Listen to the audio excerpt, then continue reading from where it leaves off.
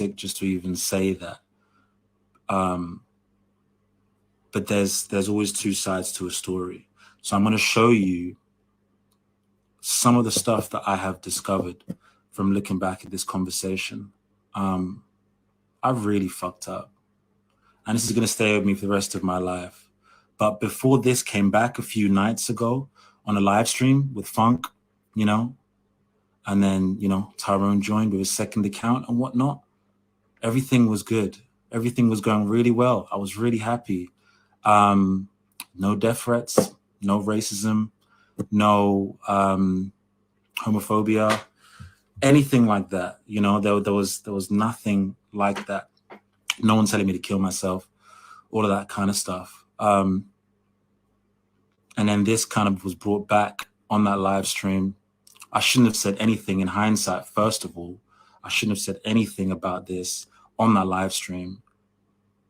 You guys may have seen the video, wherever it is. Funk basically reacted very differently to finding out it was a boy than when he found out, when he thought it was a girl. You guys can make of that what you want. But yeah, I'm here to talk about everything. So from that moment, a few people are making videos and putting up, you know, screenshots and proof of this said pedophilic behavior and whatnot. First of all, I did manipulate, like I said. I did say a lot of things that I deeply regret, but that doesn't make me a pedophile. You know what I mean? If it did, I wouldn't be here right now talking to you. I wouldn't be safe. I wouldn't be out in the open. I would be in prison. I wouldn't be allowed on social media. But these are things that people do not understand. I get it. You're angry, you're frustrated, you're upset, you're shocked, all of this stuff because you just found out.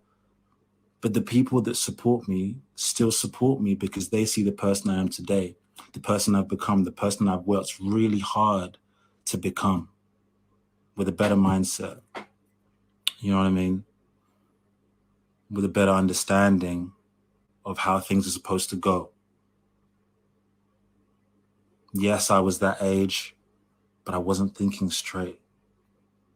And if I could go back, I would change so many things. I would end that conversation at, oh, 16? Oh, you lied. Okay, goodbye.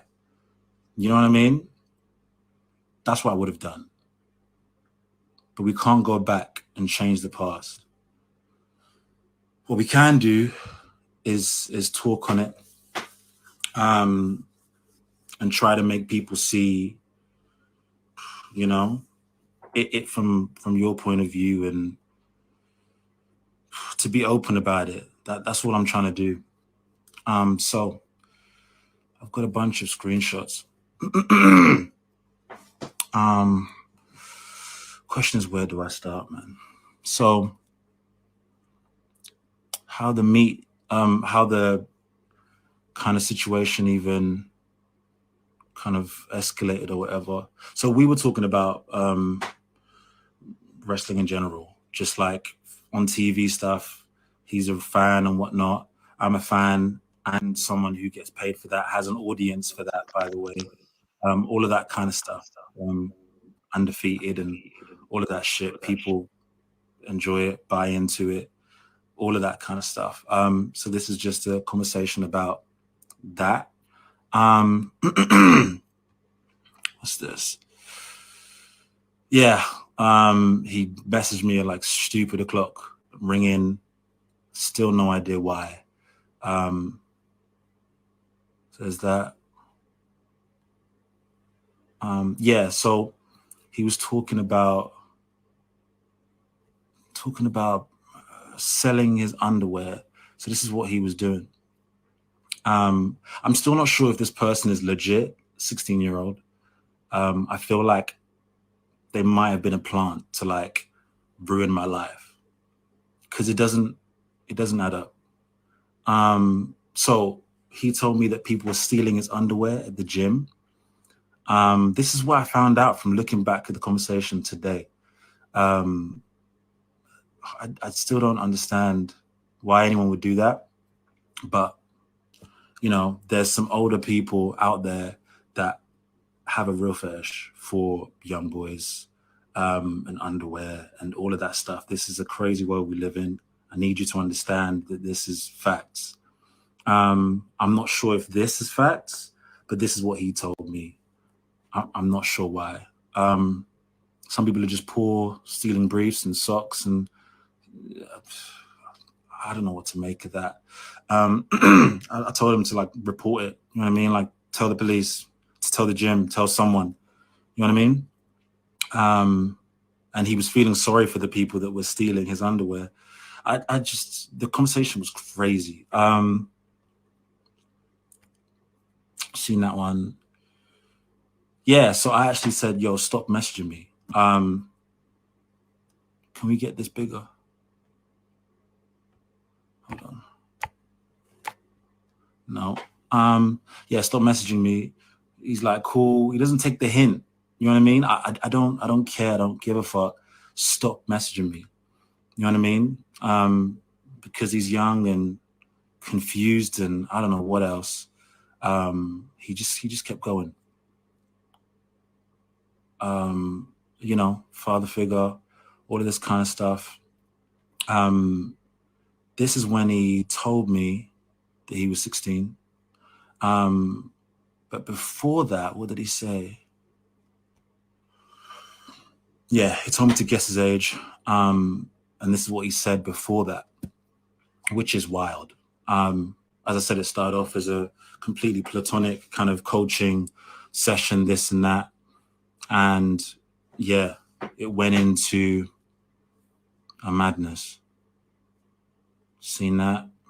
Seen that? Yeah, so this is what he was doing for money. To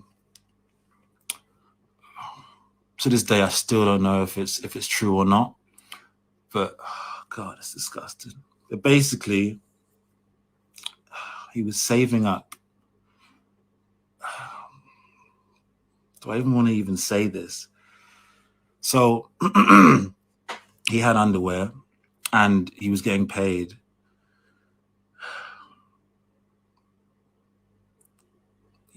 You can see it from the screenshot. I'm not even talking about it. That's what he was doing. As I said, older people love, you know, some older people love that kind of stuff. Yeah, hundreds. For that, I've never personally done anything like that before. I'm not into that. Not into feet. Anything like that. You know what I mean? Just, yeah. Not into little boys either. You know, even though the evidence shows otherwise, it just went too far, way too far. Oh, you got a bad cough now, yeah? I should have blocked him, as I said, when he told me his actual age. When he even lied to me, he said 16. I was like, you said 18. I should have been like, this is not happening. Boom, block. But I wasn't thinking straight. Yeah, maybe making money. Let's go to America. For what? For wrestling? I was like, what? He told me he wasn't really interested in it at one point. And then he was trying to get me to come to his footy matches. Again, I still don't know if this person is actually legit a real 16-year-old. It was a really strange conversation. And I just went along with it because I was none the wiser. I was in a very dark place. Yeah. Can you come down to my footy match? No, I'm not here to watch you, you know, play footy and whatnot. I'm here to wrestle, make money, all of that kind of stuff. Will I have to send over to you? Bullshit. So even if I make £40, I'm thinking about getting through tats and talking about money and this and that, wearing the briefs for 5 days for these dirty old men, as he put it, his customers. And for some reason, it escalated into this. So it was after that conversation where I was like, yo, suck this, and you know, to do this as a dare, which I'll show you in a second. Never should have even gotten that far, but that's what happened. You know, he sent me a picture of supposedly him and some girl, talking about her tits and this and that. And I specifically told him I do not want to know. Like, he's telling me more information. I told him, you're forgetting I'm much older. Like, stop chatting shit. I don't want to hear about it. I don't want to see it. Don't make me block you. I should have done it already. She's down for both of us. And that's when that threesome talk came in.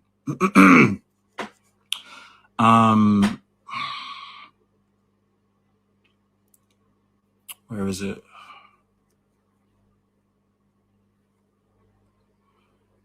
Yeah, so basically there was this thing where he wanted to do some dares or whatever. He was like, you know, I put you on the floor, you have to sing a song by Bieber. I was like, okay, that's weak. Because I was stupid and an idiot and a weird prick, I said that. And he was like, fuck that. And then me being the manipulative prick that I was trying to goad him into it. But this conversation should never have gotten that far. I still don't know what I was thinking. I still don't know why I didn't block him ages ago. I still have no idea. This isn't a continuous thing either. This was just this one time. I've never had any weird conversations with any youngers since this moment, no matter what anyone tells you. Also, as I've said many times, 16, not 15 or below. You know, I sorted this out with the police in 2020. And now I'm doing this to make sure that you guys know the full truth. You know what I'm saying? What else haven't I shown you? Well, that's it. That's it for the conversation. Yeah, it's crazy. So he told me he was 18, went back to 16. So moving on to the persons of interest. So got a bunch of names here. So obviously there's been a few people that have been messaging me and commenting and claiming that they're this and that and all this kind of stuff. So we're gonna highlight these people. Wow, go on, family. What do you lot think, man? So this person, Boy, this is fucked, bro. Like, is he gonna sit here works live? with pedo hunters. Wait. I'm not sure if he is. He was on a fake account. He's blatantly sitting there live. But I went along with it. People Now think that he's can be spraying the manipulated, but that's not the case. This is bad. And some people have found that out, and they will find that out in a few moments. So Matty.Steele, lying to himself. he was the giving one best to be stuff. a This, pedo hunter. I that's don't know if that's important. legitimate, but as I've said many times to all these people, I've worked with the police. I've dealt with this. This is old news, and it's just come back because of that live stream. I dealt with this. I was in a great place mentally. Then they got my TikTok taken down after they found out of anger, frustration, shock, disgust, which I understand. But you don't even know, or you didn't know, the full story. Now you do. Now you have context. Just moving on. ill_visions, the ringleader, with videos on me. The main video being the one where he's really going in on me on his page. I asked him to take it down. He took it off his profile page, but it's still in his IGTV section to bring more abuse, more haters, more threats to my life, all of that good stuff. Connor Snewton, even the policewoman laughed at this name. It's so fake and far-fetched. It's great. He's been trolling me differently. He even tried who said he's got a Southside beard? Who said he's got a beard like paying him money? I timed him out. To stop him telling people about this stuff, and yeah, all kinds of different things. So that's extortion.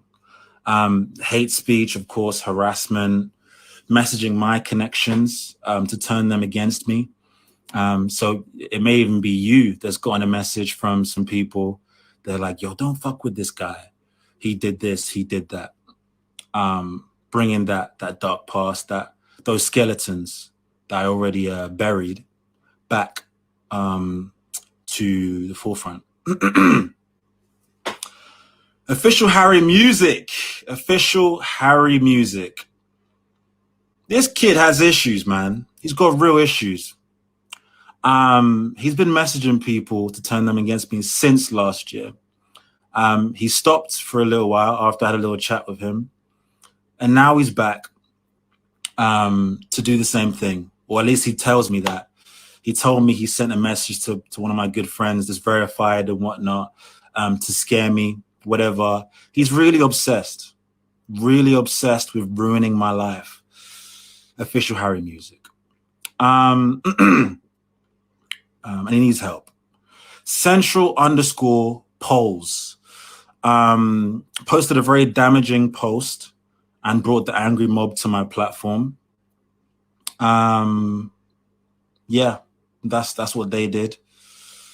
Yeah, friendzone_escape_artist. Not sure who they are, but they posted me on their page. Yeah, this one, poor God. This woman has been on my case for at least 2 years. I bet he says Super M. Sammy_Timmers. Sammy Timmers. She's really obsessed, man.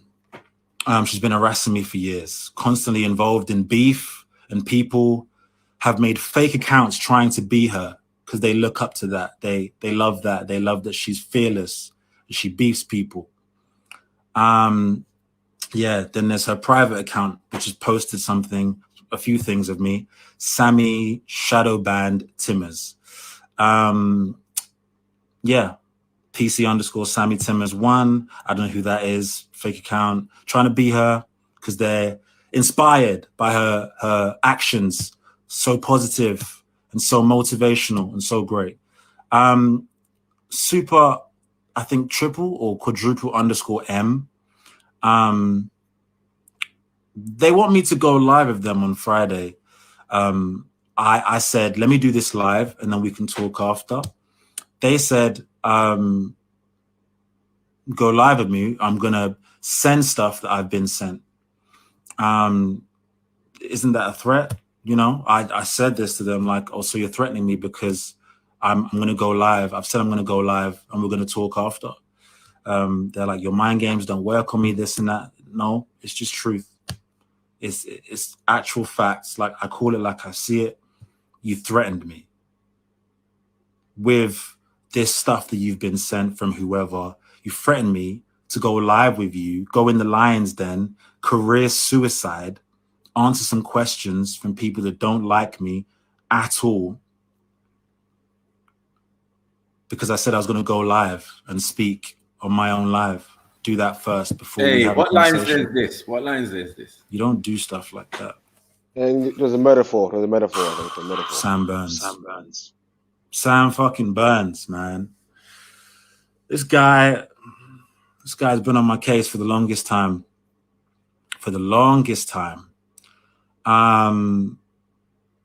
Yeah. I would usually say pause, but not today. Trying to manipulate people into hating me and thinking I'm a pedophile and whatnot. Like, let me say this. Calling someone a pedophile, nonce, all of that kind of stuff without proof is a criminal offense. You don't do that. You don't do that. Like, we're all grown enough to understand that. You know what I mean? But people still do it because that's how they feel. They're angry, they're shocked, all of that kind of stuff. And then I have to deal with the repercussions of those actions. I have to deal with those words being on my name, my family's name. I can't have that. And this is why I'm constantly trying to reply and defend myself and make sure that people understand that there is more to the story, and I am not that person that I was yesteryear.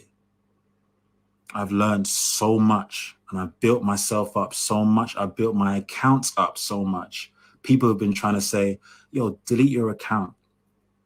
I think that's the best thing. Do that, yeah. Come off social media, yeah. But that would be these people that are acting out of emotion. That would be letting them win, right? That would be caving in and letting other people dictate what I should be doing with my life. Oh, you should stop singing. Oh, you should not do music anymore. Oh, this and that. Everyone's got skeletons. Everyone's got skeletons. Mine are just out in the open now. I'm sorry you had to see that. I'm sorry that I did that. Did he say skeletons or dinosaurs? I'm holding my hands up. Dinosaur. I did it. I get it. You're angry, you're frustrated, you are upset, you are disgusted, you are outraged. I understand. But this is not a Dutchavelli situation. Or whoever else that you guys what? victimize and crucify and all of this stuff for whatever, without knowing any of the story. I'm the one that's actually speaking out, because I'm not that kind of person to hide the truth. I'm not that kind of person to hide what happened. You know what I mean? Especially when it's all out in the open. For me, this is the best course of action, in my opinion. That's why I've done this live stream. These people, by the way, that have been hating and whatnot, you know, they're the ones that got my TikTok banned. But it's back. We got my TikTok back. That's why I've been in a good mood today, amongst other things. But without the support that I've had over the past year and above, I don't know where I would be, what I would be doing, if I'd still be doing music, if I'd still be pushing and working as hard as I did, and Instagram and the other platforms. The people support me because they see the person I am today as opposed to the person I was yesteryear. I help people with my platforms. I'm planning to give money away once again. Money from the people to the people, or to a person that earns it with their talent, with their gift. I want to give people exposure. That's what I'm using my platform to do, while other people are using their platforms to troll and manipulate and beef and cosplay and do other kinds of things. Yes, I am not normal. Yes, I am flawed.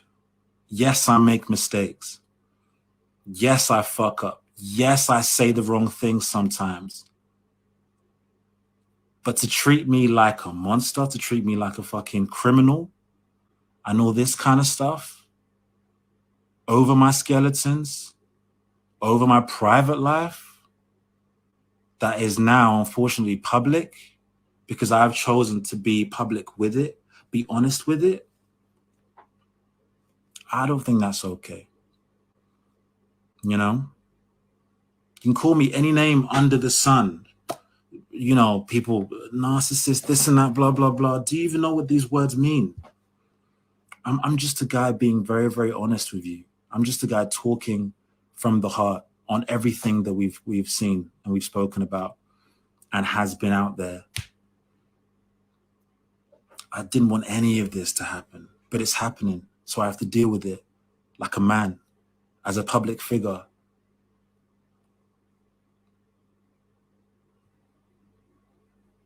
Yeah. So I've got a few more screenshots. So people celebrating that my TikTok got taken down, obviously.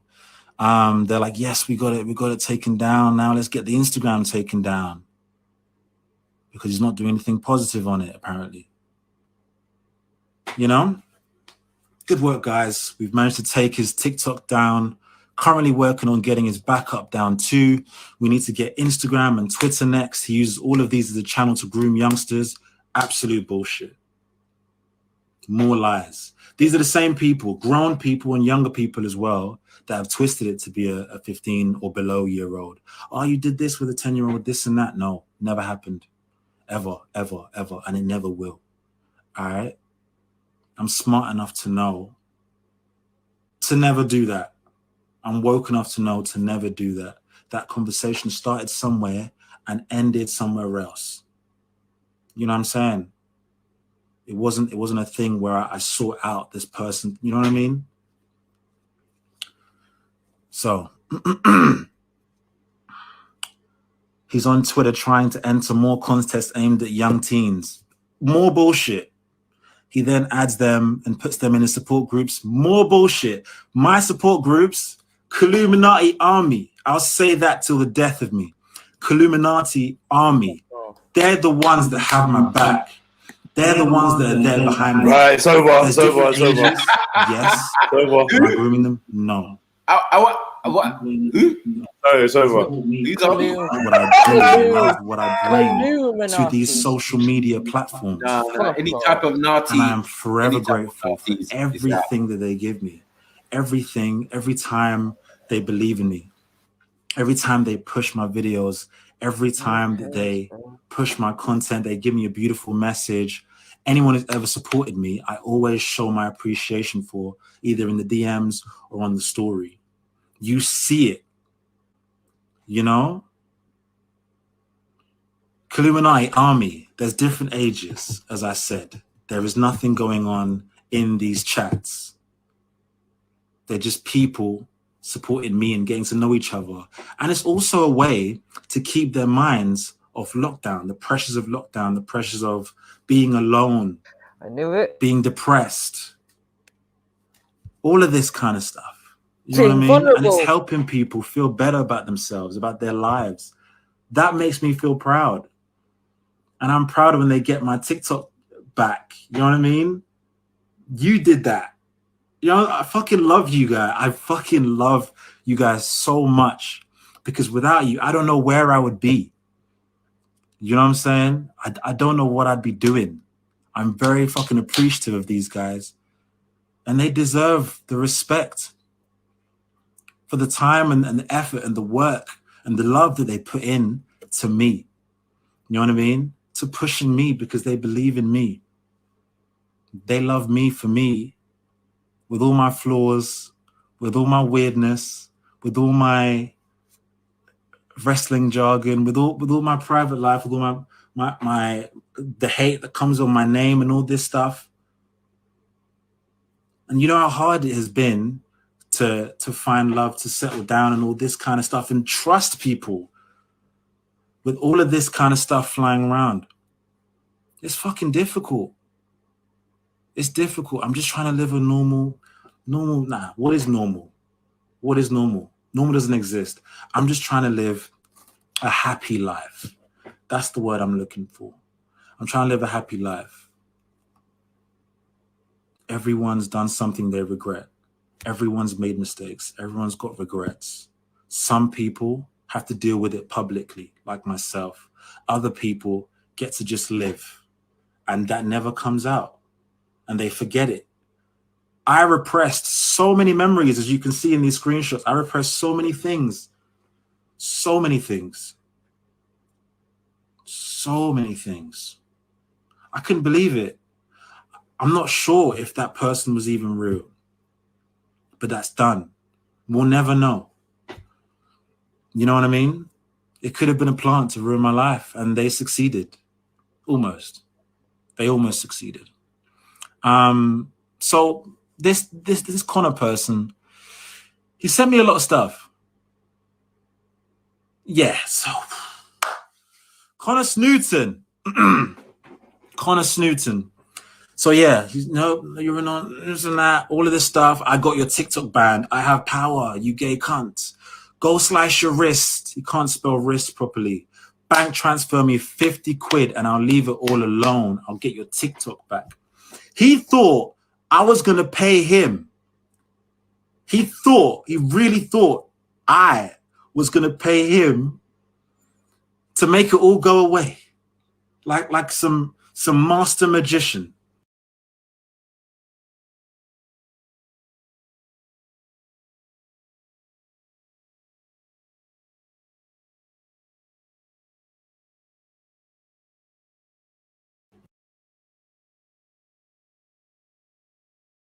Back. He thought I was going to pay him. He really thought I was going to pay him to make it all go away.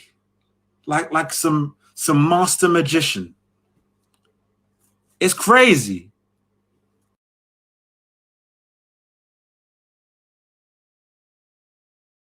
Well, I don't know what one. I don't know what he's dealing with. Yeah, get these likes up anyway, man.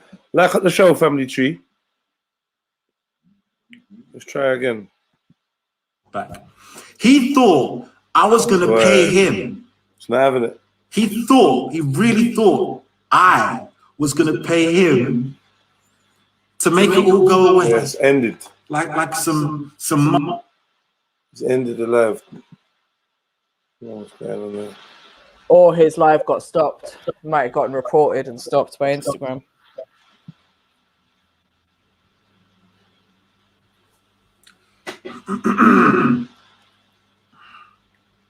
Oh, is this him back again?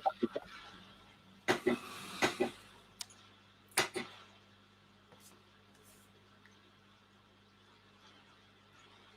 can't even save it. I hope you guys are screen recorded. I hope you guys are screen recorded. Fuck! I can't believe it. I think there is an echo now, Jed. Yeah, sorry. I hope you guys screen recorded that whole thing. Yeah, I did, mate.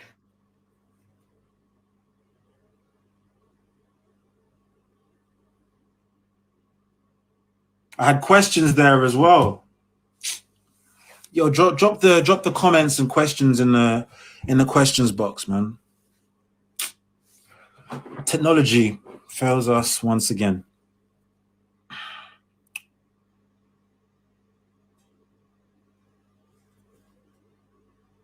Want me to drop him any questions? Say it again. Ask him why the comments are off on his live.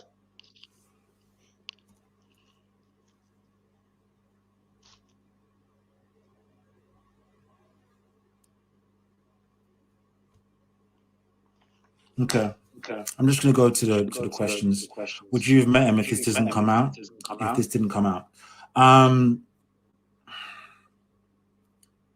No. Because it was just too many excuses. To be honest, I don't think he ever even wanted to meet, and I'm glad he didn't. Probably a catfish. So he did want to meet meet him then. He did want to meet him then. The other guy, oh, fuck's sakes. We'll never know, like I said. Yeah.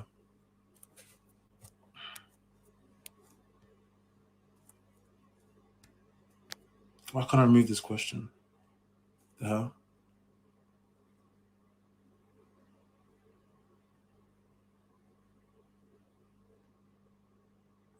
The police like sorted this.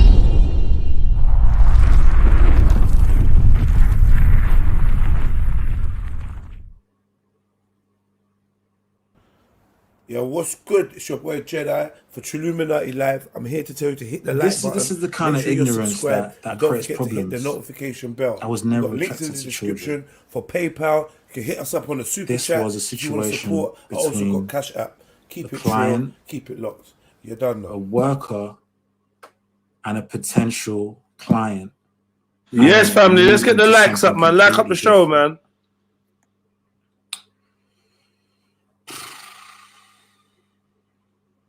Yeah, something completely different. Never. I can't exit out. Never. Why am I pissing off Sammy Timmers? Why is she harassing me for years? Every time my name comes up, oh yeah, Kalu, this and that. She needs to just keep my name out of her mouth and stop manipulating people to hate me.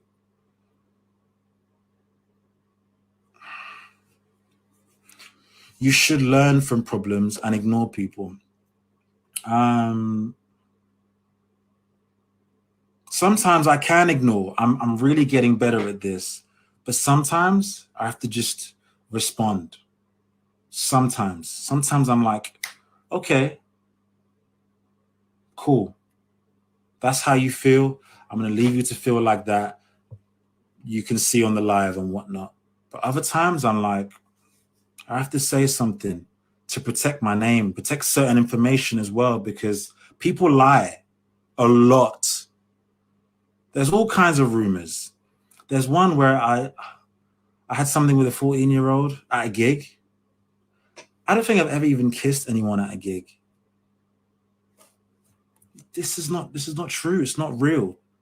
Nothing like this has ever happened before this instance as well, guys. For those that are asking, never ever happened. I wish that was the case. I wish that was the case. Kylie, we all love you. I wish that was the case, but not everyone does, man. And that's why I'm doing this, to really address these things directly. Where did you read the question from?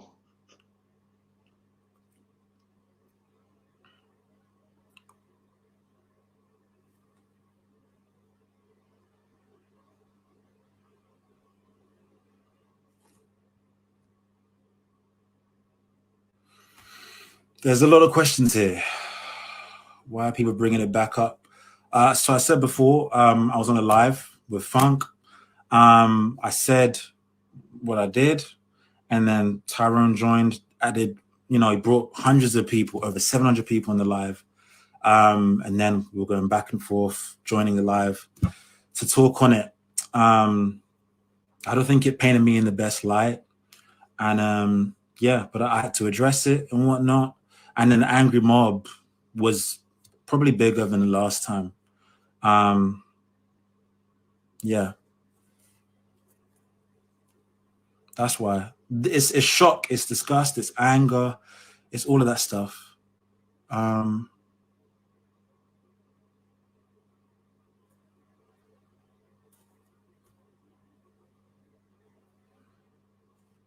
The police have said it's not criminal.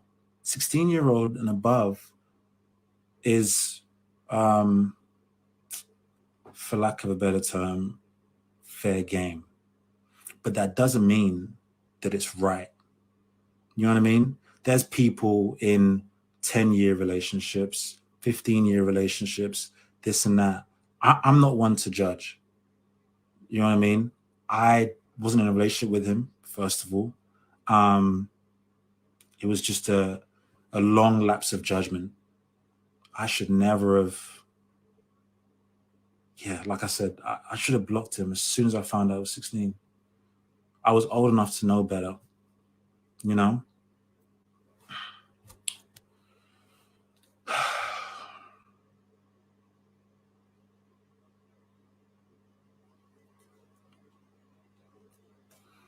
And I know this. I know, I've said this in the past. I know this. It would never be okay. But what more can I do? I'm trying to use my platform for so much good, to give people opportunities, exposure, money, actual money that can change their lives. Like it did with the last winner at Christmas, 16-year-old. His mom was so emotional.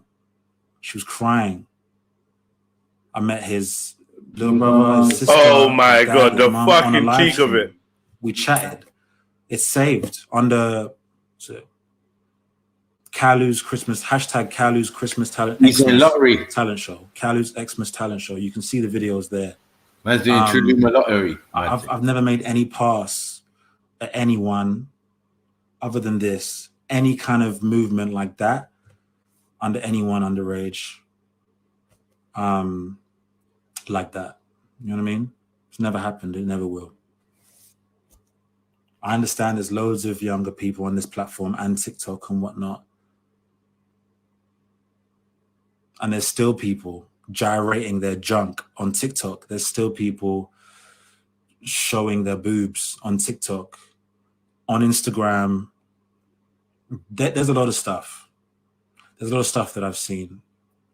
People say it's a kids app. I don't think it's a kids app anymore.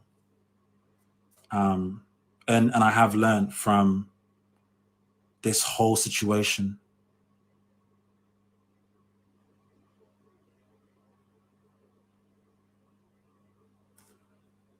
And this is the thing, it's this immature kind of mindset.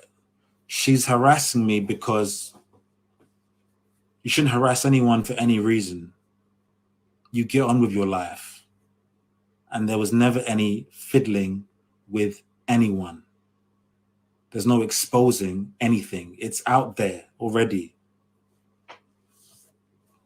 You know what I mean? And I've said this on the last live.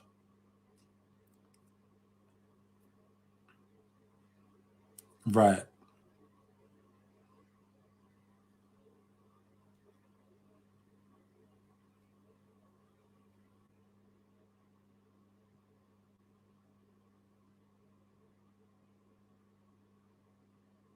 And I get that you're going to be angry, some of you forever, some of you for a long time or whatnot. I'm going to give you that time. But calling me certain names is not going to help anyone. It might make you feel better about yourself, but it's not helping me. And all the good that I'm trying to do right now, like this present day me. I'm doing a lot more good than a lot of other creators out there, blue ticks and otherwise. Anyone with 2 eyes and a clear mind will agree with that, at least. You know what I mean? Anyone that knows me now will tell you that I am not that same person that I was then. It's up to you to decide how you want to treat me moving forward. I can't force you to do anything. I just tell you the truth. I show you the proof. And then you react accordingly. You know what I mean?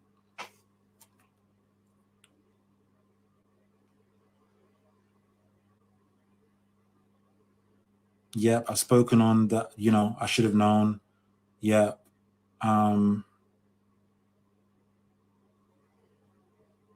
Now this is a big one. Do you think us parents should feel safe allowing our children to watch you online? This was years ago. I am not anything like that anymore. You can feel safe. See, that confuses around me. You can feel safe to watch, to see the videos, all of that stuff. You should feel safe. But I understand your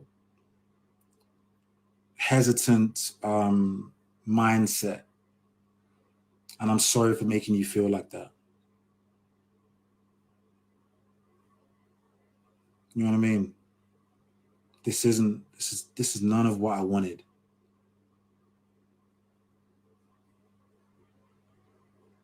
So yeah. And for those people saying, oh, it's an act and this and that, no, it's not. It's just me speaking and trying to formulate my thoughts, which is difficult sometimes for me, but I'm doing my best.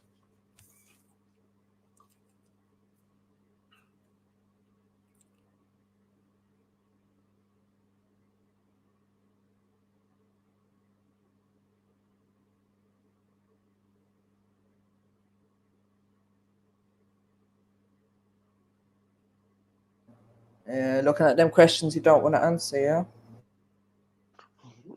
Where is reading the questions from, Barry? Okay. Okay. This one. So why do you keep talking about it, though? Just move on. From his questions box, not the comments. If people would allow me to move on from it, I would. I would, but life isn't that simple sometimes. Sometimes you have to speak on certain things over and over again until people understand and see the truth. And sometimes you have to even go back into the evidence to find certain things and fine-tune certain things and make sure that people aren't spreading lies. That's why I keep talking about it, because people have just found out, first of all, and other people don't want to let it go. Younger people who've been suppressing their hatred for me because of this thing that I did years ago, pretending that they're supporting me, pretending that they like the person I am today, pretending that they are behind me. And then as soon as shit hits the fan, it's back to square one again. I'm being blocked left, right, and center. This and that, 2020 all over again. That's why I have to keep talking about it. People are confused, and I understand it. But to make me feel like I can't trust people, and I can't have friends, I can't be in this world because of one thing that I did. saying this years ago. Only last year, but years ago. I don't think that's fair at all. And people have been messaging me like, oh, people have been sending us proof and this and that. People are coming forward. This, I'm like, of what? Show me. Show me what you're getting. Because this hasn't happened before or after this. Nothing like this has happened. So people seem to make up stuff for numbers, for attention, to ruin my life, all of this kind of stuff. Do not believe everything you see and hear. Right. And then there's some people, probably 14, 13. I don't know how old this person is. Stop nonsense on kids, you absolute munter. You don't deserve this platform and you should be put in prison. Why don't I deserve this platform? Because I made one mistake. I wasn't nonsense on kids. It was a conversation that went way too far into the wrong direction. That's what that was. Now I've actually got a platform and I'm using it to help people, using it to give people actual opportunities, money, exposure, connections. And you want me to throw that all away because of my dark past? That's what you want me to do? All the work that I've put in, to just chuck it away. Over 25,000 people, most of which don't even see my content, don't see anything that I post. But they're still there. You want me to throw that all away and then be put in prison because you're angry? Yeah. I'm sorry you feel that way. I am. But that's not me. Never will be me. It never has been me. All right? It was a massive lapse of judgment. And I'm sorry for the pain that I've caused so many people. But I do deserve a platform. I've worked really hard for this platform. And it's not. Why is he paid? Why is he called so many people? Whether people like it or not. And I'm sorry if that offends you. I'm sorry if that angers you. But I'm trying to do some good. Trying to give people some joy, some entertainment, some light, some positivity, some real, genuine love. I'm not going to throw that all away.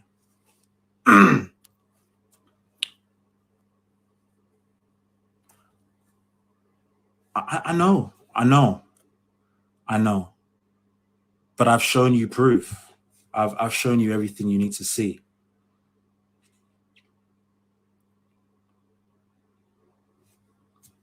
Like, I don't lie. Like, this is complete truth. You know what I mean? The only time throughout this whole thing I've been dishonest is if someone's been like, oh, it was a girl. I've been like, or something like that. When they find out it's a boy, it's like, whoa. You know what I mean?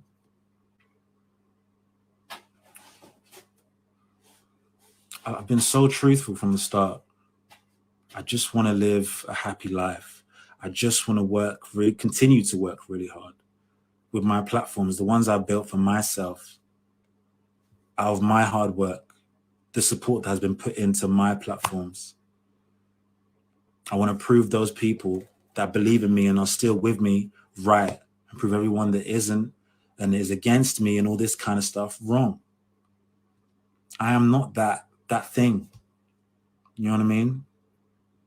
I'm not a criminal. No criminal record, by the way. I've said this a few times in different posts and whatnot. You either believe it or you don't, man. You believe it or you don't.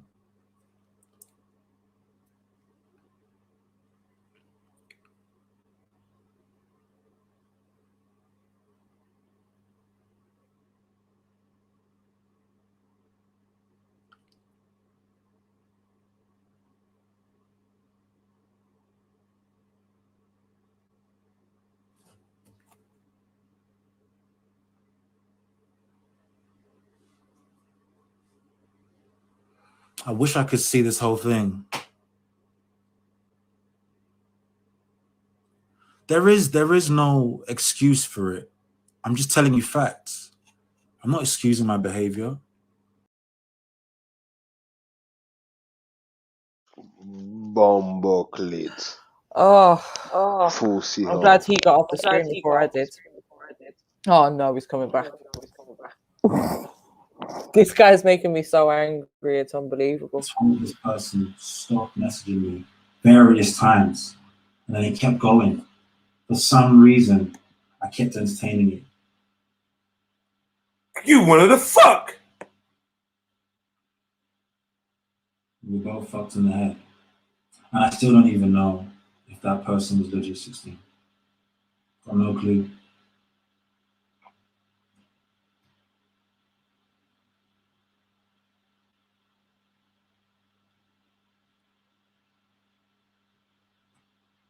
I can't do that. I can't do that. I'm planning a big talent show, which I'm definitely postponing now. Definitely postponing that now. But I'm planning a big talent show where people win money. Get the exposure I've been talking about. Get the love that I've been talking about. Gives entertainment. Gives people something else to think about other than the pressures, the sadness, the depression of lockdown, and everything else going on. That's what I'm trying to do in this day and age. That's the person I am today. I'm not coming off social media. I just got it back on TikTok. Don't listen to them all twats who said sorry and you didn't mean it. It's not even they're all twats. It's not even that. They're just angry and they're disgusted and they're upset and they are shocked. I've said this many times. So they're saying things and they're not listening to what I'm saying. They're not believing what I'm saying. You know what I mean? They're just acting out of emotion. I've dealt with this. 2020.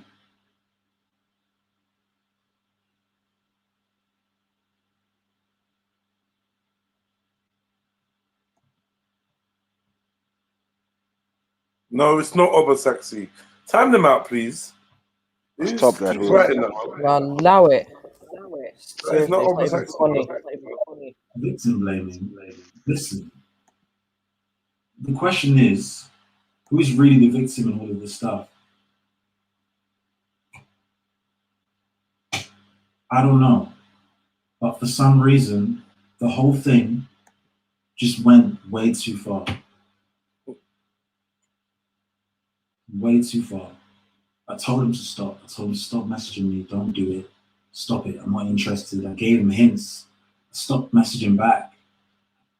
Still kept going. What you're gonna have to block people. Said many times was block them. Straight away. 16? What? Boom. Done.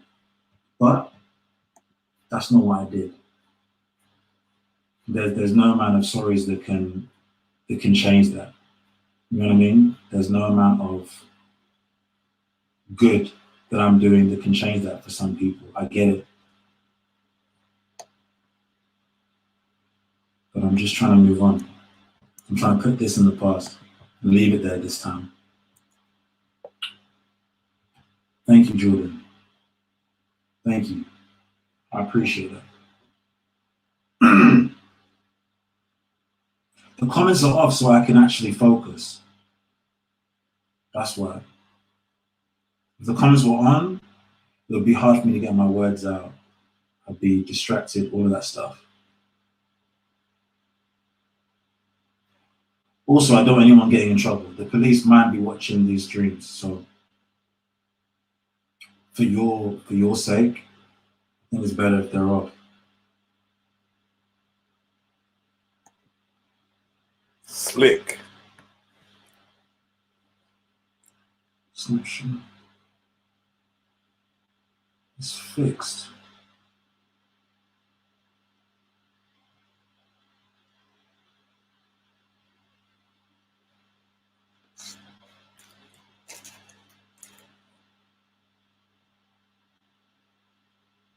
I can answer these, but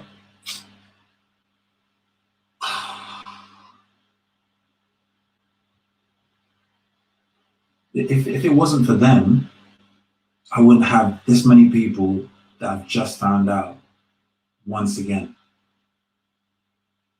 Isn't that true? Isn't that facts? If I didn't say what I said, first of all, this wouldn't be happening.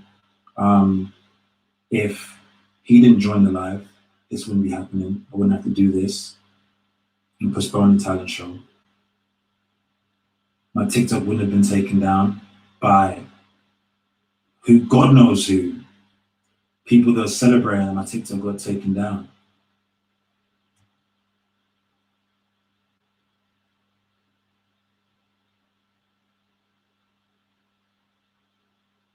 Oh my God.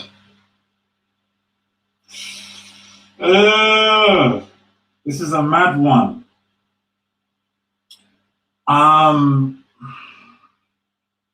Where do I start?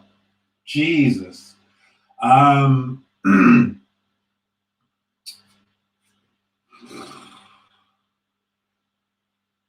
This is what I've been saying as well. It's like, not everyone sees it the way you see it. Some people are in 15, 16-year gap relationships, 10, whatever. Like I said, I don't judge. I'm a strong believer that no matter what you've done in your past, people can change. You know, you could have killed someone, you could have done this, done that. People can change. I'm a believer in that. In terms of 16 and 30,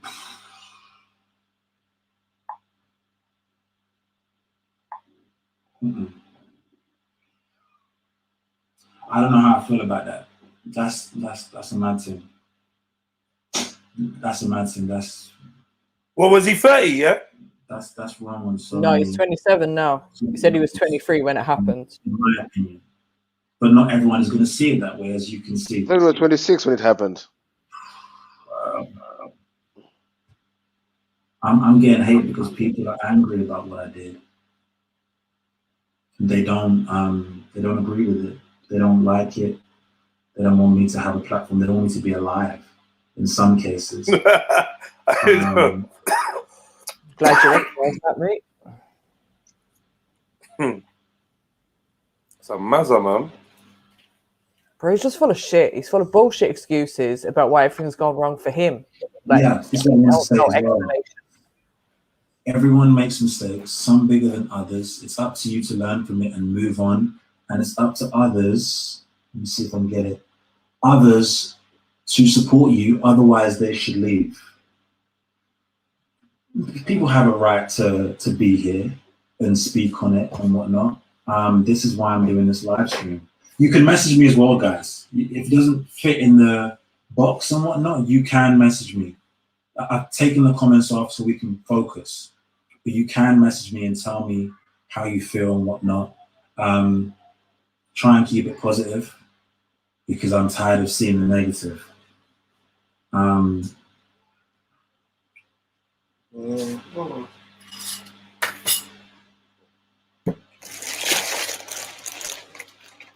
Yeah, breeze over my questions.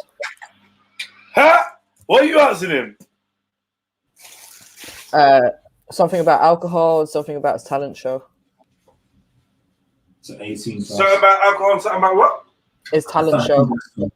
Oh, okay. I'm not completely sure though. Why is he not reading out the question, pussy? I don't think there's any making up. I tried to message him. I tried to talk to him, and he aired me on purpose. My people then messaged him saying, yo, go live with him or check your messages and all this stuff. He aired that too. He replied to one or two, but he aired all that too, excuse me.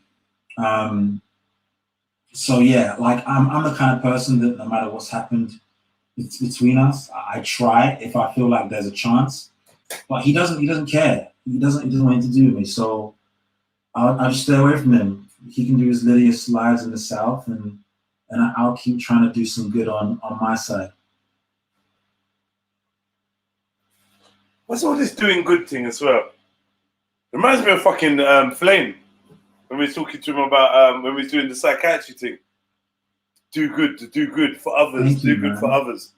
I appreciate the mature and like respectful and supportive people here. This is great. Just forget about it. It's in the past. Leave it to your team. Thank you. Oh, it's not a question, bro. Oh, now you're Italian. Forget about it. Messages here. What happened to my Twitch? Why haven't I been transparent? Oh, I said this earlier. So I get paid. I get paid to wrestle. A couple companies have hired me. I have an Instagram as well. Which companies? Those are bedrooms, bro. Yeah, naked, real naked chokehold.com. That I get paid for. So yeah, I have been transparent about it earlier, but I don't think you were here. I've loved it since I was a kid. No jokes. And there is no risk. No hummus. There is no risk. You know what I'm saying? There's no urges either. I'm just trying to move on. I took a break. In 2020 to clear my head and sort myself out and work on myself and rehabilitate with music and good people around me. And because I had those people around me, I came back a stronger person. Rehabilitate from what though? Now we're having to rehash this because of that live that brought it all back. You see what I'm saying? Rehabilitate from his fucking failed music career. He's done nothing wrong, but he's sorry. He's not. It's just confusing. It's a long time ago, last year. I'm confused. Not mind you, but when you follow me, some do, and non-verified people that have messaged me about this. Like up the show, family. Smack them likes up. What's this? Because they don't believe I'm people. You know what I mean? They see the truth. They see that I'm just a man trying to do great things, for the community, for the people. There's never been any kind of weird stuff happening in any of these chats. Really? It's been support, love, good energy, truth, and a filter. Talent as well. Some of my Trilluminati soldiers are very talented. I can't lie to you. And you'll find that out in due time. Man, this thing sounding too familiar, man. Like, it needs to stop. For the talent show, okay. For the talent show and the allegations, so I've addressed the allegations, but I'll go back to it again after because the live didn't save for some reason. It just crashed the whole app.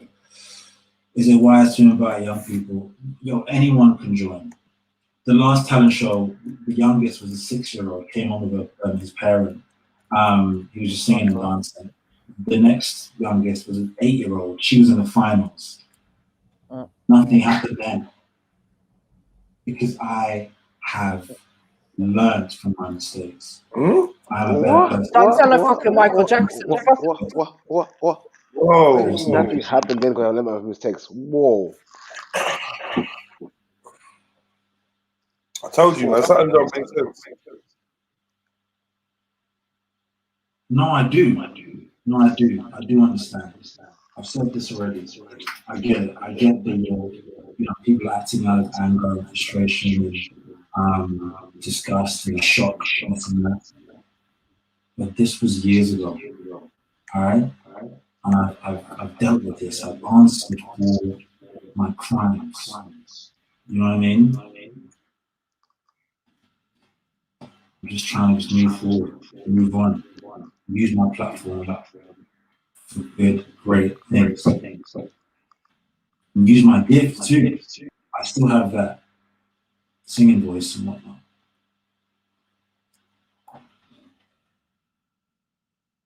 That connects people.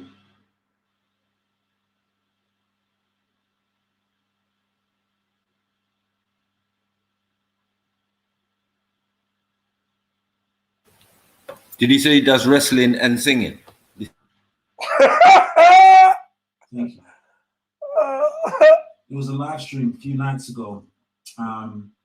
Yeah, craziness happened. Over 700 people. I was forced to talk about it. Yeah, that's why.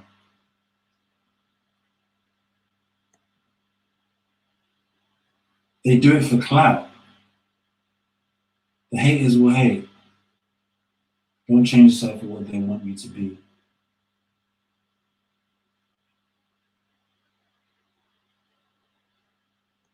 Hmm? Yeah. Exactly. Yeah.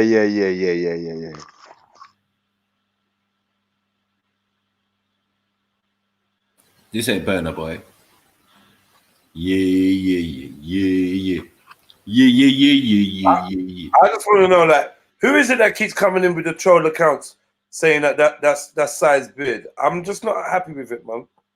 I just want them to, like, please, you lot, mods, block the trolls, man. That is not South size bid. Like, allow him. Okay, I see you. I get it. How would I feel? Pick up my brother South, man. They're taking the piss. I would feel the same anger, the same disgust, the same frustration. South started a new trend. Same shock that other people are feeling now. But that's exactly what it is. It's a dark past.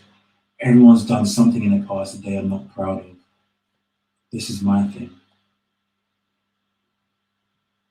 And that's all I can say on that. And I'm sorry for the last time.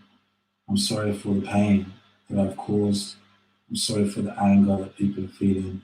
I'm sorry for putting a downer on this platform because of this kind of stuff. But I have to address this stuff and talk about this stuff because people need to know. Because there's too many rumors flying around.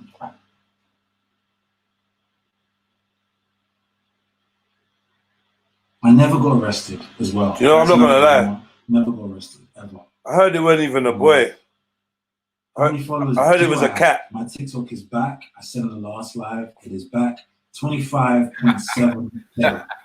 That's like, I think the same as my Instagram now. That was in months. I've been building this Instagram for years. How much do I get? That's classified.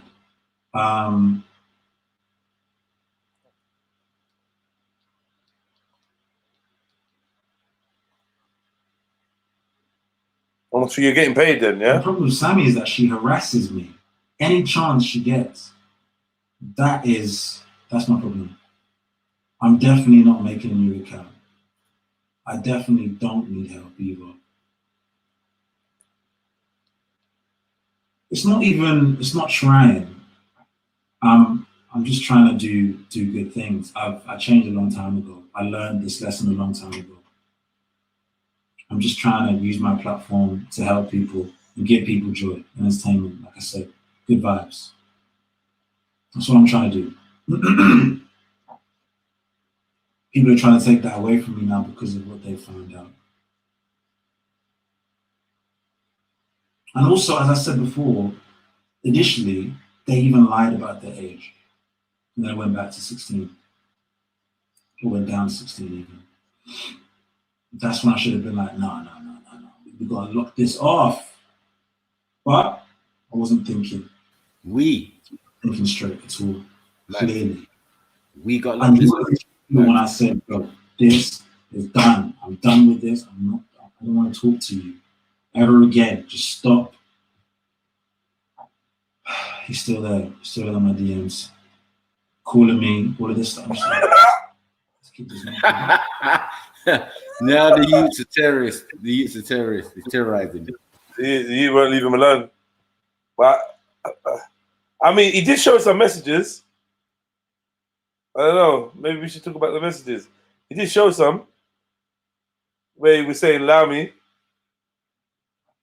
You need to forget about it because life moves. Good luck, bro. Honestly, thank you, but it's not something that people can. Why do you read those ones out, but not the other ones? I forgot about a large chunk of the conversation, as you can see, but yeah, it's not something I can just forget. This is gonna live with me for the rest of my life. I'm not gonna let it ruin my life, you know. And I don't want to feel like I can't be safe because of one mistake that I did. Like no one in this live stream or no one that's been watching or that follows me or is on the platform has ever made a mistake. You know what I mean? No matter how you spin it, it is a mistake. That I deeply regret. I regret saying anything on that live the other night. Yeah.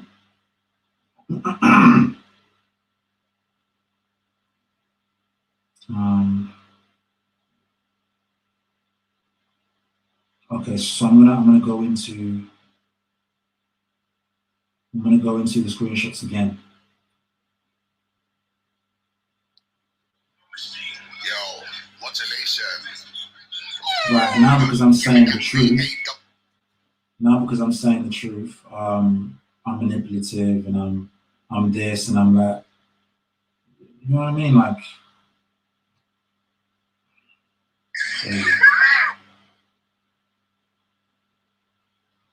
but yeah, but at this point I have to because the viewers aren't safe in the comments, and it's not going to be a really good vibe. If people are going to be like, oh, every 5 seconds, oh, you're nuts, oh, you pedo, oh, this, oh, that, let me show it. I can't be dealing with that.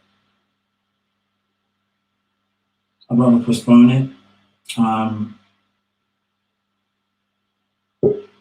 I don't know till when. I don't know. I'll figure it out, but it needs to be postponed. It was going to be in 2 days, guys. If you didn't know, it was going to be in 2 days. Yeah. Yeah, she's mad. She's mad.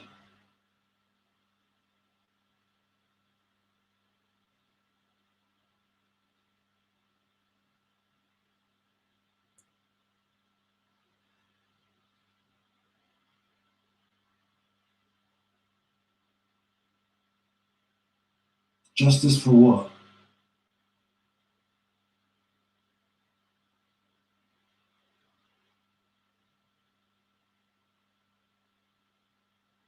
Oh, no. It hasn't affected me in terms of jobs and whatnot, but in terms of like music industry and just the platform in general, to be honest, being happy on it, being happy on social media and whatnot, that's what it's affected.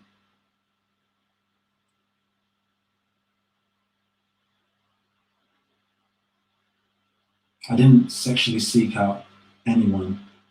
It's a child. That never happened. There's always two sides to the story, exactly. Exactly.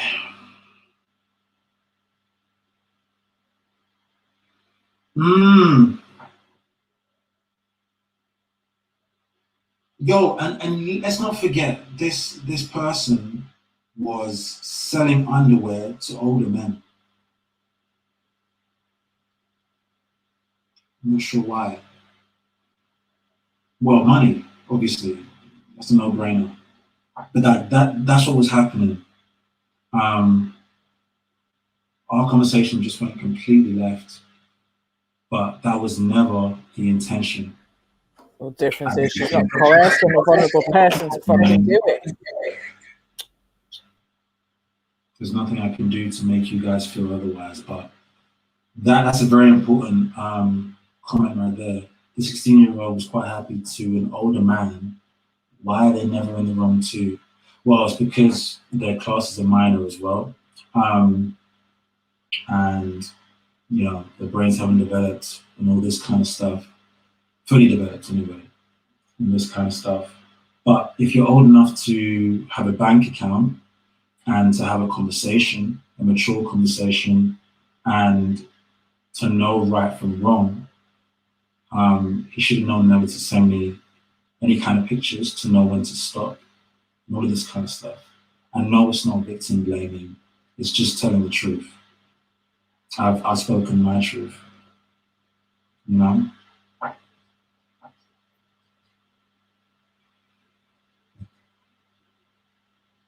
Let me know if you agree or not.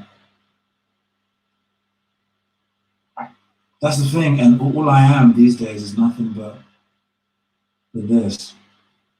You're nothing but kind, supporting, and uplifting. You've never said a word wrong. Appreciate your honesty here. Well, in terms of the situation, I definitely said a few things wrong.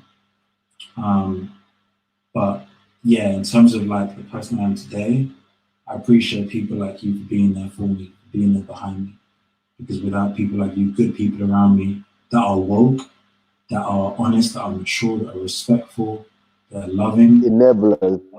Those are all enablers, idiots. I'm so tired of having to explain this stuff. So tired of having to rehash this stuff, talk about this stuff endlessly. It's long. It's long. But sometimes it's what you have to do.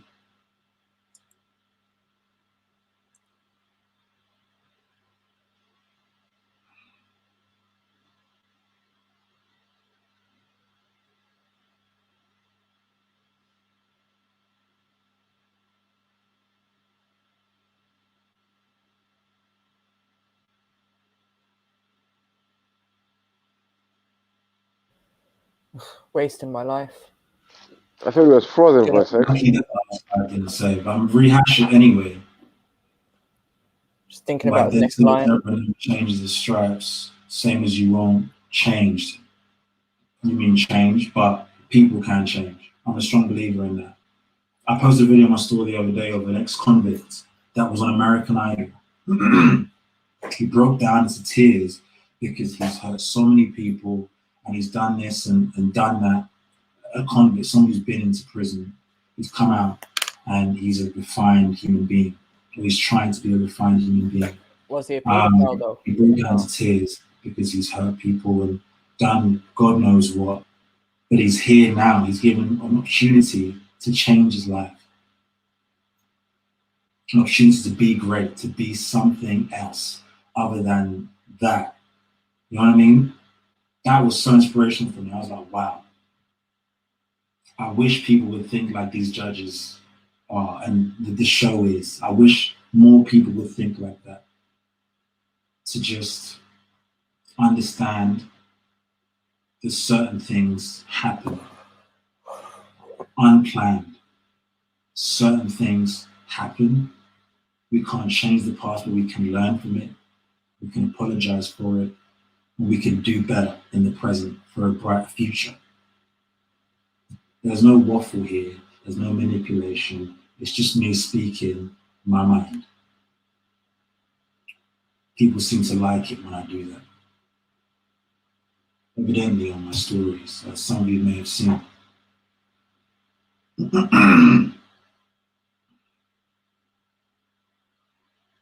Right, Harry, you're obsessed. Just let it go. Let it go, Harry. Let it go. Focus on your own career. Like, that's what you should be doing. You're a rapper. Do that. Do that. Stop harassing me.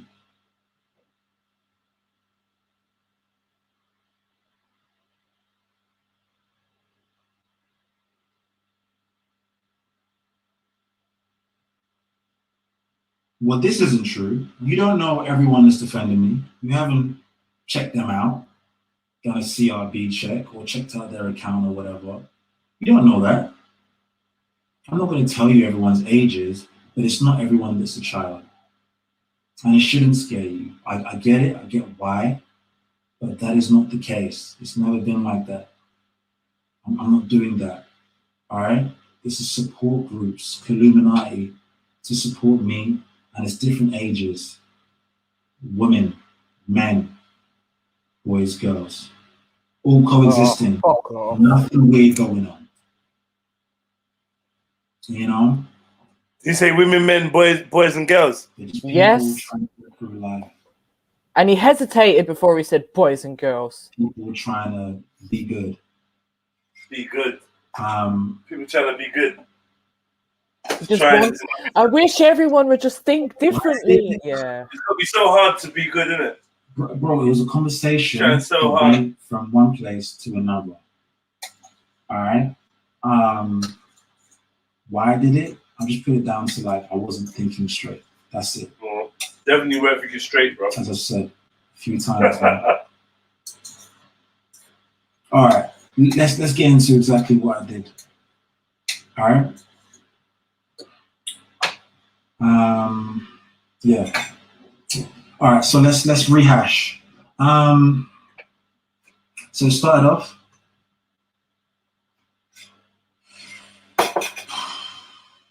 No, didn't start there. Started here. He told me to guess his age. So I guessed 19. He's like, nope, just turned 18, which was a lie, which I then found out.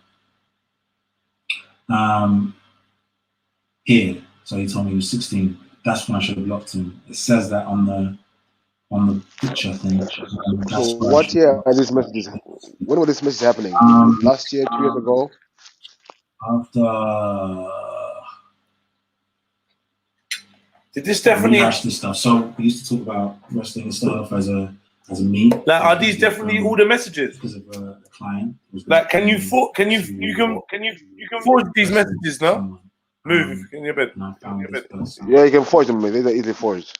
And I don't know how this is going to work. But age and this kind of stuff. That's where this screenshot's coming from. We're talking about just wrestling in general. It's out there. I'm trying to rehash because the last one crashed. He got his underwear stolen at the gym by some people. I don't know why.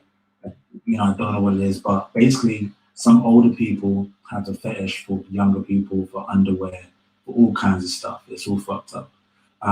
But everyone has their preferences, right? So yeah, should I report it to the gym? He asked me, I was like, no, tell the gym. But I was like, yeah, tell the gym and police. He's like, some people are just that poor. He's like feeling sorry for them for some reason. I didn't get that. Don't know why anyone would feel sorry. He was 16, apparently. He might be a catfish. We'll never know. And I tried to tell him like, yo, report it. This and that. He's like, I'm gonna report it. I'll let you know how it goes. Weird stories. Yeah, this is where it gets even weirder. So we'll do anything you want. Yeah, it's calling me a stupid o'clock, 2:45 a.m. This and that. After I told him to just stop messaging me.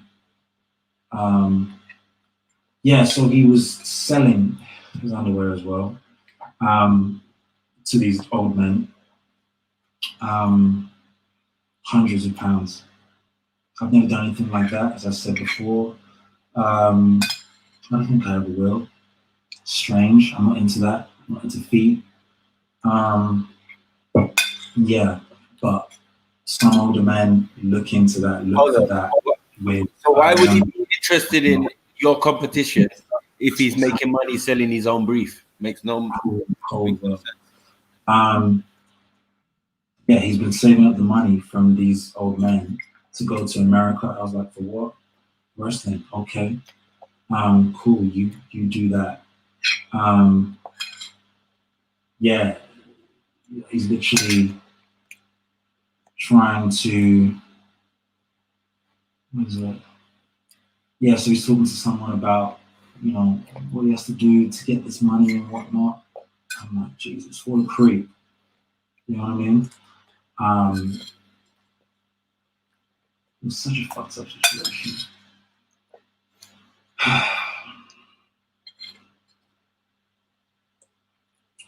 Yeah, so I even told him like, yo, I don't give a shit. You need to stop. Take the hint. Stop. Like, I haven't replied for a while because I'm not interested. Take the hint, please. Didn't stop. At this point, I should just blocked him anyway, but I didn't.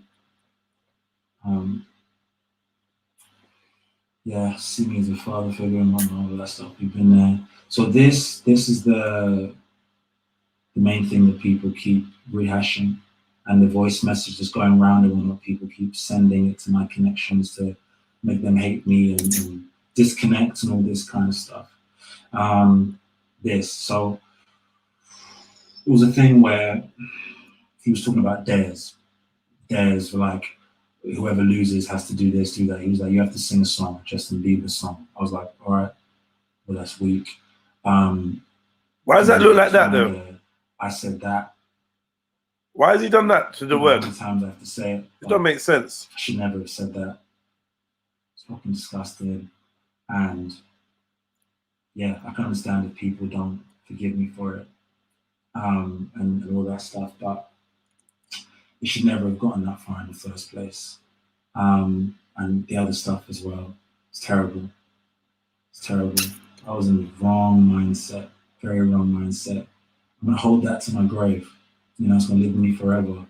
And it all just went left. He was sending me a picture of him and this girl or whatever, if it's even him in the first place.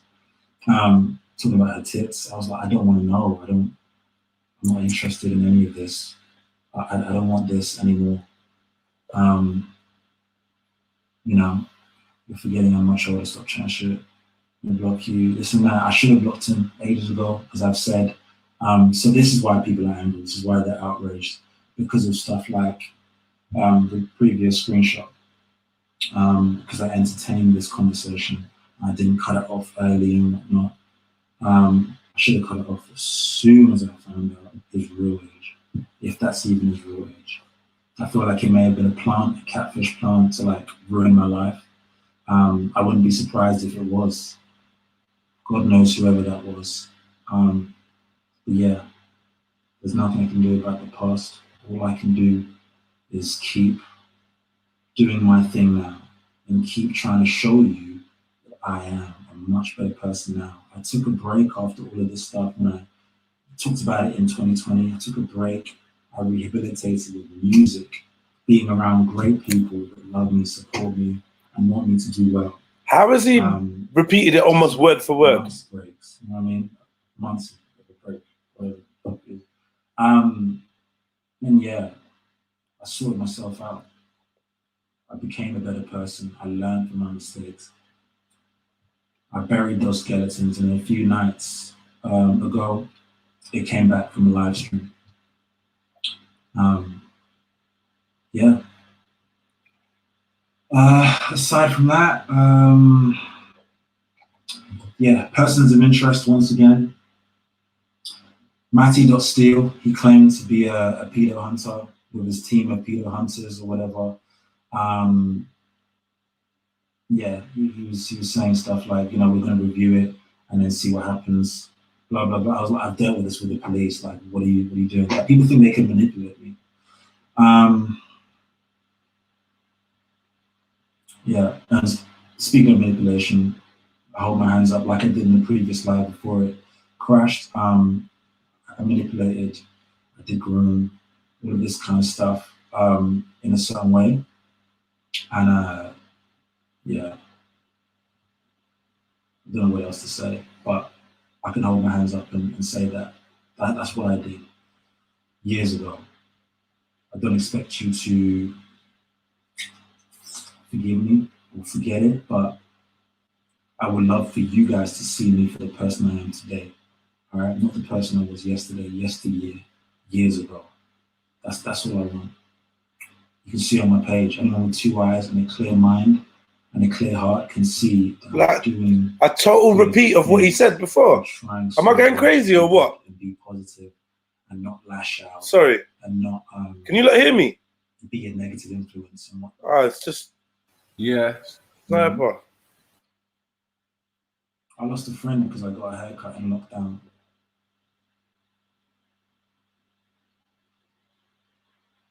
I still can't fucking believe it. A very influential friend. Fully blocked me. I was like, what? Everyone's got their own opinions, right? On what they think is right and wrong. In terms of relationships, in terms of lockdown, in terms of rules, in terms of conversations and all this kind of stuff. I'm just trying to respect it all, but yeah, it's crazy. It's crazy. They're like you're a bad influence on people because you got a haircut in lockdown. You're encouraging people to do this, do that. I'm sorry if you feel exactly the same way. I needed a haircut. He was wearing a mask. I'm not the reason millions of people are dying or anyone else is dying. He's safe. He's tested. I'm tested. I was living with my mom who had COVID a few weeks ago. I didn't get COVID at all. I was ill. It wasn't COVID. Got tested twice. It's crazy. Anyway. It was ill, but it wasn't COVID. Yeah, ill visions. This COVID thing is a whole next thing. With videos on me and whatnot, posted a really, I think the one that started this angry mob. And this dumbass nigga thinks that's the violation. I'm going in on me. You know what I mean? That's what the people are pissed off about. And people are twisting it to be like 15. I think he may even said it. I'm not completely sure. But yeah, ringleader with a video on me and whatnot. He's put that on his page. I told him to take it down. We had a conversation, proper conversation. I was very respectful, calm, this and that. And he's like, I'm going to consider it. So he keeps it in his IGTV section. And so it's still there. People are still using it, reposting it, all of this kind of stuff. This one, Connor Snewton, he specifically made this account to troll. The proof, let me show you the proof. Where did he say that it's just for trolling? Hold on. Let me show you. Yeah. This is my troll account. People are making accounts just to troll people. So that's Connor, trolling, extortion. He tried to make me pay to make this all go away. Where can I find it? There's so many fucking screenshots. Jeez. You gotta go into your Photoshop files. Yeah, I'm gonna stab you up, this and that. Yeah, you've been banned on TikTok because of me, blah, blah, blah. God, there's so many screenshots, man. I've lost track. I don't know where it was. There's a little boy calling. Oh, there it is. So he's talking about me paying him money.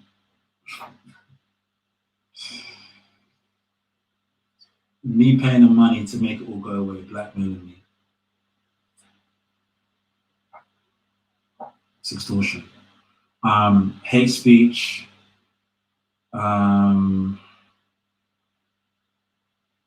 Yeah, harassment, messaging people that I know, connections that know me, follow me, support me, to get them to turn them against me, all this kind of stuff.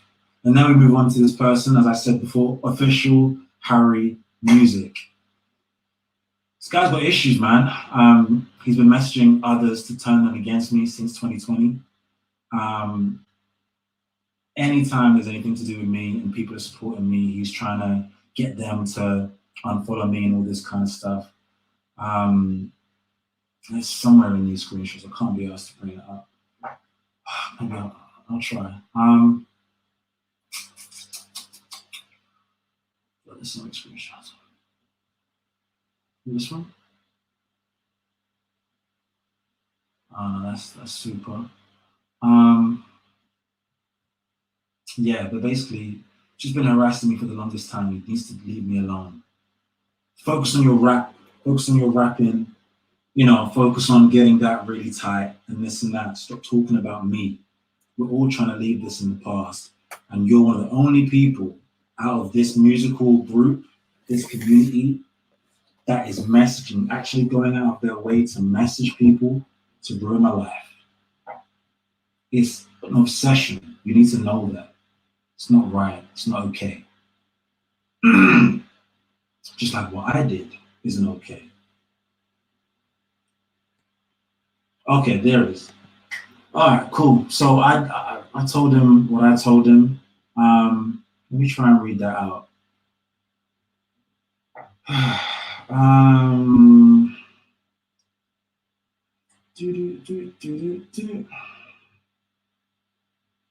Where is it? Where is that one? So many screenshots. Okay. All right, so this is what I said to him.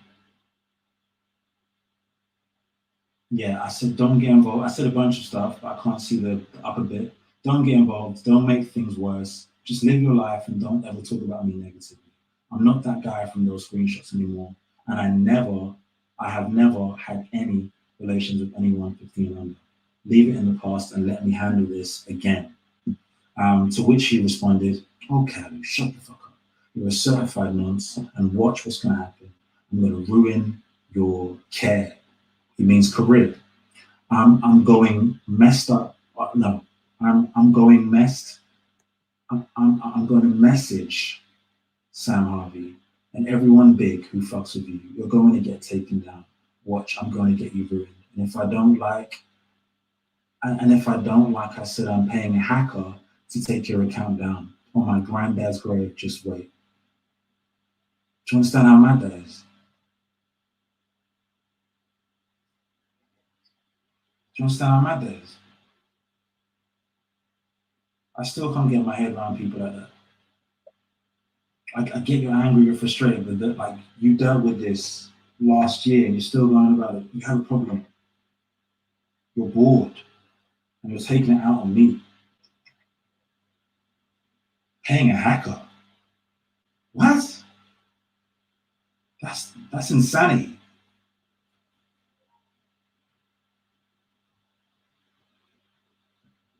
That's it.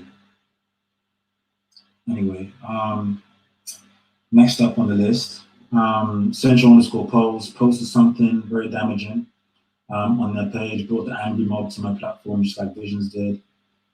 Yeah, friendzone_escape_artist posted me on his page.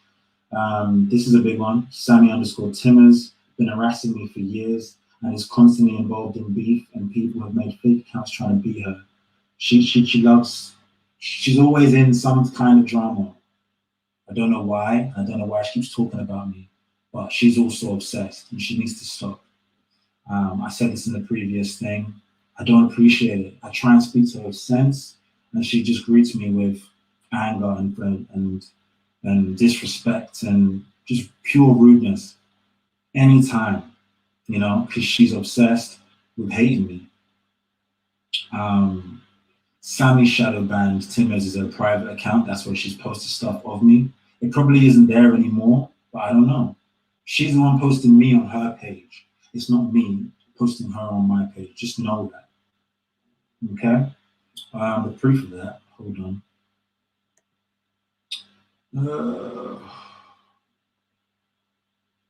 Where is it? There we go.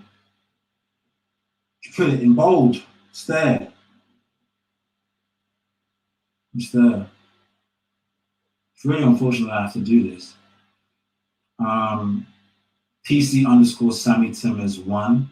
That's a fake account of her, I'm guessing. There's a bunch of other fake accounts as well, as you'll see when you search her name up. super, I think 3 or 4 underscores M. This person tried to make me, well, threaten me with the prospect of going live on Friday. If you don't go live with me, I'm going to post up what I'm being sent and this and that, blah, blah, blah.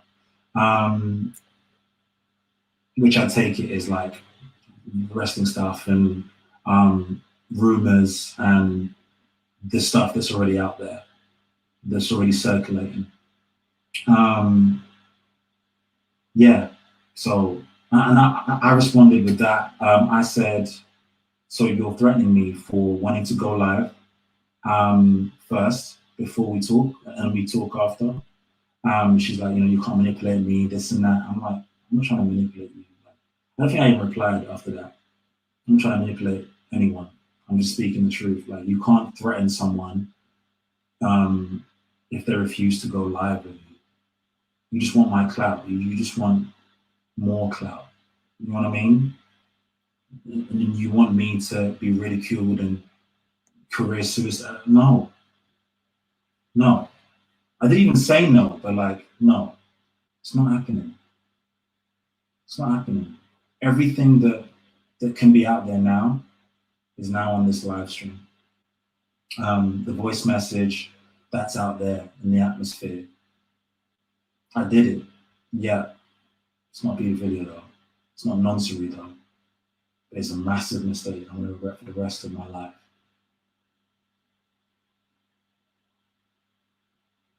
Last but not least, Sam_Burns. 19. Sam_Burns 19. For some reason, this guy's obsessed. He's been obsessed for the longest time. He's not the last, actually. There's someone else. But yeah, he's been obsessed for the longest time. And yeah, we even blessed it at one point, and he turned that into an opportunity to try and embarrass me. He's like, I'm going to apologize. Psych, you're a pedo, this and that, live on his live stream. Calling some, oh yeah, I need to say this. The police might be watching as well, guys, just so you guys know. Calling someone a pedo or not without proof, concrete proof, is a criminal offense. I also made an X Factor, some would say reject, whatever, apologize publicly because he said certain things like that, in a live stream. Screenshotted it, put it all over TikTok, and we swarmed his post, swarmed his page, made him apologize. He realized how deep it was, how important it was to apologize when someone else got involved, when an apparent pedo hunter got involved, that some may know from TikTok and Instagram, mainly TikTok. Yeah, he had to tell him how serious this was. I could have taken him to court. I didn't. Can't be asked with all that. The last one is Milson. It pains me, man. It really hurts. You know what I mean? It hurts to see someone that you supported turn into someone so evil. But I understand from an angry point of view, from a frustrated, from a disgusted, from a shocked point of view. I get it. I understand. But this person is the same person that I supported endlessly. I was there in the lives. I was there in his DMs. We have real conversations. I donated to his friend's trust fund. His friend committed suicide. I donated and I supported him like a brother. Why are you telling us this stuff comes out, he switches up and he starts posting stuff about me. Well, he blocks me, first of all, so I can't see anything unless someone sends it to me. And people did. He starts posting stuff about me and all this kind of stuff. Like, it's fucking madness. I get it. I get you're upset, I get you're shocked, I get you're angry and this and that. But people just forget every good thing that you did for them as soon as something happens, as soon as shit hits the fan. And it's really sad. It's really unfortunate. And it breaks my heart. Like, that's where these trust issues come from. You know what I mean? Like, it's so hard to trust people because people always want to stab you in the back because of your past or because of something someone says that may not even be true, but they believe it to be true. Without even asking you, they block you straight away. You don't get a chance to speak on stuff. They just completely remove you from their lives.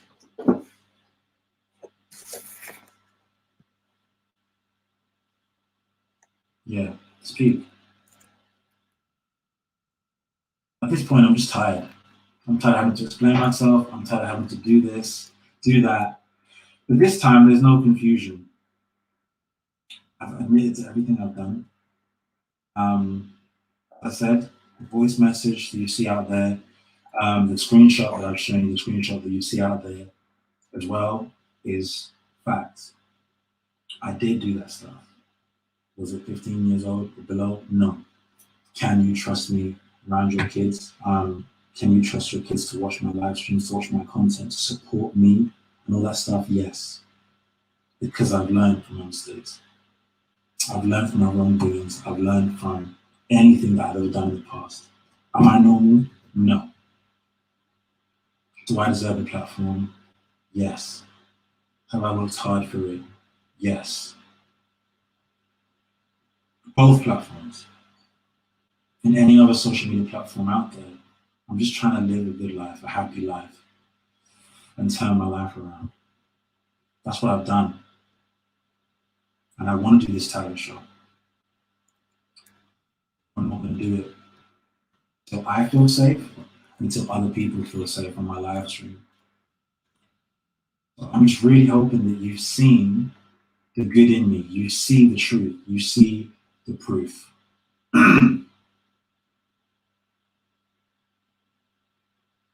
So many death threats, so much abuse, so much disrespect, mostly from fake accounts, but it still cuts deep. And they even got my TikTok taken down. I forgot to show you this. So I showed you in the first live stream. I didn't show you this in this live stream. So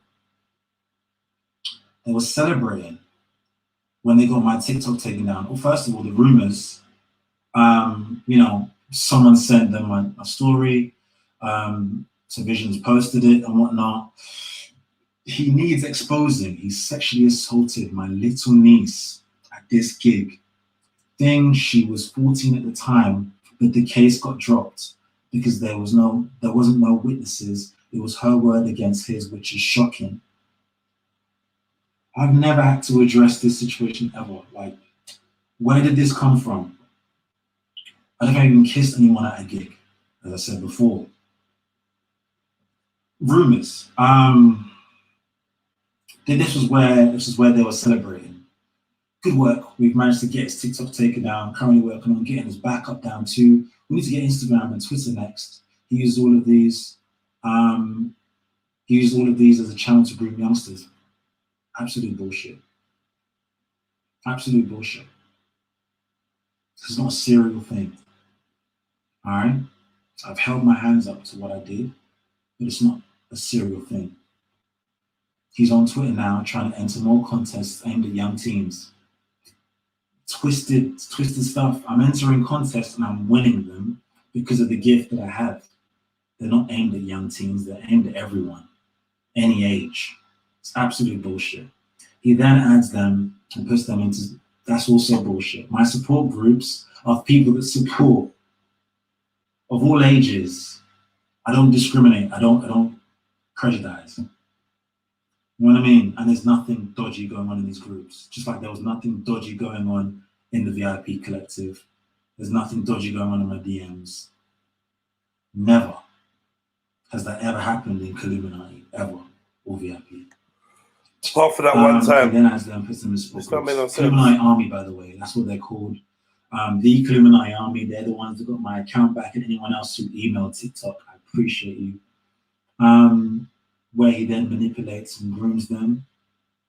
No, I don't do that. Don't do that. That's the old me. I'm just speaking the truth right now. This is a serial sick offender. No, No, absolute lies. Who is actively still doing this? More lies. Yeah, calling me a nonce, which is a criminal offense. Cool. So that's proof. Yeah, that Connor, his troll account, this and that. Connor was threatening me, trying to blackmail me. Yeah, crazy people, man. I don't know. Visions posted multiple things of me. Yeah, people coming forward with that rumor stuff. It's not real. Yeah, this is when he tried to bribe me after saying, go slice your wrist, do that. Because that's okay. Yeah, kill yourself. That's cool.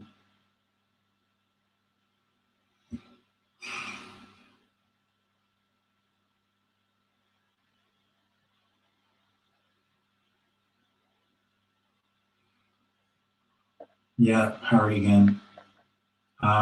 Leon, an ex-Trilluminati member.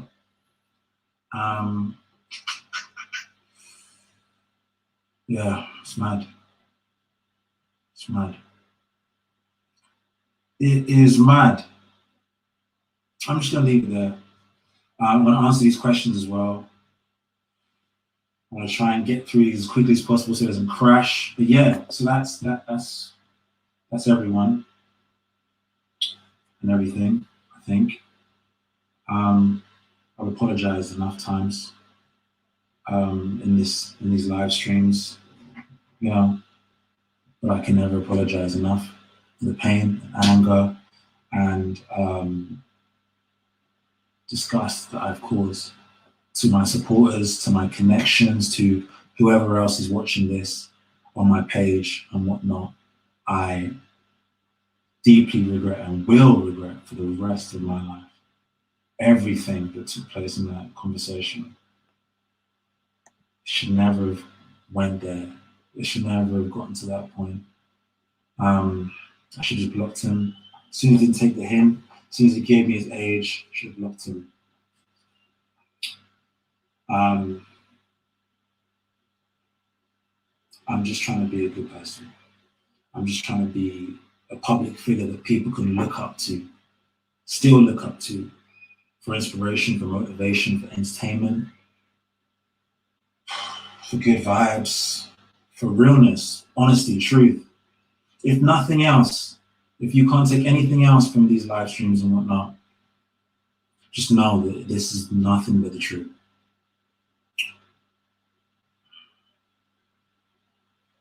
You know? Real Cali music, it's not just a username. It's me. And I'm just trying to be good. I'm trying to help people as much as I can with the platform that I have. That's more than many can say for themselves. You know? Yeah.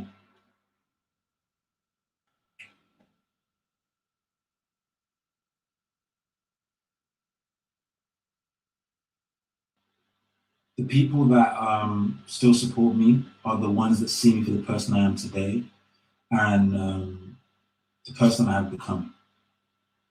If you don't want to support me, then unfollow.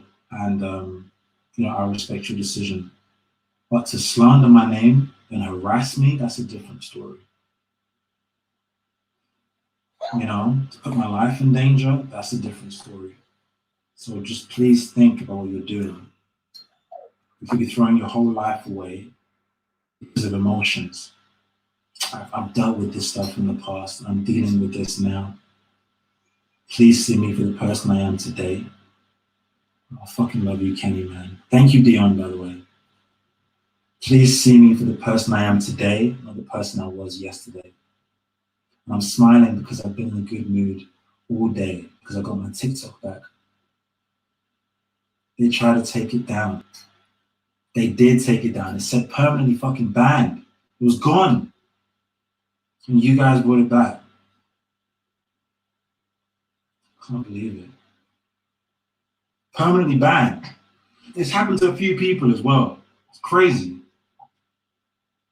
Kenny, I love you, man. Kenny sang for a little girl called Lyric, who is dying, I believe.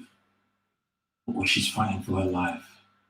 And there was over 10,000 people there last night. I'm so proud of you, bro. Thank you. Thank you for that.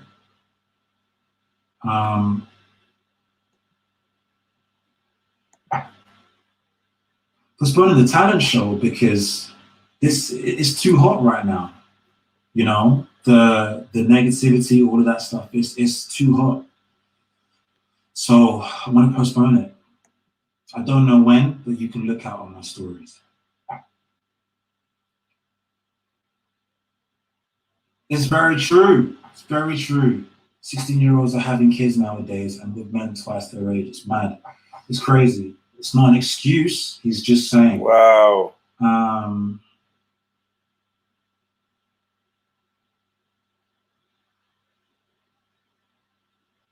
Say what? No. It's the same person. It's not no one different. Well, we try to move on. But you know what I mean? Some people can't.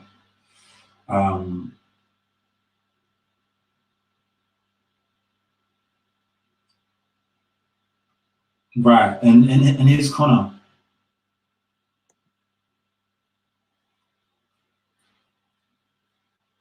And here's Connor being as pleasant as always.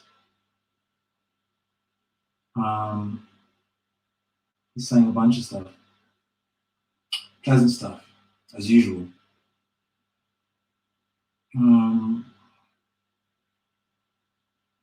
The best thing for all of you guys is just to stop talking about me and stop posting stuff about me. Stuff that has no bearing whatsoever, no proof. That's the best thing you guys can do.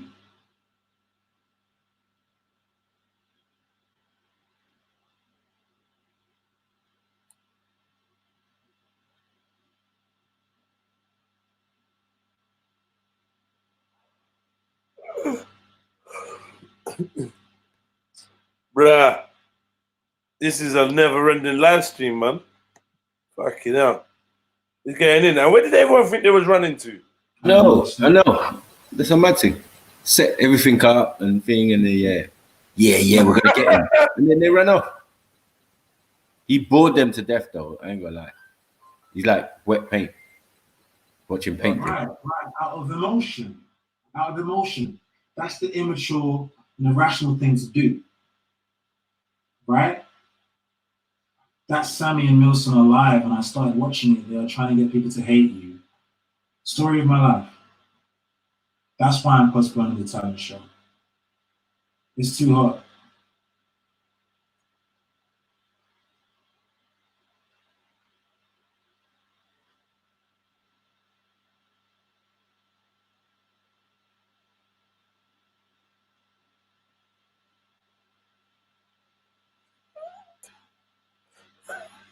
And no, I'm not going to quit music. No, I'm not going to delete my platform.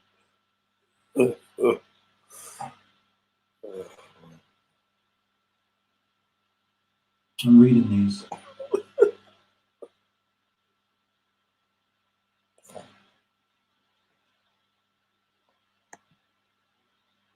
Yeah. I'll explain it.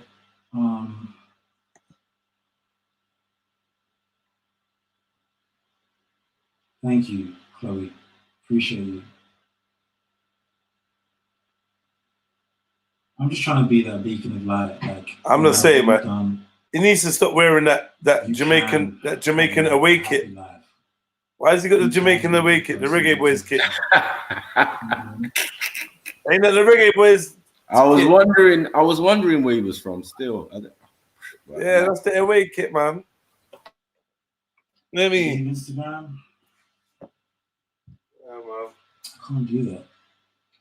It'll be forgotten. That's the PMP kit. People are never gonna forget. Never.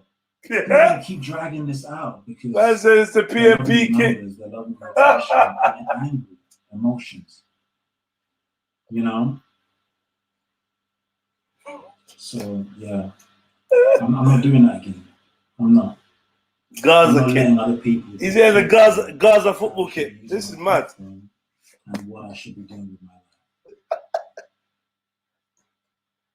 life. I'm trying to get to these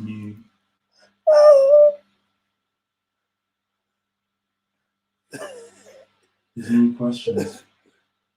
Oh man. Never got arrested. General thoughts on children. Question. Oh, good. Okay. I don't know. Some children can be misled, easily misled. Some children are just sheep, you know what I mean? Following the crowd, doing what everyone else is doing. Wrestling. Positive or negative. Wrestling. Selling brie online. They're just trying to find their way through that. Asking man them for Just pictures. trying to work things out. Yeah. Yo, there's Google. Like, if you really want to see a picture of a man, like, Google Dede. Why do you have to inbox people? If all you want is pictures. Why are you inboxing humans? Down Google, man. Look at. Also, let me address this as well. Like, other public figures out there that have done God knows what, still have the opportunity and are still given, still have the right to keep going with what they're doing, to keep entertaining, to keep motivating, inspiring, pushing out content, all this kind of stuff. After they've apologized, they've addressed it, they've sorted it out with the relevant parties. So why should I be any different? Everyone does something wrong. Everyone does something they are not proud of. But I have a platform and I'm using it for good. That in itself should give you the indication that I'm a better person now. And I'm just trying to help people wherever I can. Help myself to grow and get out there. People ask me on TikTok, oh, why aren't you famous? This and that. Because of my past, one. And because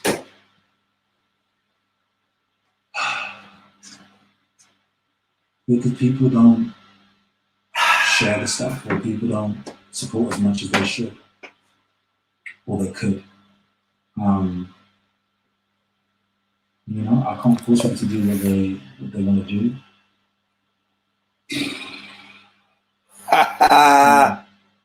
Let's do what I want them to do. What I can do is keep pushing out content, keep trying to be positive.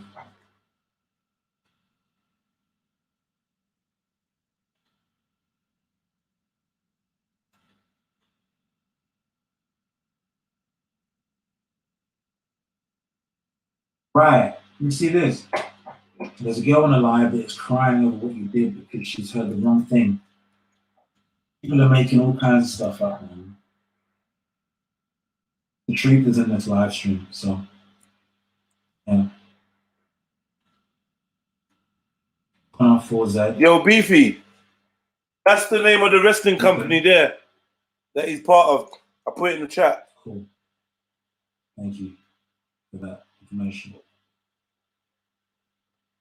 Hey, Beefy, you see it?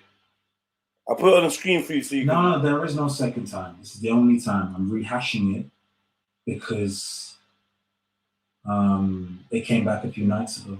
Yeah, everyone, this is the name of the wrestling academy or whatever. Yeah, Kemo just write it in the private chat.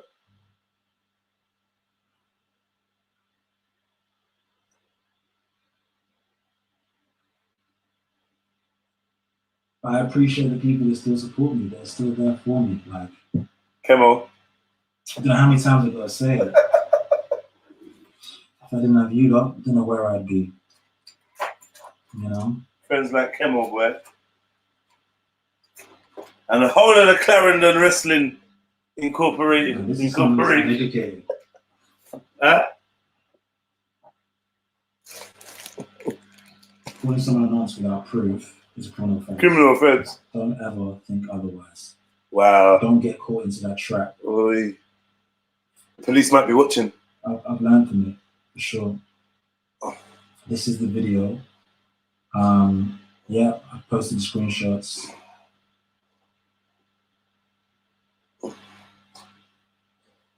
All I did was support these people. Like Nelson, These Jamaicans. He was gonna say Jamaicans. Come on. He was gonna say, well, I didn't support these yardies. With my wrestling skills and that. Right. Facts. Absolute facts. Hey, Kimmel, do you know how much barrel he sent home due to the money he made from wrestling in the hotel room? Bare barrels, don't disrespect him. Bare Clarks.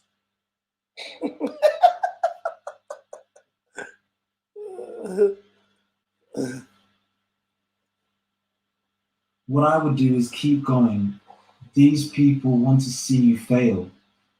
Fall even. Remember this, a lion doesn't lose sleep over the opinions of sheep. Thank you. Thank you. What?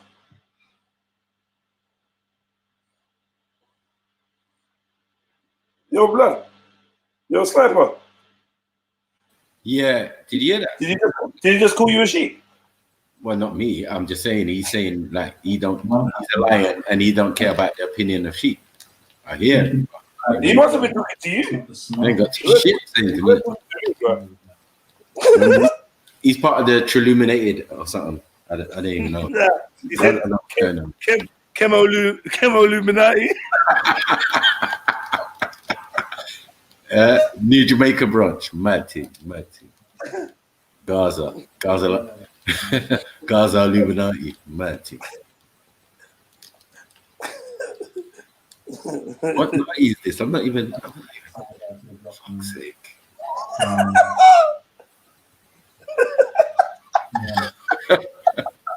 Man, I'm mad in the gym. You can't like him although. He does kind of Jamaica feel about this. That's what I'm saying, man. He favoured Denton. You know what, man? He favoured Denton. I don't even know why man's trying to disclaim him and that. We done read out his background. He's said he's from Clarendon. So what's the problem? Mm-hmm. It was over 3 years ago. Dan said he's from Clarendon. Music hates me. Jesus. What do you mean?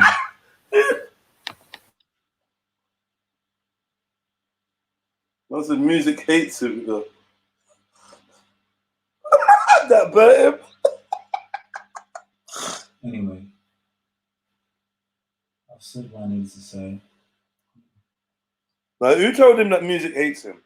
He done 10 points. That was fucking cold. Thank you to everyone who is still by my side, who's still there supporting and just believing in me and pushing me and wanting me to do well and wanting to move on and get past this and all of this kind of stuff. Wow. I appreciate you guys more than you even know. Big up Kemo. Email TikTok to get my account back. Yeah, I'm so grateful. A couple more comments here. And to anyone who's still outraged and angry and frustrated and shocked and whatnot, watch this back if you want. You know what I mean? This is the face of someone who's just tired of explaining. I'm tired of going back to this topic. I'm tired of just rehashing this trauma that I went through in 2020 because of the fact that it was out there. I don't want this on my name or anyone's name. But here we are. And I hope that the people that were on the fence or confused about things can see the person I am today. You know? Person's just working really hard to help people. You know? And to give you entertainment. People message me like, yo, your lives save lives. Do you know how many people you're saving with your live streams? I'm like, well, you don't realize the effect that you're having on people. So when my TikTok was taken down, it was a big weight that was like placed on my head, you know? And a lot of people were confused and like asking questions and why? It's because these people were reporting it, you know? People that are acting out of emotions. There's no other way to put it. I get that you're feeling these things, but there's certain ways to go about stuff. You don't post stuff about people and expect no repercussions and expect no whatever. You know what I mean? I've dealt with my demons. Would you guys be honest about the stuff that you've done? Would you guys go on a live stream if people put it out there, found it in your archives or whatever? Would you go out there and be honest? Ask yourself, would you go out there and be honest about what you've done? Any kind of shit that you've pulled, any mistakes that you've made, your dark past, your skeletons. Would you do that? Ask yourself that. This is one of the hardest things I've had to do. Now I've done it. We can't change the past. We have to grow through what we go through. We have to live through things and make the best of what's to come. You're so wise, Dylan. I appreciate you so much. That's a grown woman. Before you say, oh, it's a child. No, it's a grown woman with sense and maturity and respect. I had informed TikTok that there are people that depended on your lives. I told them that you spoke on mental health and that you soothed with your music. Truly an awesome inspiration, I think it says. Can't see the end of that. People truly don't know. Yeah. Awesome inspiration you got quickly though. Fuck off. That's me, you know, they truly don't know the Kalu I know. Some people will never change. Yeah, some don't change, but I definitely have. I know that within myself. I can say that. Whether you believe it or not is a different story.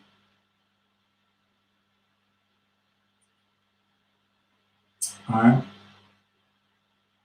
There was no other case other than this. It's not even a case. All right?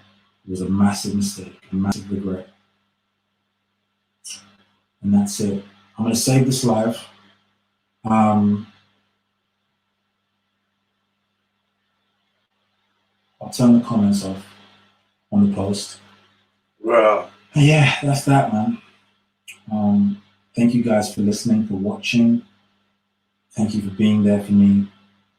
I appreciate all your opinions, your concerns, your messages. There have been people that telling me not to do this, but I've done it now. Piss off. No one can say anything. All right, it's out there. The screen recording you see circulating, the screenshot you see circulating, that was me. I'm holding my hands up. Yes, that was me, but that isn't me now. Now, what you see before you is someone that's learned from their past. I fucked up big time. Not blaming the victim. I'm saying that there's two sides to every story. In this story, we both made mistakes. You can see that, it's evident. I made mistakes by saying certain things, treating him in a certain way, manipulating, grooming, all of that kind of stuff. He made mistakes by sending me pictures, not taking no stop for an answer, and other stuff that you've seen. Yeah, it's a crazy world out there. Yeah, that's it. In summary, I'm not normal, but I am here, and I am trying to be a really good, influential, positive influence on the platforms that I have, that we have. I just ask that you allow me to do that in peace. You just watch. If you really want to, just watch and see the good that I'm doing. Last Christmas, people saw it. This time around, when I decided to do a talent show, you'll see it too. I love you guys. Peace.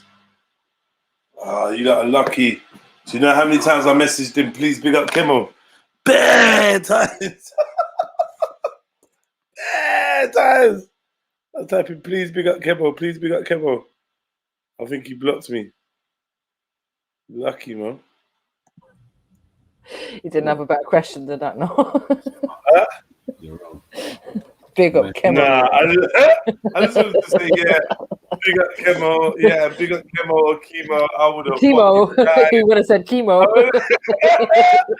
would have died. I was like, please. Now, at first, when Sniper started talking wicked, I said, please big up Sniper and Kemo, my two brothers. You hear me? It got long to keep typing it, so I was like, nah, I have to get Kemo. Who would it be funnier to say? I said, nah, two Snipers up here with me, I'll allow him. I have to get Kemo. I must have sent him the message like 10 times, bro. But yeah, nah. Obviously, now he's Jamaican, you know, Babadule. I think you know this already. Real island, you. That's a real islander, man. Get me?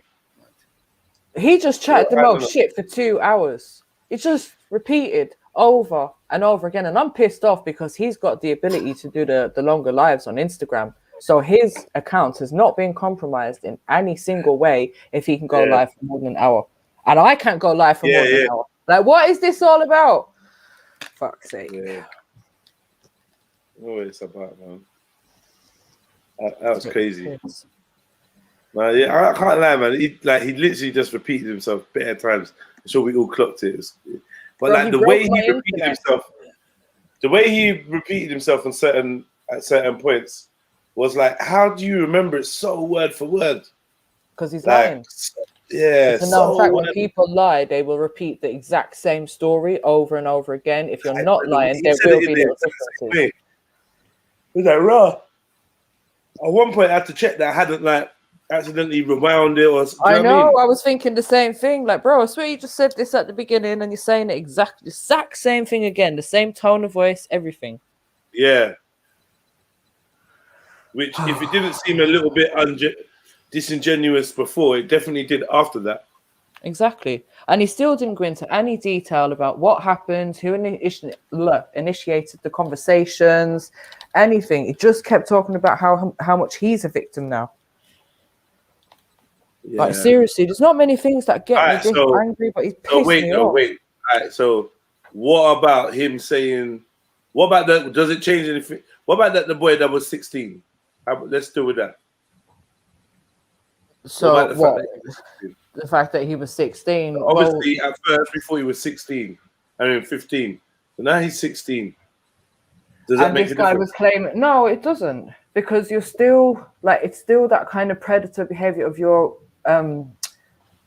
targeting younger people and you're doing it in a sly way because he's doing it through his music platforms or whatever it is that he's doing. So it's not like man's on a dating website or just going out there and then meets a 16-year-old and that 16-year-old is like, yeah, I like you too. Like, he's going through certain channels to groom them. He's using certain tactics. He's not just, do you know what I mean? So yeah, it might be legal in the eyes of the law, but we all know that morally it's just wrong. What was the other point? He says that he was telling the boy to leave him alone. And he doesn't know how to use the block facility, you know? And the boy was sending pictures of the girl and saying that he wanted to do free. Oh, what about the fact that the boy sells underwear to old men? That wasn't in the first video. Like, you know, when he was being playing before, none of that was there. Like, what the hell is he talking about? And the conversation never went the same. I don't understand. But even if he was, if that boy was selling is used underwear to like old men, like that. But the thing is, there's people that do that, and if you're not going out of your way to con people into it, and you're just selling it, because there is people out there that do it. All right, hold on, no. But the boys. We complain about the boy's age as if he's innocent, and then he's into this type of stuff.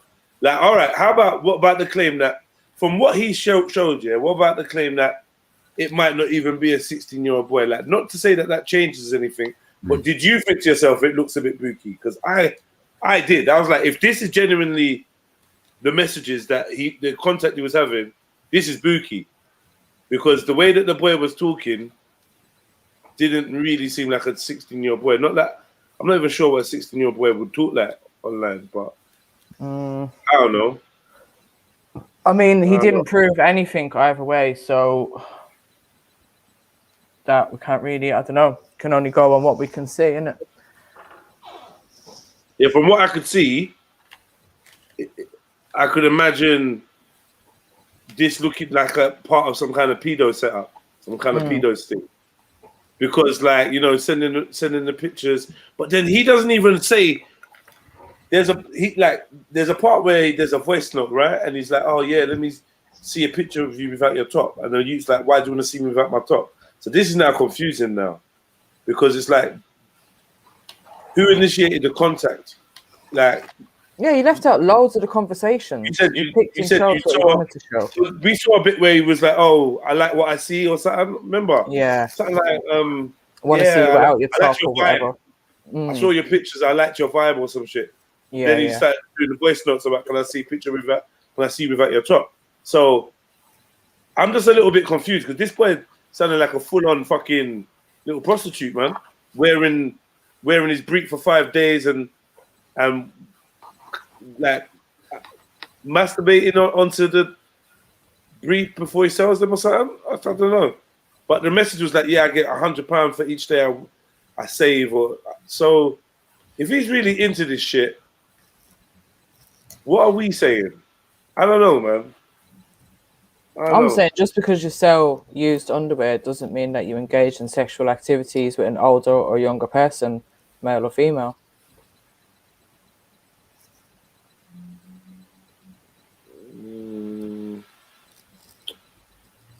I don't know, man. I don't know, because this person sounded like a rent boy or something, man. Do you know what I mean? I mean, anything's possible, but I'm just saying it's not always a thing of just because they're doing one thing that they're, you know, in that industry. Nah, man. Nah, listen, he's selling his. Nah, man. How do you even find people that want to buy your underwear? What are we talking about? Craigslist. Craigslist, OnlyFans. A lot of the girls on OnlyFans and stuff do that too. So it's like they'll want somebody will pay for their video, and then they'll want a pair of panties sent out for them the next day so they can do their sniffing business. Is this 16-year-old innocent or not? If he's on selling his underwear to men, why are we caring who messaged him? What about the part where he? What about the part where he said he was 18? What does that mean? Yeah, but how many people lie about their age, especially when they're younger, and they know, like, we know that young girls and probably boys do this as well, isn't it? Like, they might be 15 or 16 and say they're 17 or 18 because they're interested in the older person, but they know that they may not get a look in if that person knows how young they actually are. But ultimately, it's down to the older person to decide. If there's a question about age, then you should verify that one way or another. And if you're not sure, then just don't even bother. Don't go there. Don't continue to make it there. Like, for me, yeah, I think this is another lesson for me, yeah. To mind my fucking business. I'll tell you why.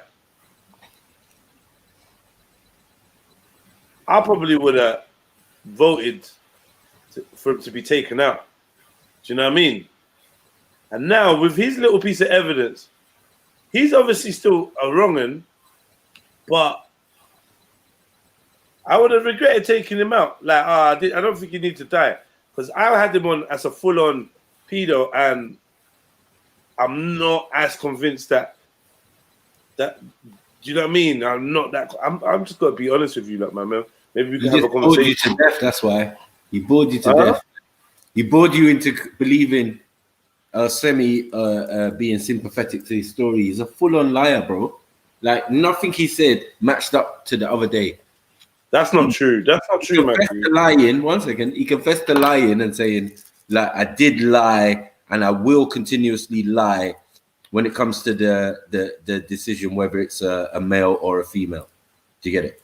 I'm gonna do that. That's the one and only lie I did. Mad thing. I'm out, man. This guy is a finesser, boy. Allow it. Well, I don't know. I think this is all about his career because someone else mentioned in the chat earlier, he was on The Voice, you know, that music program a couple of years ago. I Did he don't know make it? how far. I don't think he got. I don't know Obviously. how far he got in it. I don't think he was a finalist or anything, but he was on it, and you know, he obviously got picked and was part of whatever team and da da da da da. I seen a little clipping of it, but it seems like obviously if he didn't make it from there, like it's this is why I said he's got a failed music career because he seems to be trying to claw that back. Like I didn't make it on The Voice, so Yeah. let me jump on every live stream that I can on Instagram. What are you saying? He got touched up by Will I Am. Who knows? Who knows, Mackie? Like you guys probably know more about what happens within them industries than I would even like to know, to be honest. Come on, you know what it is in those industries. Everything is running in those. Everything, all of the above and more. I told you this. Even Judy and them, they're like bruvs. When I see the kind of circle she moves in, them Alan Carrs and all of these type of weird guys, like, nah, mate, this is Masonic. This is truly. She's seen this stuff before. Zion saying that he got to the live battle stage, but I don't really watch it, you know, sis. So is that like like the semis or the finals or something like that? Battle, you know, this guy's moist. It's just he was doing a lot of apologizing for shit that I'm not understanding. Like, bro, are you admitting that? Like, because you're like, yo, I had to do a bit of rehab from what? Yeah, like 1 minute I didn't do anything wrong, then it's I'm a different person. Relationship talk, all sorts of talk. What? It was confusing. No, at one point, it sounded like he was like apologizing for some fuckery that he'd done, and then the other part was like, I've not really done no fuckeries. I was just a bit silly. But then, like, I'm just like, you're doing some deep apology, but what you're apologizing for is a bit cloudy. Like, it's weird. You're talking about rehabbing yourself and so deep in, so searching and and you know, and like what? And then I'm just confused because if this is just you thought a brother was 8, like you're gay, you thought a brother was 18, turned out he was 16. You should have stopped chatting to him, but you didn't. If that's all it is, then I don't really see why you're. It's just weird, man. Because I'm not gonna lie, if that's all it is, then no, like I'm not like let's not stone him, innit? Let's not done his dance. You know what I mean? Because like he said, there's lots of there was an allegation that it was 15. I'm not seeing no evidence of that 15 thing.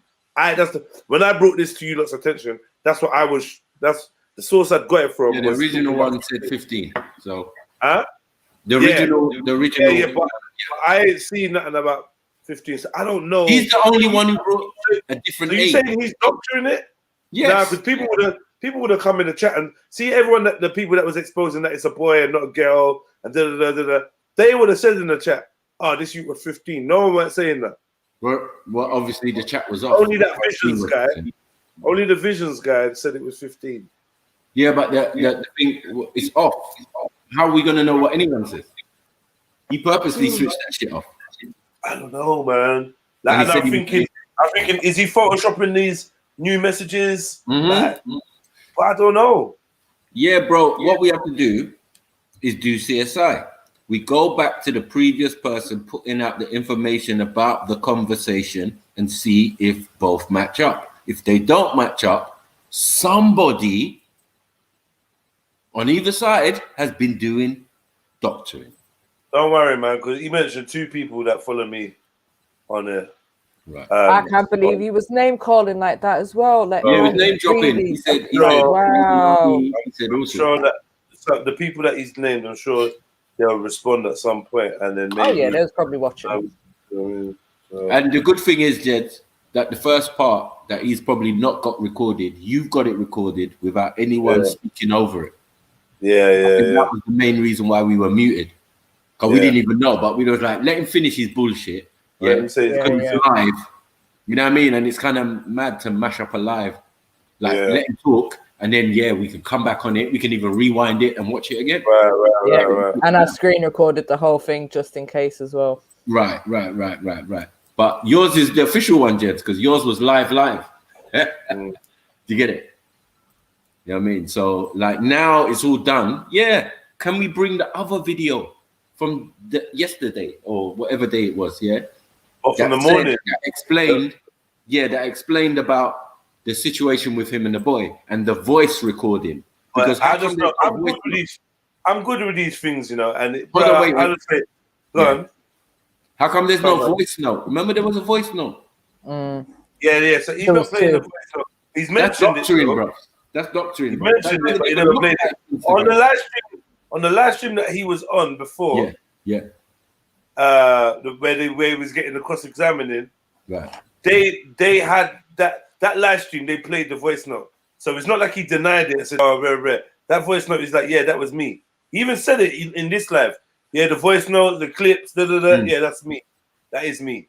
So why does he think then he goes, "I'm not that person anymore. There's nothing about that person that's the same right now, and nothing about me is like that person." So I'm like, "Rah, like you're being very, very drastic. That sounds like a rapist saying you never." Yeah, but the new pants stuff, like that wasn't yesterday. I never heard that. No, not one iota yesterday. That the boy was selling his drinks. It weren't in there. The pants weren't in there and wrestling. About the hold on, bro. It was today, bro. It weren't yesterday. Okay. Yeah? But there's nothing negative about the boy was highlighted in that initial video. Right. So yeah, all that's coming out now. But it would make sense if he's bringing out more of the conversation. So I don't know. Like, do you understand? Hold on. How do you get a screenshot of the conversation? You get what I'm saying? Like just screenshot it. The context. Well, he could have screen recorded it instead of screenshot. How does the context change? I mean, that's what I mean. The what? How does the context of the conversation change? So it's more, unless he says, that the last one was a lie. Hold on. No. See, this is what I'm saying, man. Listen, I beg, man, listen, though. The first one, showed mainly what he was saying to the brother. Yeah, show me your pictures, blah, blah, blah, or I'll pin you down, or if I pin you down, you suck my dick, blah, blah, blah. But it clearly was talking about a dare, because it showed him saying, the boy saying, so what's the dare? And him saying, oh, if I pin you down for 10, you have to suck my dick. And then the boy saying, nah, fuck that. Rare. So it showed that bit. But now what the singer is now showing today is that my man dared him first to sing a song. Yeah, that's bullshit. Because it comes first, it seems. Yeah? In his version, it comes first. And then he says what he says. That's what he's saying to us, isn't it? Like the bit where he says something is in the middle, right? Right, Jet? Yeah, I don't. Yeah, that's what he's trying to say. He's trying to say that the bit where he said something about, "Oh, you do this to me," came in the middle. So prior to that, the boy had said, I'll pin you down and you have to sing like Justin Bieber." But I never saw that in the last one. No, we never. You could see the previous thing, but they were highlighting particular bits in it. Are you sure? Yeah. You remember? This one. I'm like, yeah, we could look back and see that bit. You're right. You're right, and I think either way, he's not given us the full context of the conversation. He could have screen recorded it literally from top to bottom and said, right, this was the start of the conversation. This is how it was initiated. Even if you went through the driest messages to get to that point, at least we would see the build up to it and be able to have more of a view on what was actually going on. Right, but he shows what he wanted to show. Listen, I got photographic memory. You can't kid a kidder. You get me? So all that sweet talk, all that, because never worked on me, bro. Never worked. Yeah, I'm a straight Nigerian. Yeah, bring the evidence. Bring that last one. At least it be deleted. Sorry, things can be deleted, Matthew. Definitely, bro. Definitely. And so like the message be forged. Like, so I'm saying, bro, 1 second. You see the message? See, like the I'll pin you down and you sing a song, yeah? Right. That message could have been deleted as into quote unquote protect the youth, but show what my man said. That's possible. So you could see that gap. Like I'm just saying, that's very doable. It's not even a. Yeah, but it's not somewhere even- along the line, the colors changed and everything. I don't know what's going on. I didn't see that color changing. Yeah, all the blue background and all that. What's that? Is that? Yeah. I see. Yeah. Why are you putting? Yeah, I saw that. Like you. That one fancy on the last one, was it? He's doing present. No, because my man's doing presentation. Because then look, you remember? That's his PowerPoint. He's doing up Mary Jen and Shani. Because at the top he said, "This is where he lied about his age." So he's doing titles and that. Yeah. Okay. So he's cutting it out. So maybe it is Photoshop then. I don't know, man. He said so many. I got so many shots. I got so many screenshots. You got so many Photoshops, but it's cool. But where is the voice notes? Where is the voice note? Do you get me? Like the screenshot of the voice note. Like at least we can see the voice note on there and say, "Oh yeah, that's what I said." You know what I said. You lot know. You get it. But you can actually see this is genuine because you can actually see the voice note, and then you can see what I said, and then you can see what he said. That never happened. Like them, they better know who they're talking to, bro. Some of the audience is gonna be fooled instantly. Like, yeah, it's true, you know. He makes a good point. Fuck that.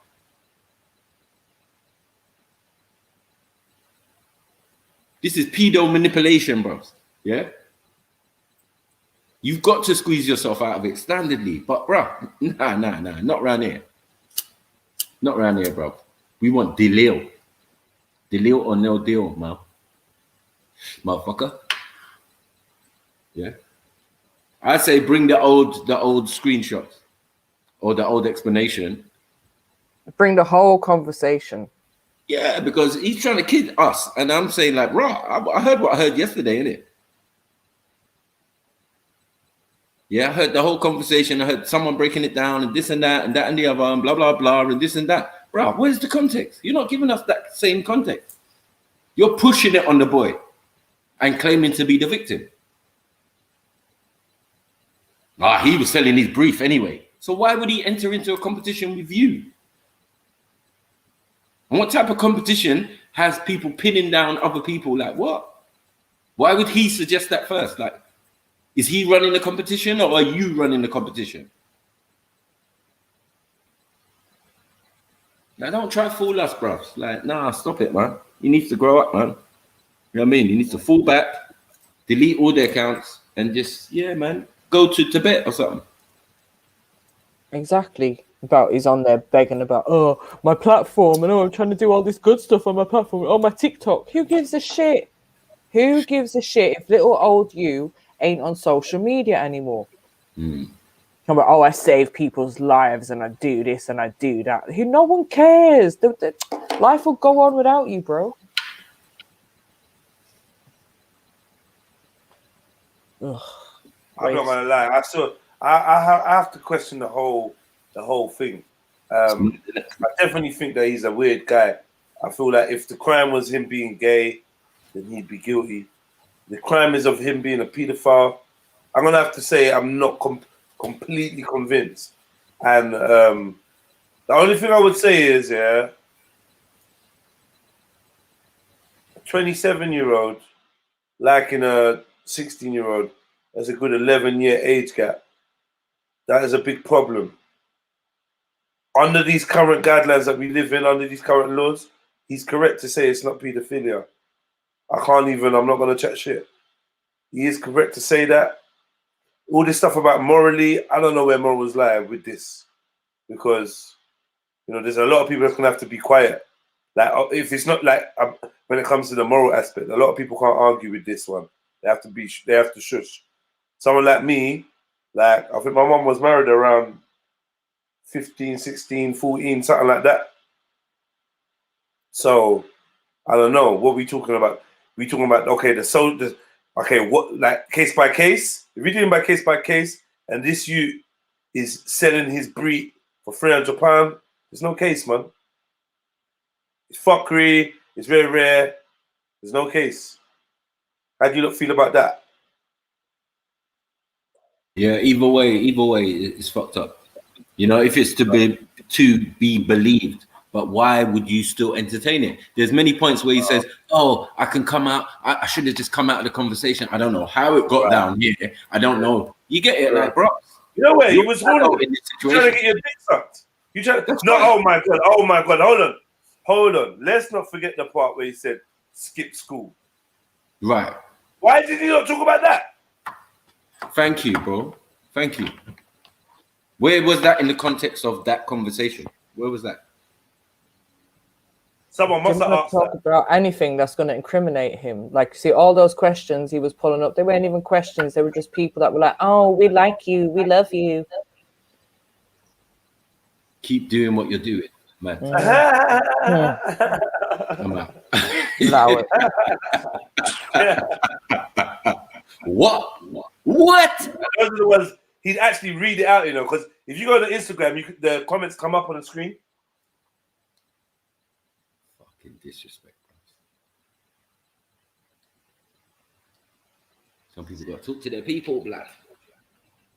What? Yeah, what definitely. Where's he from? Jamaica. Oh shit. Where's he from in London? Oh, Golders Green. Fuck, say Northwest, Matt. Yep. With the Jews, he's living up there with the Jews, yeah. Convenient. Ain't much black folk. You're not gonna blame them for this. No, I'm saying not black folk up there. Very convenient, that ain't it? Well, you know what? Some people are saying like, "Where's his family?" and that, but in the voice clip that I seen, you know, when they show like the family and that at the back, Yeah. there was what looked like, I would say, his dad and his brother, and then there was a next white woman, which probably looked like that was his girlfriend or something. So, like, he's clearly got family.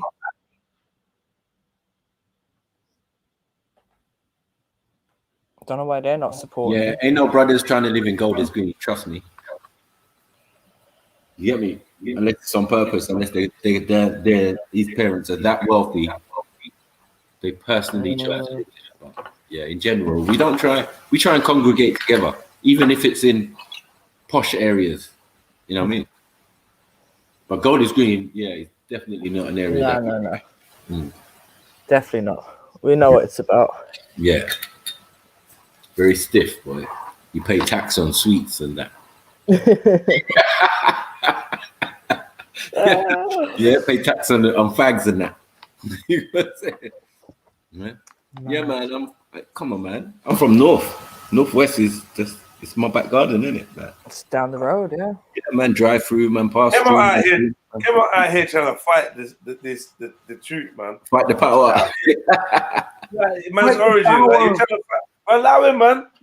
I just looked on thevoice.com and it says clearly Jamaican born. Jam one, mad thing. Jamaican born, Kalu. Mad thing. His full name is Kalu Farai. Califara. Califari. Ah.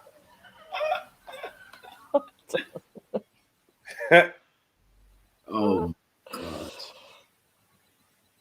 This is a mess. Farai Garvey, man. He's a Pan-African. He's a Pan-African, man. What are you doing? Ain't you seen him on Got Kush on that? That's it, Got Kush. What you saying? Shakara TV and Nah, big up. Milky Eye Productions. I'm not involved. The eye gets milky. I'm out. Big up Shakara. Yeah, But Milky no Eye Productions, blood. No banter. There's no talking your way out that banter, boy. When the spirits come for you, man, I'm good. Yeah, you know how that works. You know how that works. Authentic.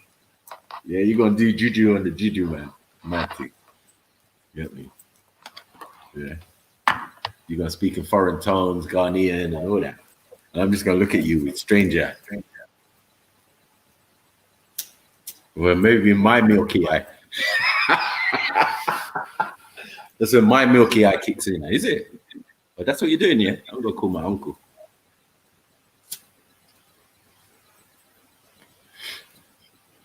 They're gonna cook a special pepper soup for you. Yeah, it's Jamaican, man. Don't worry about it, man. Kebab, man.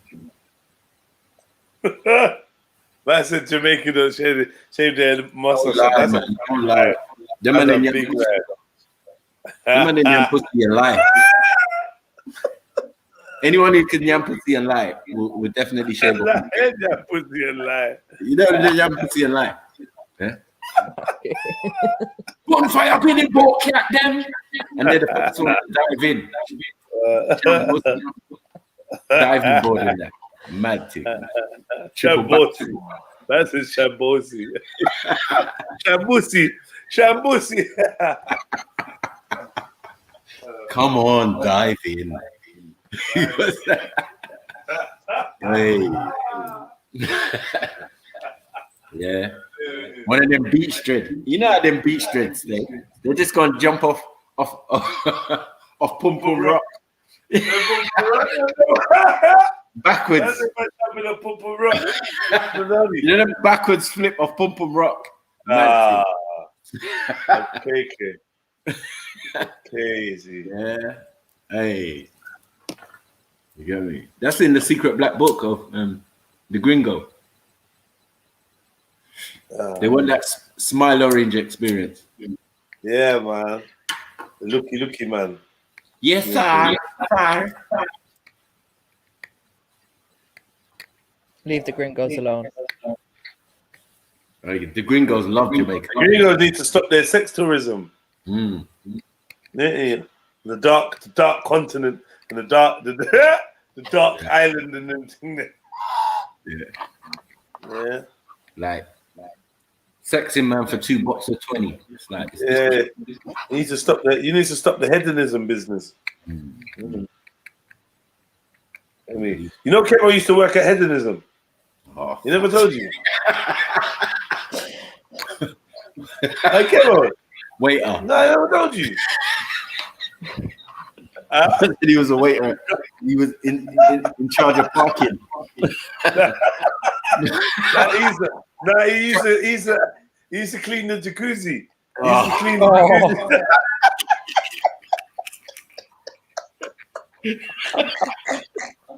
Yes, sir. Both sides clean, sir. Yeah. Go around with the net, grab up any little thing. Yeah, I mean, yeah, you know what I'm saying. Condoms in the pool. Yeah.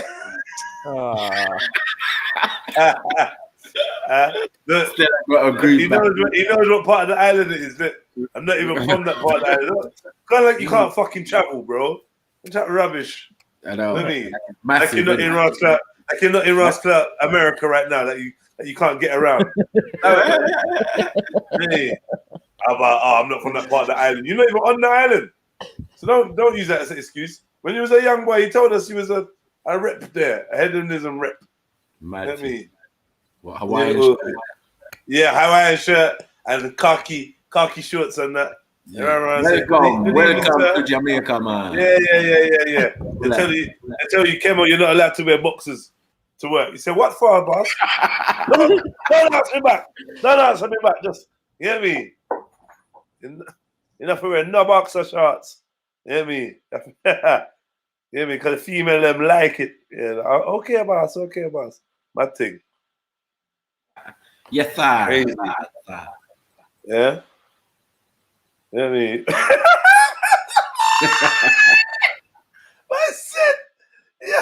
My son bonfire. He knows, man. Yeah. When the female visitors, guests and that start asking for oxtail and that, looking him deep in his eyes. Yeah. Knows what time it is, man. You get me? That job's all about tips. That job's all about tips. You get me? All about Yeah. Not you get me? All about tips. Ain't no fucking. You get paid minimum, but the perks. You might get a little envelope. A little wine. After you do a little wine for them. Yeah. A little wine. A little evening. What they call it? The evening entertainment. Yeah, man. You might have to walk one back to the villa and that. To the hotel. To the hotel room, you know? Put the key in. Yeah, man. Yeah. You know when they get drunk off the Ray Nephew, watered down Ray Nephew, they're still getting drunk. And they might have took a one pull of a spliff. Kemo's the one that got to carry them back. Yeah. You get me? Don't you want to come in for a nightcap? Huh? Mr. Kemo. Yeah, nightcap. You know Kemo's in there, man. Oh, what? Yeah. Yeah. Just go and pop up the pillow. So wait, can you get a discount on a holiday then, yeah? Yeah, you drink a one street rum. You get me? a little street vibes rum, and that, and some, you know what I mean? You know what I'm saying? Some peanut punch and them thing there. Get me? And just going. What on, James? Good evening. Not too much. How are you? Yeah, I'm good. You ever been to hedonism? Hedonism? Yeah. You mean like maximizing pleasure, that sort of thing? No, it's the one place that Kemo used to work at. Don't worry, man. Okay, no, I don't think I've ever been there. Yeah, no, Kemo, no. That, yeah, man. Google it. Kemo said he gets this discount for foreign visitors, Europeans and that. Where is it? Would you like to go to Jamaica? Yeah, maybe someday. What for? Do what? I don't know, just go on holiday, I guess. You ever heard of Pum Pum Rock? No, I've not. Yeah. Have you been to Jamaica? Google it. No. Google Pum Pum Rock, man. Okay. Yeah. And hedonism. It's where Kemo wants you to come and stay. It's his people's place, isn't Oh, it? yeah. It does look like that. That's interesting. Yeah. Are you looking at the Rock? Yeah, Yeah, Kemo I'm used to work. He used to work by the Rock as well. He used to like wash clothes and like apparently it's good luck if you wash the clothes in the water and hang it on that rock, like your girlfriend's clothes or a woman's clothes. It's good luck. So he used to do like female underwear and stuff, hang them out and get a little change for it. That's a nice tradition. We got Kemo, man. Panty washer. You never heard of panty washer before? No, I haven't. OPW, original panty washer. He's actually made some music as well.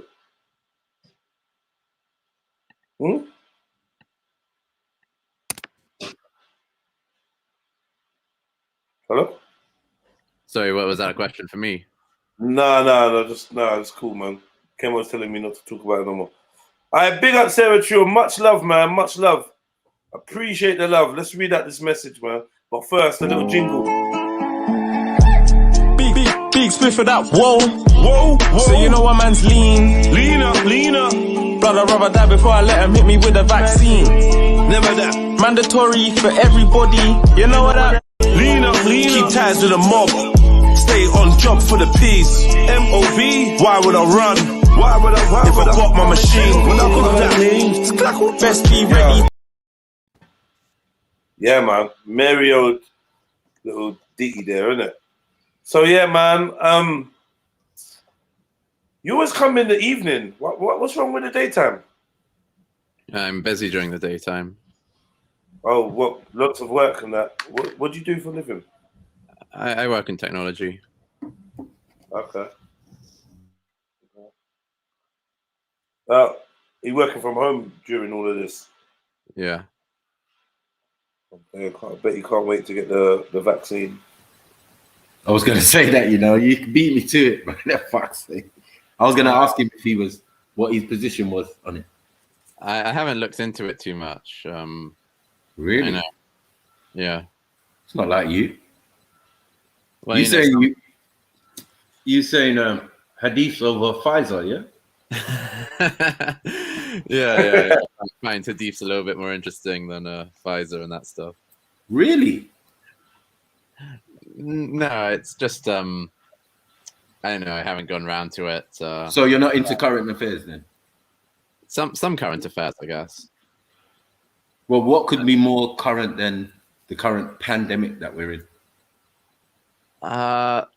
Yeah, I guess you could say that, but I mean, I listen to what the news says, but I'm not going to do any more sort of more in-depth research because I know it's not something I think I'd be very qualified about, that sort of thing. Hold on, wait. You listen to what the news says? Yeah. And what does the news say? Well, I mean, things like when the next sort of when things are going to start opening up again, that kind of thing. Not about no vaccine, no, not about whether you should take it or not, or how many people are taking it, or none of that. No, that doesn't interest you in one iota. Well, if there was an article about it, I guess I'd probably read it if it came in front of me, but I haven't, like, sought it out. So are you saying that you don't know the fact that majority of your D block counterparts are definitely in favor of taking it, and you wouldn't research it just for their benefit? I hadn't heard about that until just now. I didn't know that they were in favor. Like, I assume most people would just trust what the NHS kind of tells them to do, I suppose. Oh, really? Yeah. Do you know what channel you're on? True. Right. We're going to oppose such things, or we're going to research it. Definitely, we're going to look into it and see if it's suitable for the general public, as far as we see it, or as far as the people that congregate around these parts. Or at least have they been honest with us about what it is? Have they even told us what it is? Can we even find out what it actually is and what the potential side effects, short-term and long-term, could possibly be? Have the trials even been done long enough on it? There's lots of questions to it. Sure. I think it would be an interesting bit of research, keep you busy for a while still. So, do you believe that we should listen to, we should listen and trust to what they put out there on the news in regards to the NHS? I think it's more sensible than not listening to it in most cases. Okay. Are you a debater, James? Am I a debater? I suppose I get into arguments a fair bit.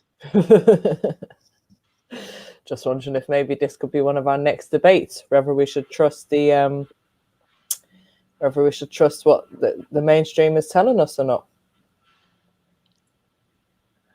Well, I suppose are you an atheist, James? Everyone should do their own kind of risk assessment, I suppose. Like, some people might know that they have a constitution, that they've reacted very badly to vaccines in the past, and so that person might have reason to kind of avoid taking the vaccine, whereas another person might know that their immune system is kind of very vulnerable to the coronavirus, and so it's worth them taking the risk of taking the vaccine in order to avoid getting coronavirus. So it might come down to things like that. Well, would it not be incumbent on you to know that a vaccine usually contains said virus? Yeah, it normally contains like a sort of weakened version of it, or that kind of thing. They said, what's the word they use? Dead material or something like that. Yeah. Of the actual thing. So, in essence, they're giving it to you, are they not? Well, in a sense. So then, why would you trust them? Well, because we know that vaccines work a lot of the time. Like, smallpox was eradicated via vaccine. Okay, when last did we have an outbreak of smallpox? Well, not very recently, because it was wiped out by the vaccine. Are you sure? Well, I'm sure there's some places where there's a little bit of smallpox, but it used to be very common, and now it's... No, are you sure that it was eradicated by the vaccine, or it didn't dissipate naturally? I think there's good reason to be confident that it's due to the vaccine, because otherwise it would be a big coincidence that it just happens to, dramatically decline within, 5 to 10 years of the vaccine. Okay, so does that apply to the outbreak of it? Well, because smallpox has existed as a disease that has recurrent outbreaks for hundreds of years. So it wasn't in Europe. Yeah, I think it must be other places as well as Europe. Well, later it became other places. Yeah. Like let's look at where smallpox originated. Go. Where did smallpox come from? Smallpox is thought to have originated in India or Egypt at least 3,000 years ago. The earliest evidence comes from Egyptian pharaoh Ramses V, who died in 11,057 BC, and his mummified remains show telltale pockmarks on his skin. Does that mean he died from it? Not necessarily. So what are they explaining there? What does that Well, mean? they're saying that he had smallpox, not necessarily that he died of smallpox. Okay, so then it was an irrelevant statement, wasn't it? Well, no, it shows us that smallpox existed, even if people could die of other causes as well as smallpox. Okay, and how did they found the smallpox? They didn't find it amongst the general population. They found it amongst a royal figure, right? Who they dug up, right? Right. And they experimented on. Well, I haven't read into it that much. It didn't say anything there. Well, how do you find out someone has smallpox if you do not do an examination or an autopsy on that individual? Yeah, they examined him, sure. Okay. So then the smallest traces or the earliest traces of smallpox would be with those people. Yes or no? Yeah, that would be the earliest, recorded sort of piece of evidence of smallpox. Right. So now we know where smallpox started. Now we know how it got out of the laboratory and ended up around the world. Well, why would it start in a laboratory? Well, obviously, it would be the place where you examine and use a microscope to see if this pharaoh had smallpox. Is it not? In a petri dish or something? No, so from what it says is, if you've ever seen a photo of someone with smallpox, they have these kind of welts on their skin that are about the size of like a grain of rice or a lentil, kind of all over their skin. And so when they opened sort of the mummy tomb, kind of we don't know when they would have first opened that mummy. They might have done it on site, or they might have done it in a laboratory, or in a museum. But when they looked at that skin, they see kind of marks that would match those kinds of welts. And so that would be evidence that that person had smallpox. But, like that, I mean, that doesn't mean it started in the lab or wherever they opened the tomb, because even though they kind of discovered that mummy probably had smallpox,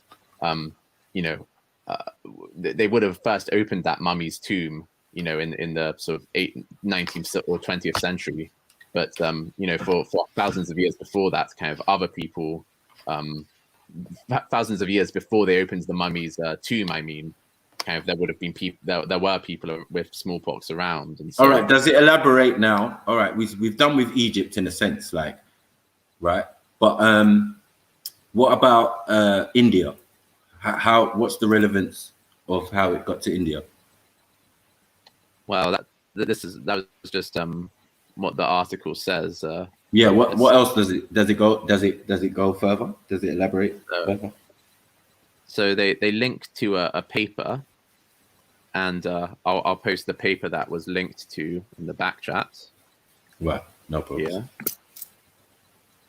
And so this is talking about the history of smallpox. And I'll see where it says India to see. Okay, so it says smallpox, the origin of a disease.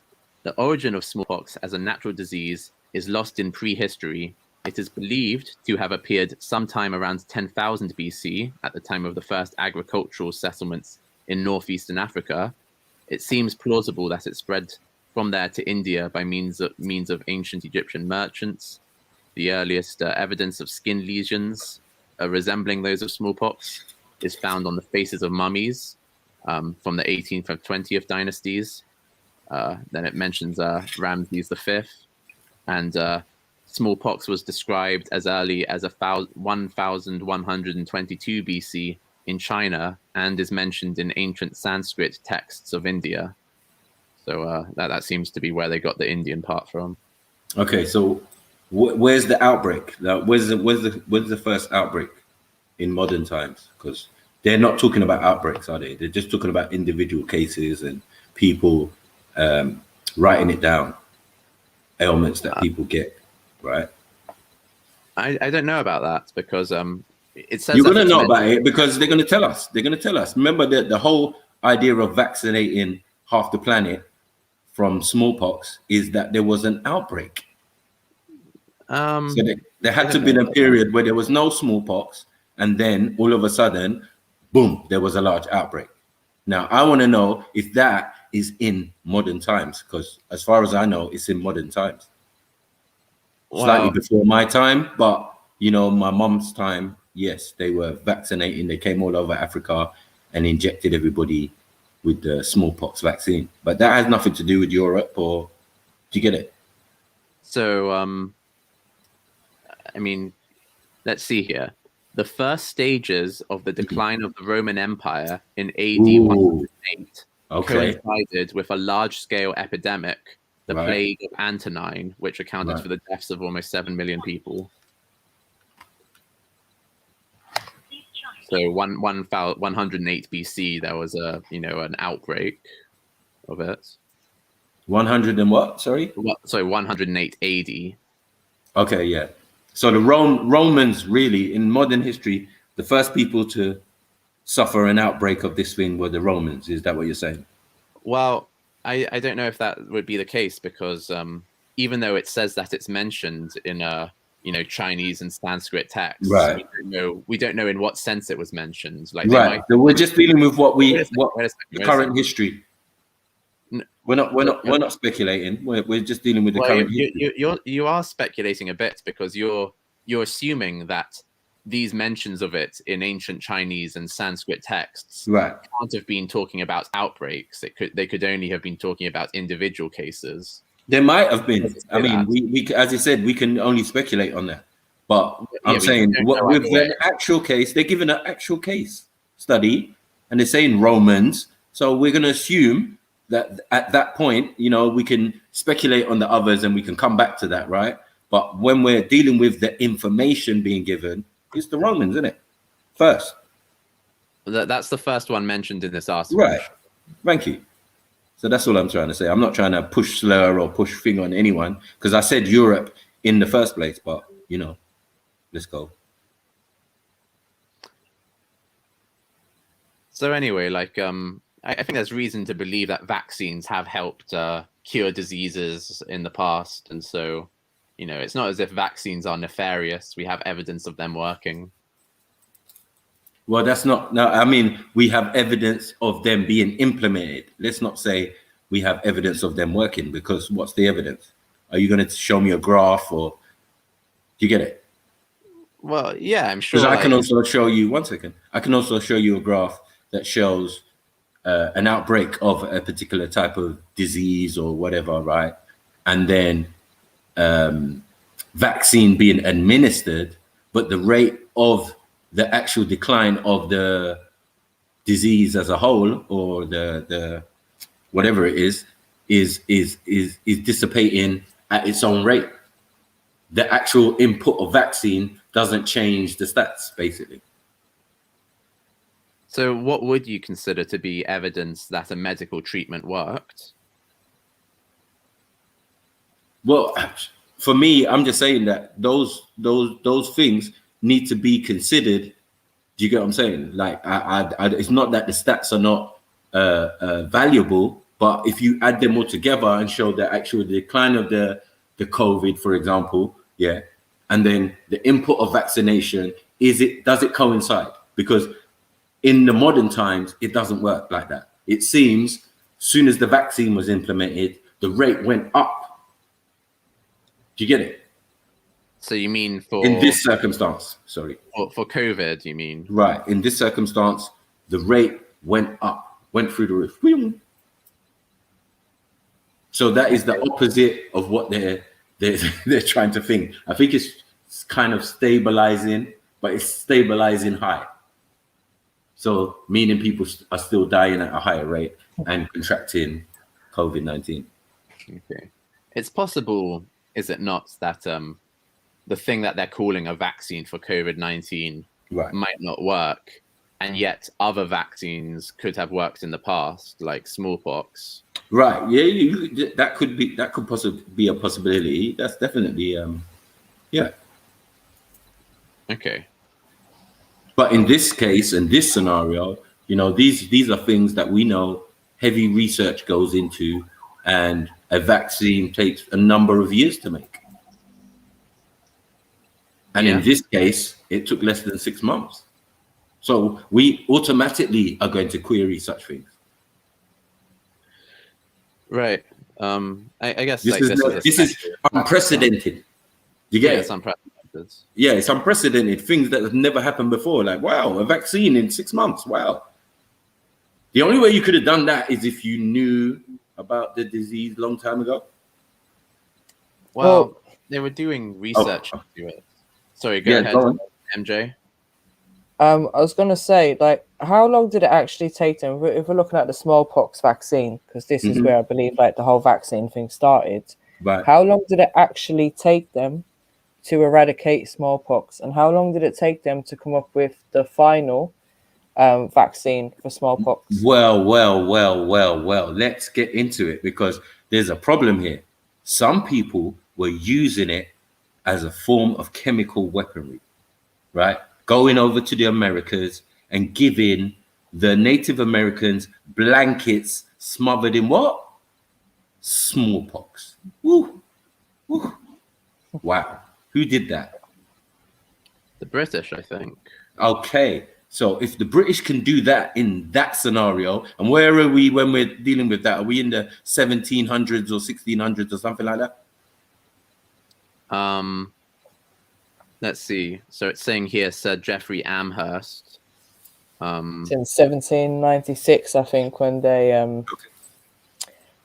brought out the vaccine, the smallpox vaccine. But they were using, see, this the things I've looked into this before. They were using cowpox, which is a different kind of virus. They were using which is a different type of smallpox, which is basically the animal version. It's a milder version, but it's what animals will get. Now, how can you do that, Mary Jen, if you don't know about it, if you have not experimented on it, if people like Howard Carter had not brought about Egyptian mummies? Yeah, see, I don't understand this. This is all part of the... I'm not... Yeah, but everything, if it can't be used as a weapon... Do you get it? If it can't be used as a weapon... I hear you, yeah. Dash it to the side. But at that particular time, what weapons did they have? All right, gunpowder and all of that. You get it? But to get into these biological weapons, how did they do that? They did it early. We know what they did to the Pilgrims, as the Pilgrims did when they went over to the Americas. Yeah, because they knew how effective these things were. Right. Because one man named supposedly Captain Cook went to an island and sneezed. Am I lying? I don't know about that. Maybe. I mean, no, I don't think you're lying. Okay. And I don't know. I've never heard of that before as well. Come on, man. This is primary school stuff. You learn this stuff in primary school. My bad. In England. Well, you used to, sorry. My bad as well, because my age. You got to say. Yeah. In the older time, they used to tell us about these stuffs and explain, and these things would come on the news, and smallpox outbreak in Africa and all of these type of things, and we're trying to give them a vaccine and blah blah blah and all of that, and I watched a lot of these things, even if they were prior to me being born. They were on the television at a certain time when I could, overstand that information or overstand what I was seeing. Jedi, if you're there, can you let MD in, please? Jeez. Big up MD. Got the doctor in the house. Yeah, I mean, for me, the whole vaccine thing, after looking into the smallpox thing and understanding that vaccine actually comes from the Latin meaning for cow, and it all started from the cowpox and all of it. For me, it's just like, no, you're trying to give us all these animal genes and animal viruses. Right. Like bird flu. Right. H1N1. Like all of this kind of shit. COVID. Everything. Why would they want to do that? Ebola. But this is what they've done. This is These what are they all used patent, though. cowpox virus in the smallpox Big up vaccine. everyone. That's Assalamu what alaikum, they've my done. cool. So Salaikum salam, sister. big up, Man. sis. Big up Big yourself. up, big up. Big up, John. Hello, how are you? Sorry, James, how are you? Hello, I'm good, thanks. How are you? I'm good, thank you. Sorry, guys, I don't mean to interrupt the conversation. It's just Go, 2 go, points. sis. Just 2 points really quickly. Yep. Go on, sis. One, personally speaking, hearing you speak that you're not really concerned about what's going on, it's kind of scary if you're an everyday person to hear that, because it's kind of like, okay, forget whatever happened in the past. If you just look at current statistics, yeah, within how long was this vaccine made, and it's supposed to be fully legit, fully gonna protect you from the virus, yet it's proven that it doesn't stop you actually getting the virus. So therefore, what is the point of getting it? It makes you asymptomatic because it doesn't stop you from actually passing on the virus. And this is from what is been revealed to us by the news and by the government. So for you not to be concerned, that's scary to hear.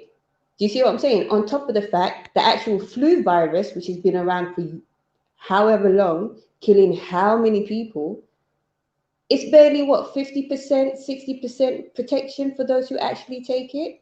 So now when you're saying that there's this deadly virus that is making people drop dead in the streets, this silent killer, all of a sudden within 6 months, you have now miraculously found the answer.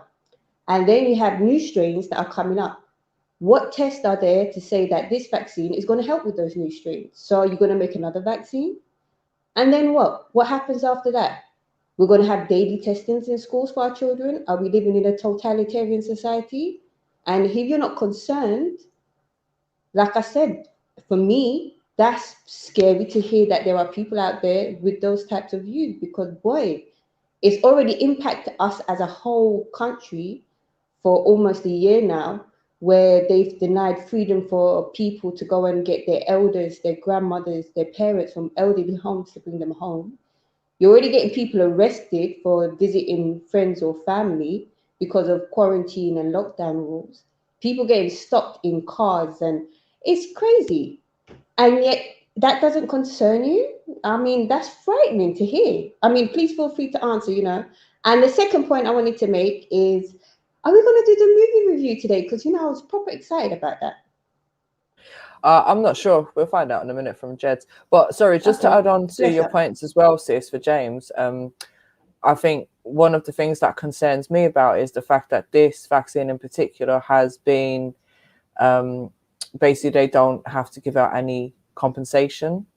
So they're exempt from the compensation scheme, from the government compensation scheme, and they've also been told like they won't have to pay out any compensation if anything goes wrong with these vaccines, which is completely different from every other vaccine we have. Any immunizations or vaccines that people take, there is a compensation program out there for them should anything go wrong, but this one is exempt from that.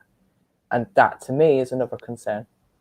And please bear in mind that none of this is not public knowledge, because this is what's been happening in actual reality. So there's no denying that all these steps have been taking place and the consequences of that. So like are you serious? Like, that don't concern you one bit? Well, I mean, I haven't heard about most of these things thus far. Like, but to me, I mean, the basic reason why I know I have like a sort of basic level of trust in what I'm being told is that you know, that it's in, I think, the government's interests and like the NHS interests for you know, its population to be pretty healthy, because then they kind of make more money and work more and become more productive. And so I think they wouldn't want to kind of do things that are sort of bad for the population as a whole. And Well, I mean, you're fair enough. You can have the view that you hold, but I mean, I find it strange that a government that has been saying the NHS has been on collapse for how many years now, on the verge of breaking, they have no funding to be able to boost the NHS, to increase the services and the pay rises for doctors and nurses, for teachers. There's nothing there for extra funding for them. But all of a sudden, within less than a year, there are billions, not millions, but billions of pounds suddenly available to pay for track and trace, to pay for experimental vaccine, and to pay for distribution. And from what and sorry, sis, but the 11 or 12 billion, was it, that they wrote off, the debt that they wrote off from the NHS back in March when all of this started, they just completely wiped that off as well. And so all of this could have been done prior. Now, I mean, people can say whatever they like, you know. I'm not a conspiracy theorist. I'm actually saying this is what is put out in black and white in the newspapers, on the telly, and it is concerning because it's like common sense. You know, this is not theorizing anything. It's just common sense. The government claiming that they are unable to provide the NHS with the equipment or with extra funding, with proper pay rises for doctors and nurses and teachers who they expect everyone to come out on Thursday and clap for. The clapping ain't feeding their families. Clapping ain't protecting them from the virus. Clapping ain't protecting them from tax inflation. But all of this, our government has the ability to correct, and they're saying that they don't. And then all of a sudden, all these billions of pounds is miraculously now available for all these things. Sure. You cut out a little bit when you started saying surely. Yeah, she did so. I'm sure she'll be back in a sec. But I think as well, like all this information, because MD was saying it's all, you know, what they're putting out there in the papers and the news. But in my case, and what we've done a lot on this channel is we go to the government information and actually read it from there. So we know it's not just propaganda. There is actually truth behind it. About the point about, you know, where did the government sort of get the funding sort of for the research, that kind of thing. You know, there's a saying by an economist called Thomas Sowell that there are no solutions, there are only trade-offs, which kind of means that you know, you can do things, but you'll always have to sort of pay the cost somewhere else. And so the government can kind of get money for things, but you know, that'll always be money that they'd normally be spending somewhere else. And so you know, it doesn't seem that surprising to me that the government's willing to kind of take some money out of somewhere in order to try and get a vaccine, because, you know, they'd be looking at the long-term kind of economic health of having so many people not working and all this kind of thing. But at the same time, why can't they put money in to promote healthier lifestyles, to promote natural remedies, to promote people actually getting some exercise, rather than all of us being locked down in our houses and so many people suffering from physical health that they can't get addressed by the NHS, or people suffering from decreased mental health? Why can't they do something like put a bit of money into that? Because I haven't seen any of that while all of this has been going on. Big up, guys. Sorry about that. I was chatting away and not realizing my screen had actually locked, so it cut off the mic. Yeah, cut you off halfway through. Yeah. So I'm if you don't mind just catching me up of what I've missed. Yeah, so you cut out when you were saying surely something. Surely anyone with a sane mind can see that what is happening is dodgy, because the government has the means to truly uplift the core framework and foundation of this country, which is the healthcare system and education system, which should be the biggest priority of any country. Do you understand? If you're truly wanting to increase the economics, have a healthier workforce, have healthy minds for people to, you know, work through mental health, less violence, less crime, you invest in health and education. So if these means and these cuts are able to be cut off from wherever they were cut off to now be pushed towards everything to do with the vaccine, track and trace, and all of that, why wasn't it done prior for the institution that needed it the most? Because surely, if they had done that in the beginning, prevention is better than cure, when the pandemic did hit, it wouldn't have affected our country as much as it did. Neither would it have affected everyone's life. Does that make sense? Sure, but like they say, hindsight is 2020. No, but that's not hindsight. That's just common sense. Do you see what I mean? I mean, it's common sense. There are thousands of studies done to do with violence and lack of education, violence and being expelled from school, so sure, and crime. So surely that's not hindsight. That's just plain common sense. Invest in education, invest in the youth, and crime rates will fall, violence will fall. So this is not 2020. The government had this ability. So now when it comes to this so-called deadly virus that's supposed to wipe us out, why now, knowing that you have deceived us quite plainly, within a year everything has been exposed, why then would you now presume that the people will trust in this vaccine? I mean, it's perfectly normal and common sense to have real concerns, especially when they're trying to get us to vaccinate eventually and getting these vaccine passports. When there are companies that are already saying to their employees, if you do not take the vaccine, you cannot work for us. There are companies being advertised on daytime TV shows saying that they are putting out adverts saying that our staff, whether they're plumbers, plasterers, whatever have you, electricians, are all vaccinated. Now, this is not you do not need 20/20 vision to see where this is eventually going to lead. Do you see what I mean? And that is totalitarianism. We learn it in schools. You learn it in secondary school. So why is it when it's happening as we live and speak and breathe, can people be blinded? I mean, I find it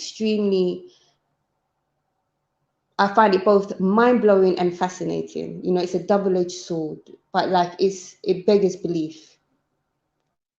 So about the sort of 2020 thing I said, like that was, I wasn't saying like kind of hindsight is 2020 with regard to education being a good thing. I was saying that hindsight is 2020 with regard to putting in the infrastructure to be ready for if there is a big outbreak, that you can do the quick track and trace thing, because if like those types of investments are the kinds of things that won't really pay off until a vaccine does come along. And so I'm sorry to cut you. That's not an investment. That's a liability. The track and trace has already proven not to work. Innit? You're gone too far, so man. all of that billions that was spent on track and trace could have actually gone directly into the NHS. Wait a second. So it worked well in Japan and South Korea, right? Because they had enough infrastructure to be able to carry it out effectively, whereas we didn't. So how do you know that if you haven't researched? I do apologize, Maku, but then common sense, you see it worked in these particular countries because they have a particular system in place. So why then would it make sense for highly educated people to then say to themselves, we don't have the infrastructure in our country, but we're going to push and put money into a system that we don't have the infrastructure to actually carry out successfully? That's a liability. That is not an investment to any standard.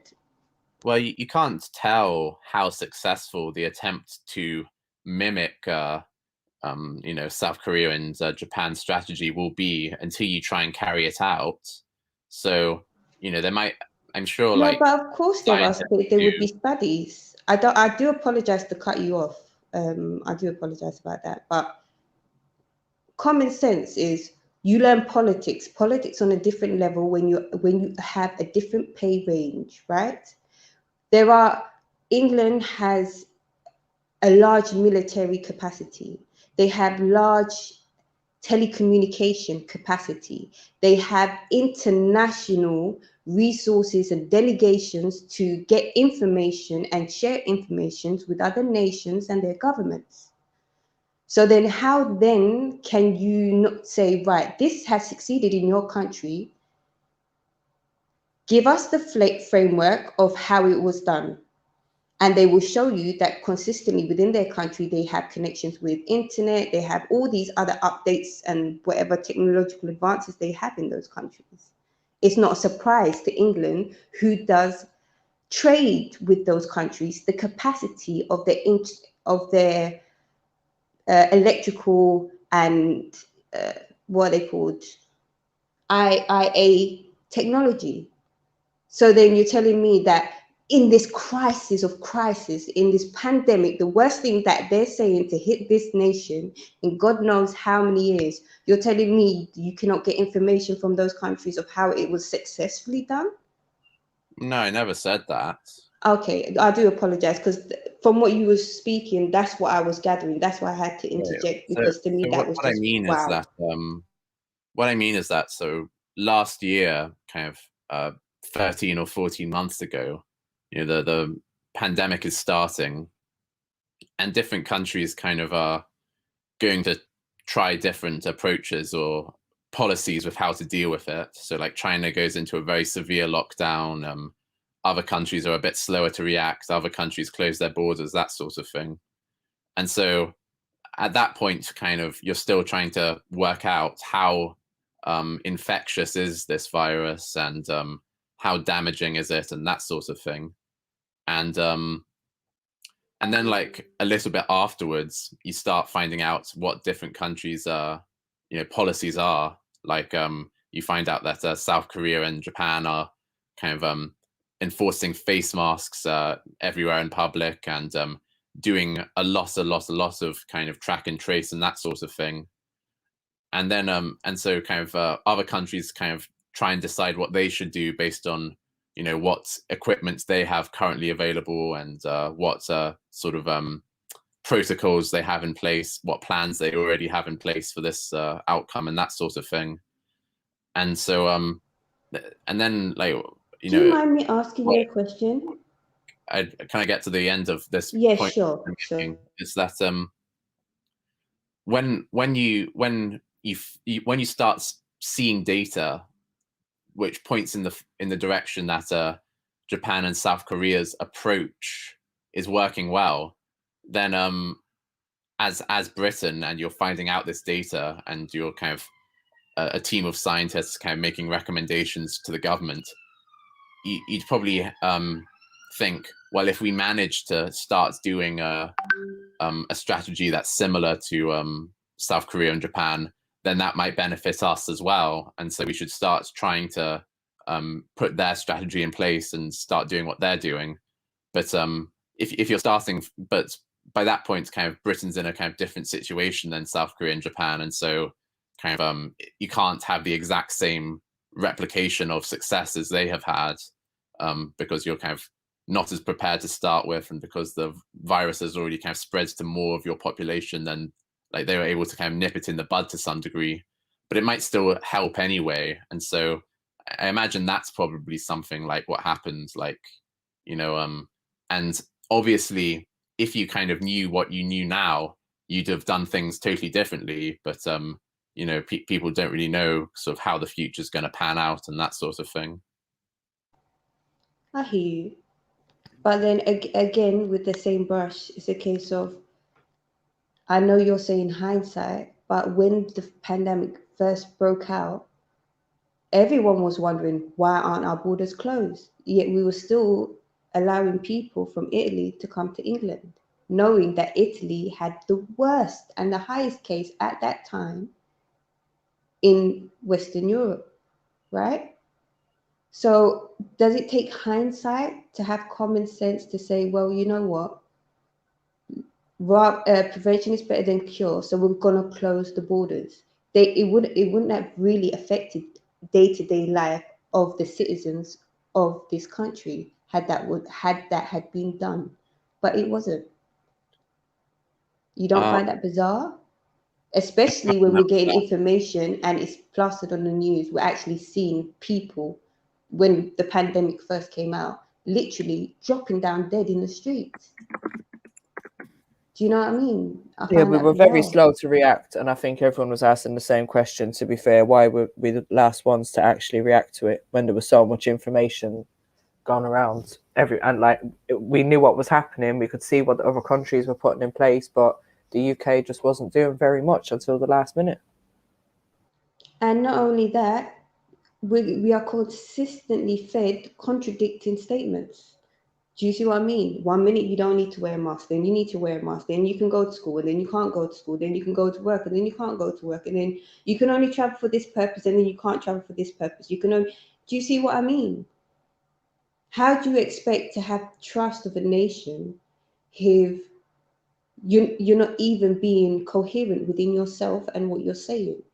So if you cannot even be coherent in your actions in running the country, how much confidence do you actually believe people are going to have in the vaccine, that they're saying, oh yeah, we've done the best research? Well, you know, I kind of doubt that, seeing how everything else, which was pretty basic, you missed, and the most complex thing, all of a sudden you seem to get. I don't know, that sounds strange to me. I think there's so you can point to the government making sort of poor decisions in policy, and policy decisions include the things you mentioned, like when poor is too much of a light word for the impact. But the thing is, though, that the government ministers who decide the policy are not the people who are researching the vaccine. Like, the vaccine is being made by, you know, proper, you know, cell biologists, and they're just doing their normal thing of kind of creating vaccines. And so, but they have a correlation. But wait a second. But wait a second. Just because, you know, the government ministers who aren't scientists make bad decisions on sort of economic and political grounds about when to close schools or when to open borders, those are all political decisions, but they're not examples of like scientific research. And so what matters about whether the vaccine is good is whether the scientists who are creating that vaccine are competent or not. And so we don't have reason to believe that the scientists are kind of incompetent, even if we have reason to believe that. Well, wasn't the scientists the ones who advised the government to wear a mask, and then the same scientists advised the government not to wear a mask, and the same government? Do you see what I mean? Do you see where I'm going with this? So not quite, because although scientists have been like giving advice to the government, it's still the government who weighs up that advice and then considers it against okay, we're receiving this advice from scientists that you know, the disease might spread by this much if we do this thing. But on the other hand, me as a politician, you know, I'm also thinking about the economic costs in the future, and I'm thinking about whether this will help us get re-elected and that sort of thing. And so it's when you start considering those other kind of political issues that then you might start making the wrong decision, because rather than the one that's just sort of like you know, if a scientist just says like kind of, you know, I've looked at all these cell tissues and I've seen, you know, the vaccine kind of working as it should do, and we've like, I know, tested it on these animals or whatever, kind of like, you know, granted, that could be the case. That's science rather than like government. Okay, granted, that could be the case, but then as a nation, how do you expect us to trust the government who, for whatever economic or financial reasons, they have decided that certain decisions they made left this country in a very bad state, right? So why then, when they're now automatically agreeing with the scientists and supposedly listening now properly to the scientists to stop any further impact happening, how are we then supposed to be assured that this decision is not also political for their benefit rather than the benefit of the actual people? Because thus far, actions speak louder than words. So why, when you've made 1, 2, 3, 4, 5, 6, God knows how many more wrong turns, are we now supposed to believe that actually, you know what, right, they're definitely making the right decision this time? It's like, are we playing Russian roulette with our lives? Well, like I said, because the only reason it would be a bad decision for you to take for the average person to take the vaccine would be if the scientists making the vaccine didn't do a good job, and so like, you know, and so you'd only have reason to believe that the scientists weren't doing a good job if they had shown, you know, incompetence, and the decisions that the government made kind of reflect on the government being incompetent, not on the scientists being incompetent. Well, And scientists are also human, and human are fallible. as well. There's a second point as well, though, which is that so the if we think about what the incentives of the government are, kind of I can't think of any likely reason for why the government would want its population to take a vaccine that would decrease the collective health of its population. Like its incentive would be that if they'd want the population to increase their health on average, so that then their population could work more and produce more GDP and produce more taxes, and that would make their country richer and that sort of thing. So that's what the government wants, and so I can't see any kind of incentive for the government to tell the population to take a vaccine that they know is likely to decrease the collective health of its population. Okay, but let's say for argument's sake, we agree for argument's sake, right? Scientists are fallible, yes? So Yeah. that means they're humans, and humans can make mistakes. With anything to do with chemicals, biology, things of that nature, right? There are going to be side effects. Common sense. You take an aspirin, there are going to be warnings on the back of an aspirin. There's warnings on the back of Calpol, right? Mm-hmm. Okay. Yeah, so any medication has side effects, but right. But how are those how do they come to know about these side effects? Well, some of them you only by find waiting a certain amount of time and seeing the results, right? Sure. They do case studies, and case studies tend to last maybe 3 to 5 years. Some over 10, right? Right. So with something like this, common sense would be a certain type of case study. Now, we know that there were people that did the experimental vaccine when it first, they first were tweaking it. But we have no evidence of the long-term side effects. And knowing as science is, there is guaranteed to be some sort of side effects. Even when our children have the normal inoculations as babies, they tend to come back with fever, fever-like symptoms. That's why they advise us, after you give your child a vaccination, give them Calpol. They know this because of long-term studies. There are no long-term studies of this. So we're like human guinea pigs. You cannot tell me that it's 100% going to be safe for everyone. That's just not correct. Yeah, that you're right. You're right about that. But you need to weigh that up against the cost of people, not having any sort of vaccination protection for 5 years. Like if you wanted to do a proper sort of study of the long-term side effects over 5 years and not give out the vaccine to the population in general until you had that study, then that would be 5 years that people would be kind of, suffering from corona like they currently are.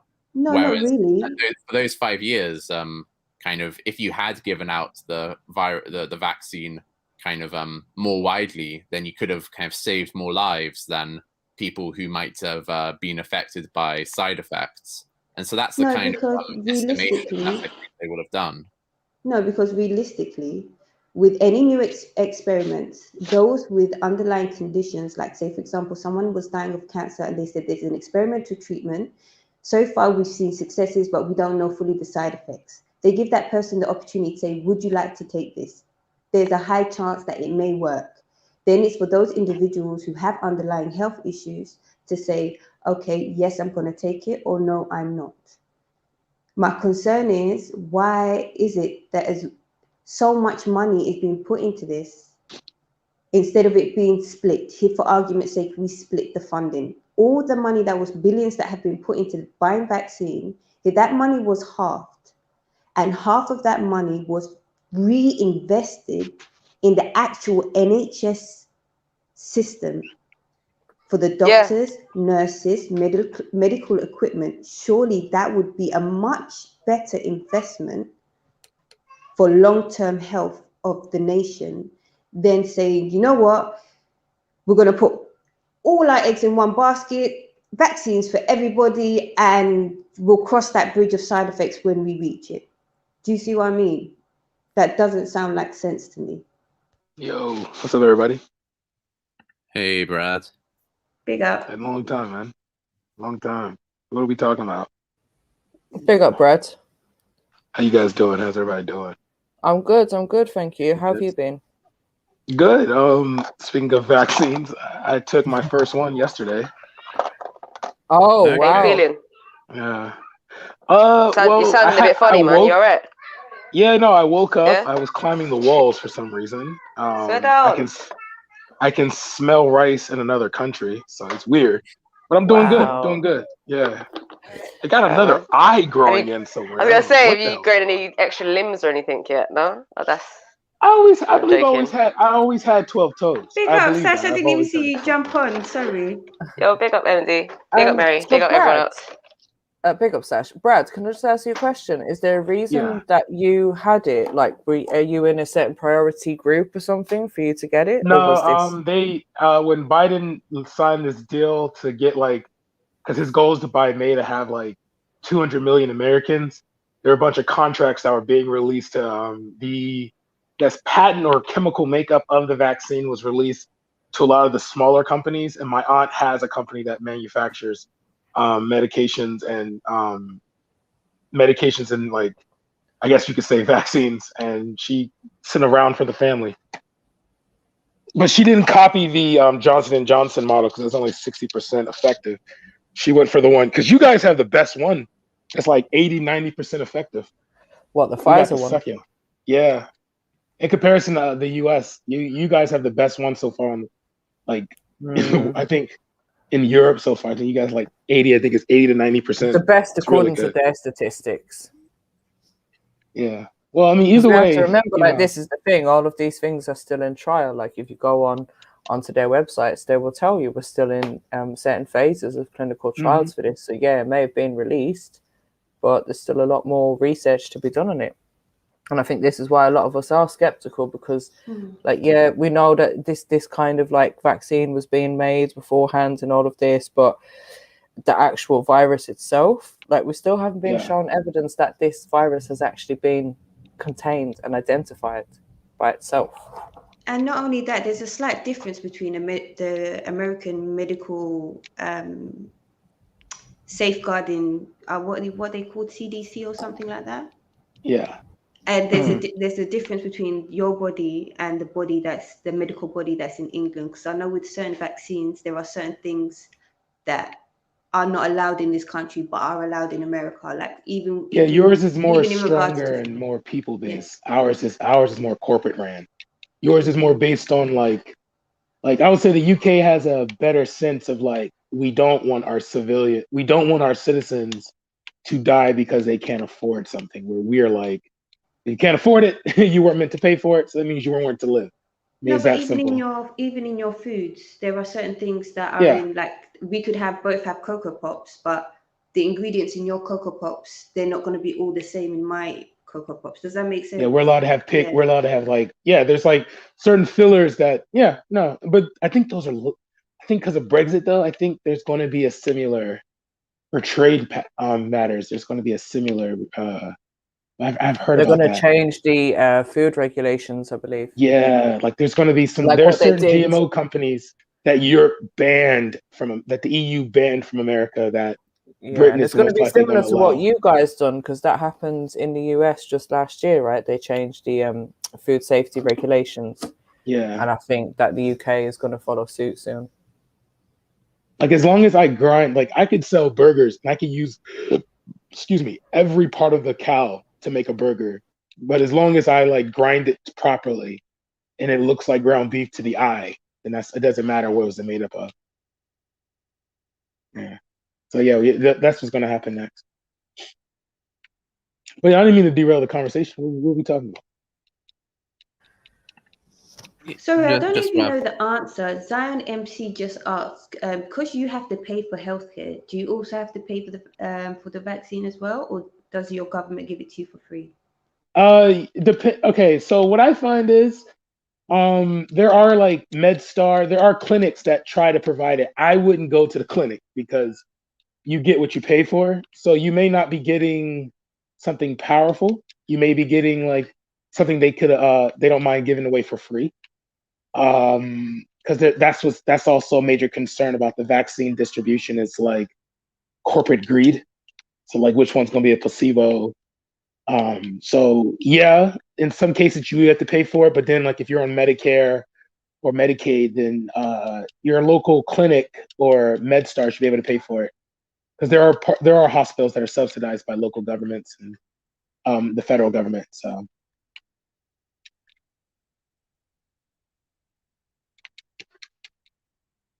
So would they cater for like people that are on welfare and stuff like that? Would they not have to pay for it then? Like the elderly, people who can't afford it. Like I tried to apply for Medicare when I first moved out of my parents' house, but my income at the time was too high for it. So I couldn't get on it. But like because I have Blue Cross Blue Shield, so my healthcare is really good. So when I go to a hospital, I get like a different treatment than someone who has like Medicare or something like that.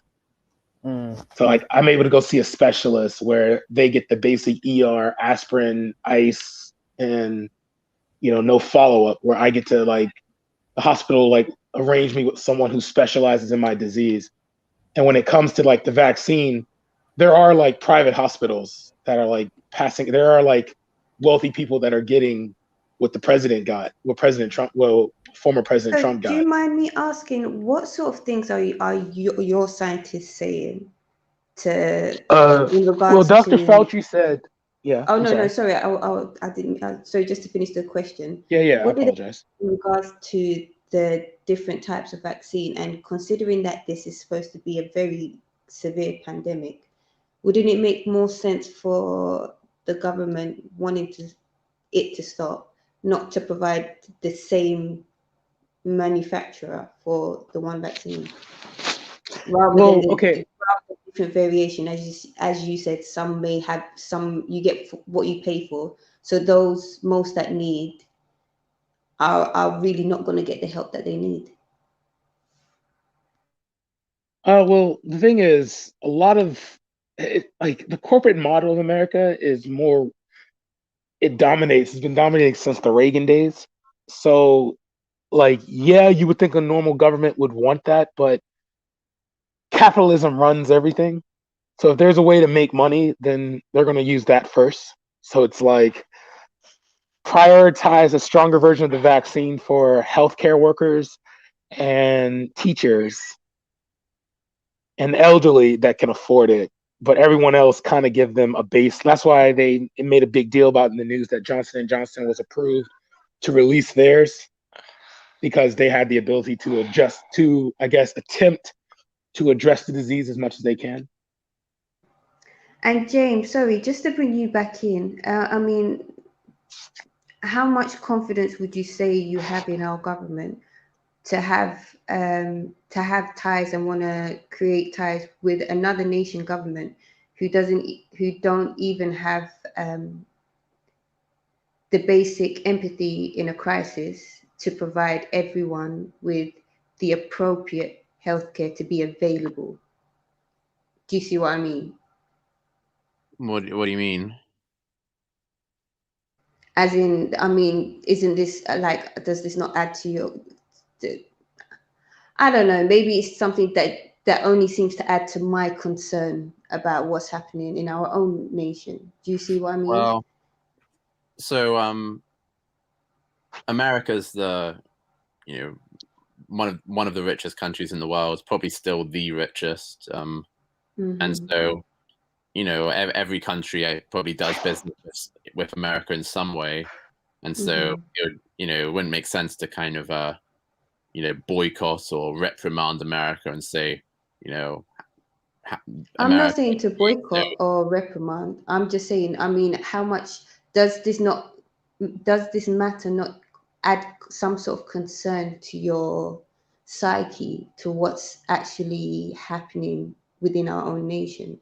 Because we go to so many wars to liberate people, saying that this nation is allowing the next nation to do detrimental things, right? And to stop those things happening. But then yet there's such a detrimental thing happening to the citizens of America. And ultimately it's to do with capitalism. Did you say capitalism? Yeah, Brad? Yeah. Yeah, to do with capitalism and to do with putting finance over the people. Doesn't that, I don't know. Do you believe a government should have some sort of moral compass? And if so, do you really trust that ours really does? Yeah, I think a government should have some moral compass, and I think we have a fairly good reason to trust that our government's moral compass, at least with regards to how it treats its own citizens, is better than many other governments in the world. Like, you can look at different standards or different indications of things like quality of life and citizen rights, legal rights, that sort of thing. And our government treats us pretty well compared to how most other governments in the world treat their citizens. And so, kind of, I didn't see, like, but the point you're bringing up is like, America is being unjust towards its citizens by not having a kind of NHS like we do, and instead kind of making its citizens pay for healthcare privately. And so therefore that reflects badly on our government for being friends with America. And I know that it kind of does have an NHS. We kind of do. Okay, like, to be real, we do. It's just, it's not like average. Like, you're like the trademark for a Western country when it comes to healthcare is either like, because of a movie Michael Moore did about like the UK and their healthcare system. Like, you have pharmacies that don't sell like bleach and stuff like we do.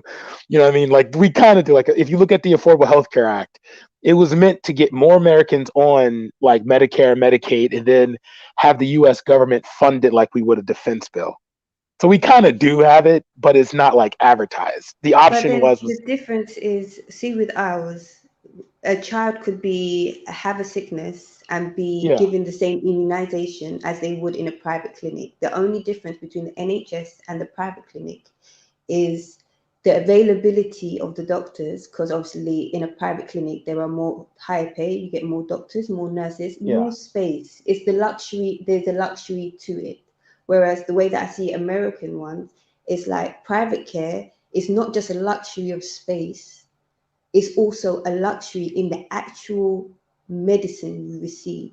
Do you see what I'm quality. saying? Yeah, quality of service and everything. Which is different to the UK. And the only reason why I put that as an example, I'm not trying to sort of put down your nation. I'm just you're thinking aloud, if that makes sense. No. I mean, what you're saying is true. Like, like me going to private school rather than public school, I had a greater chance in getting into better colleges, better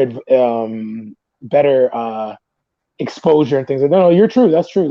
If you want better, you have to pay for it. So yeah, that is a factor, that Americans talk about a lot. That like, private is. I mean, with the NHS system in the UK, like I said, the only the same injection you get at that private clinic, you'll get in the NHS, but you're going to have queues because, it doesn't have as much funding as it should. But ultimately, the actual thing to heal you is going to be the same.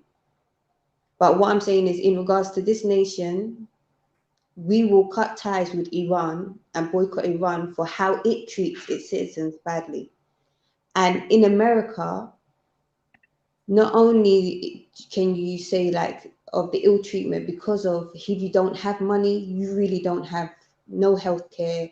I've seen videos over the years of patients being taken from one hospital and left outside of a community hospital. not only that, the blatant racism that has been going on for years, police brutality that is happening over in America. There are so many instances of a brutal regime, for to call it plainly, and the oppression for a portion of the people, no different from religious sectarianism, when one nation of people decide, you know what, we're Sunni, you're Shia, so you're the minority in this nation and we're going to do you harm.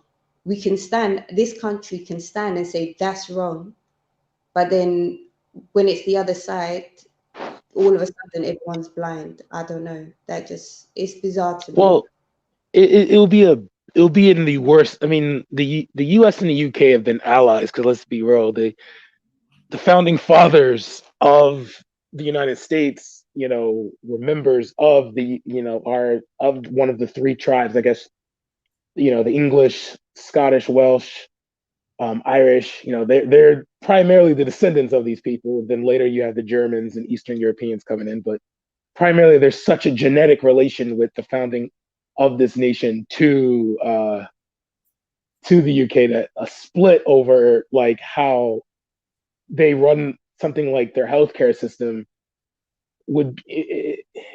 I mean, they can probably speak on it, which you've seen, like European countries will, like during the Trump years, you did see like, you know, France, you did see like European nations did talk about, you know, where America got it wrong at. You know, they would, you know, when the invasion of Iraq, Tony Blair and the Bush administration were rated as war criminals. And, you know what I mean? Like people, you see that they're able to condemn them, but it would be geopolitically irresponsible for two militaristic allies to split over something that is domestic. I mean, you can condemn it, you can talk about it, but in the bigger picture of things, it wouldn't be smart for the US and the UK to, wouldn't be smart for the UK to split over something like that. Or at least like push away. I mean, like your medical marijuana market, it comes to America. You know, there's a lot of trading that we have together that our nations share together. So, I mean, something like a healthcare or how your healthcare system work, I don't think that would be smart in a sense. Yeah. You know, you can condemn it, but it would be like irresponsible to do something like that. Like if you take, I hear you, but as you mentioned marijuana, you know, the UK is the largest exporter in Europe, of marijuana.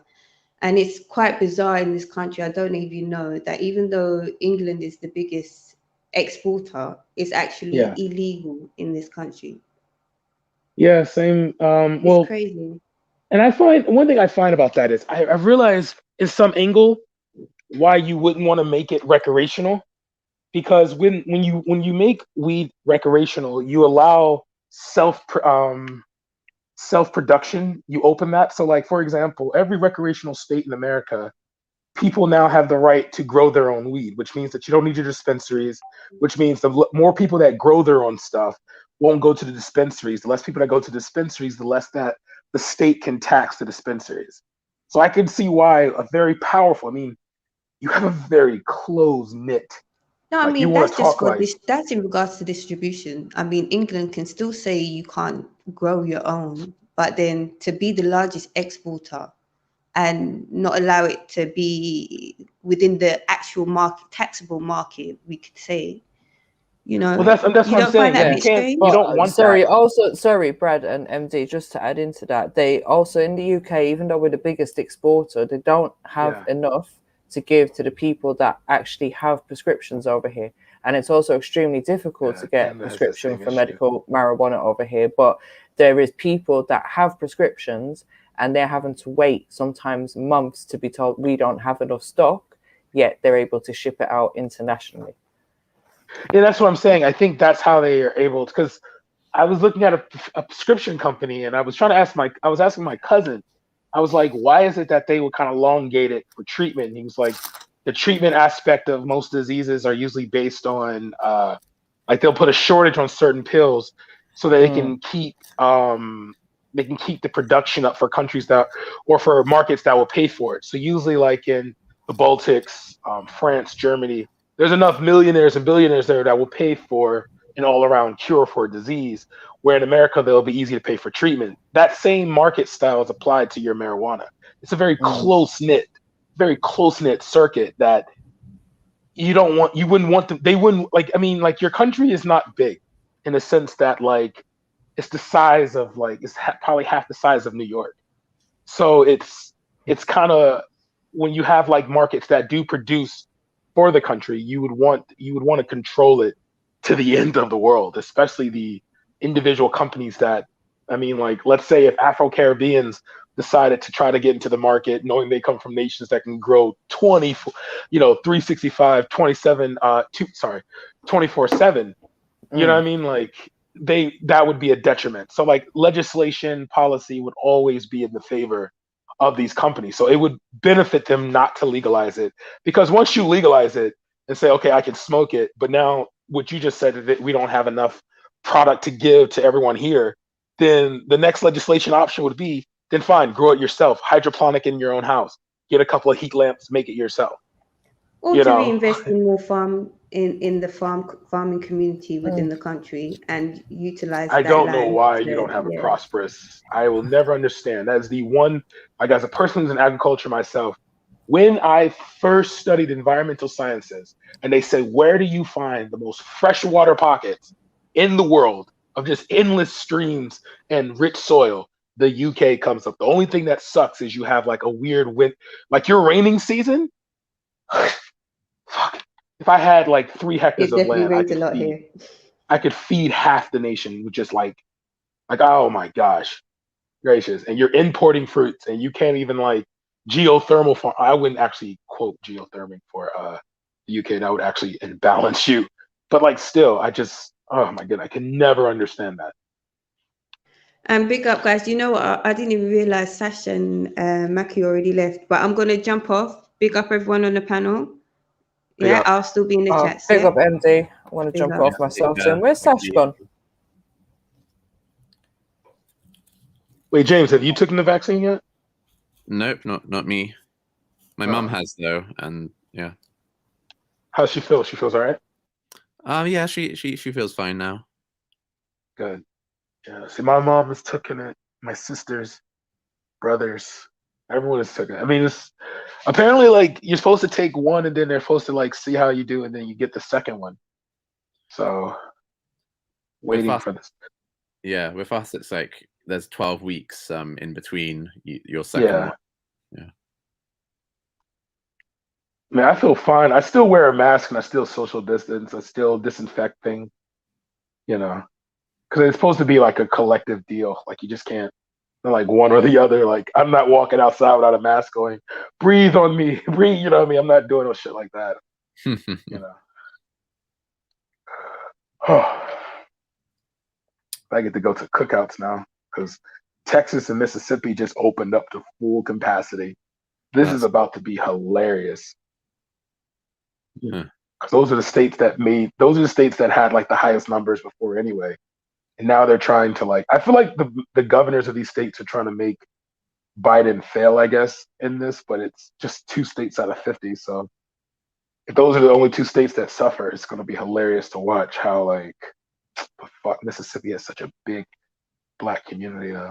So it might backfire. It had I a got lot. family in Mississippi. I thought there were a lot of sort of big outbreaks, at least last year, kind of in the sort of big Democrat-run cities, just because they're big cities and big cities are normally run by Democrats. Yeah, and they were able to. So the thing is, New York had it rough at first, especially in this hospital system. But you know, Cuomo put all the money behind the hospitals, and then it just became like, I guess it became more manageable. But a lot of the outbreaks a lot of the deaths started to rack up in like Trump supported areas. So Brad, what are they saying on traveling over there right now? Are you guys allowed to travel? Yeah, from what I've heard, yeah. And are you allowed to get on airplanes? Any talk about vaccine passports or anything like that? I think so I remember those traveling restrictions were more based on nations that didn't want Americans in there. Right. You know, and I think now it's changed to the more Americans can go wherever Americans are welcomed. But I think because of Biden, you know, Biden being president now and Trump out, everyone seems to be like, you know, very open. Because I mean, I'm gonna give Biden this. He's letting the scientists do their job. You know, he's not like, oh, they're working. The World Health Organization is trying to depopulate the world and feed us the lizardmen bullshit. You know what I mean? Like they're like Fauci has a very simple like, hey, you know, go out, do your thing. If you want to party and stuff like that, fine. But you know, wear a mask. You know, do these simple precautions. You know, and it's not like he was saying like, you know, people treat the mask like it's some kind of dictatorship, and it's like nothing remotely like that. You know. So what about the vaccine passport? Have they said anything about that being introduced? Do we have that? I don't even, you know, I've heard that like twice on the block. I don't even know. Yeah, basically there was that. I think there was a report that came out a couple of days ago, maybe, that the EU have started to talk about the possibility of introducing one, and then on the back of that, the UK has started to say, well, obviously we need to think about it now, because if it's going to be within the EU, then it might be something we need to consider. So a lot of it is speculation, but obviously it's a potential thing that they're saying might happen. Yeah. Like it'll be wild, but like, I mean, I don't see, I think it's, our country is like already like conspiracy theorists has a pretty big, like, I think the last number was like 135 million, you know, people that, you know, lizard men and all that bullshit. So like it is coming. It would be I think it would be very dangerous if the government were to propose something like that, personally.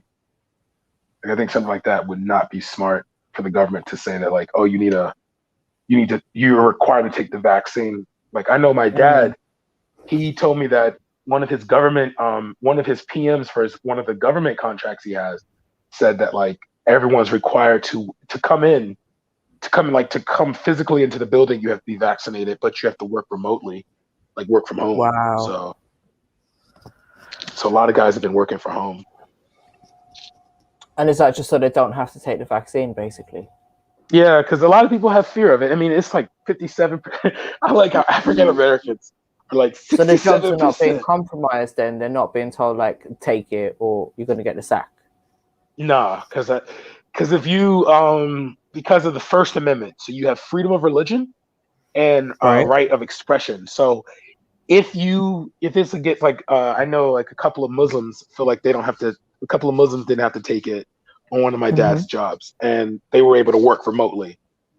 Okay. You know, because they have like there's like a couple of Jewish guys and a couple of Christians didn't feel like they wanted to take it because you have something called Christian scientists. You know, so they abandon all biomedical engineering, all biomedicine, and they focus solely on God. So yeah, there's that. Don't Mormons also say that you know, they're not allowed to sort of eat blood of any sort or drink blood of any sort? Yeah. And so they're not allowed to use medicine that's made out of blood or that kind of thing. Yeah. And there's that, and then there's also the people that personally believe that vaccines are no help to them, and they'll get like what's known as like they can get like anxiety from the idea of it. So like for their mental health, they're able to say they don't need it. They don't take like there's a lot of it. Like even if they try to enforce it, yeah, they made the list. The list is very like liberal. You can add to it as much as you need to. You know? Yeah. So I don't think they'll this ever is what I force was saying to people as well. There's so many exemptions that surely you can fit yourself into one of those categories. And for the ladies, my suggestion was just say you're trying for a baby, because if you're trying for a baby, then they can't give you the vaccine. So as far as they're concerned, all the ladies are trying for babies right now.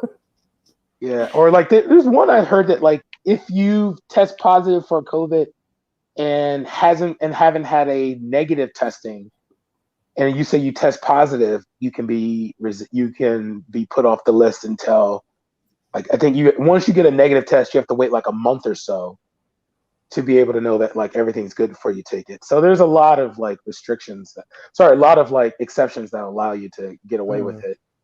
You know, I just don't.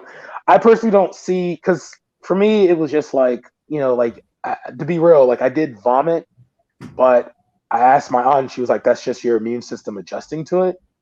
I woke up the next morning, drunk some. I woke up the next morning, made it like a tonic, and I was good. That's not supposed to happen. Like, I've looked into the side effects and stuff, and they say some people have that anaphylactic shock, is it? Where if you have a reaction to it, but that will happen within 15 minutes, they say. So over here, they're suggesting that people, once they've had the jab, they wait like 15 to 20 minutes before they leave the premises, just in case they do have that reaction. But I've not heard about people vomiting. I've heard about fever. I've heard about pains in their arms, but not heard anything about vomiting. So I think that's your body telling you that it's rejecting it. It doesn't want it. Well, I mean, it was like I only did it like after I ate a meal. I like vomit, then went to bed, woke up, I was fine. Yeah, I wouldn't mess around with it myself. I mean, yeah, it's each his own. Like, you know what I mean? Like, if you already have something uncomfortable, if you're already uncomfortable with it, I wouldn't see. My thing is, my only concern is I would never want the government to be, if you don't take it, you know, you lose all your rights. You know what I mean? Like, I don't want that. Like, as soon as that happens, it should be a liberal leave thing, because the worst thing, like, I'm gonna say this, the worst thing that can happen is that, like, if I'm a guinea pig and let's say that, like, okay, well, it doesn't work, you know, people who didn't take it will be more well prepared, you know. It's just, I know that the formula that was given was meant to match the treatment that was given to Trump, because Trump got it, you know. So yeah, I think for me, I've never had a vaccine in my entire life, and I'm still alive. Not even as a baby? I'm still here. Nope, didn't have them. I thought that. Oh, that probably is the U.S. Never mind. So I think yeah, no, they are supposed to give them over here, but I think my parents moved around a lot when I was a young child, well, a baby even, and well, that's the reason that I was given. They moved around so much, they didn't weren't registered with a practitioner, so I never got it. So because I never got them as a baby, I never got the boosters and whatnot. As you know, as you're growing up, you get them boosters and stuff throughout the years in school. I was never allowed to take them. My mum was said, no, don't take them. Okay. Well, yeah. I mean, like, I would, because I know I've been vaccinated. I have had like I've had multiple vaccines. I've never really, like, this is the only one that I think I had like some kind of like scared a little bit about it, because I'm like, you know, sometimes you think, you know, that like sometimes the people that you see on Instagram and social media talking about this just in, China has revealed that, you know, vaccine is made from Godzilla scales. You know what I mean? Yeah. Like, those people, you hear a lot of them, and then you're just like, okay, you're a nut. But then sometimes, you know, the nuttiness kind of like rubs off, and you're just like, okay, I wonder. I think the thing is, when you see these things, you just got to question, where does it come from, and then do your own research on it, because this is what happens in day-to-day life, even on the mainstream, like TV and news and stuff like that. We see, you know, they give us a certain headline. It's like, where is that stemmed from? Just like the passport thing that they're talking about, like, you know, people have jumped on and gone, no, it's true, it's happening, they're doing it. And it's like, quick Google search, you'll see it's a proposal, it's a suggestion. So it's like, if you just read the information a little bit more, you'll see that, okay, there may be some truth to where the story is stemming from. However, it doesn't always mean that that's what's actually happening. Yeah, I think that's where we have to, you know, calm down the hysteria and just focus on, like, you know, I agree with you on that. Because I'm not gonna lie, when this thing first started, how will it affect us as well? You know, that's what we have to think, because a lot of this doesn't actually affect us. Like, none of this virus thing has really affected me, other than sitting in my house a little bit more. And I'm not even going to complain about that, to be honest. Yeah. Only it did it at first because of lockdown. It did affect business, but then, like, I was able to get a job and contract with Amazon, and it boosts. But, like, It was irritating at first. I'm not even gonna fake. Like I was quite pissed off because I was just like sitting around. Restaurants were all closed. Schools were closed. So a lot of my clientele was shut down. You know. Yeah, and I get that. I think we all had that same kind of issue of like what's going to happen, because with like the things that I do, it was a thing of how are we now going to manage this, something that we'd usually do as a face-to-face consultation. We then had to move everything online. So like as I said, for me, it's made life a lot easier. I'm just not traveling around so much from office to office, so that's cool. Yeah. But it was that interim period of how long is it going to take, and how much are we going to lose, and where is business actually going now, you know, with all this that's happening. So I think it was scary times for a lot of people. But after that initial stage, once things got sorted out, then it wasn't really too bad. Yeah.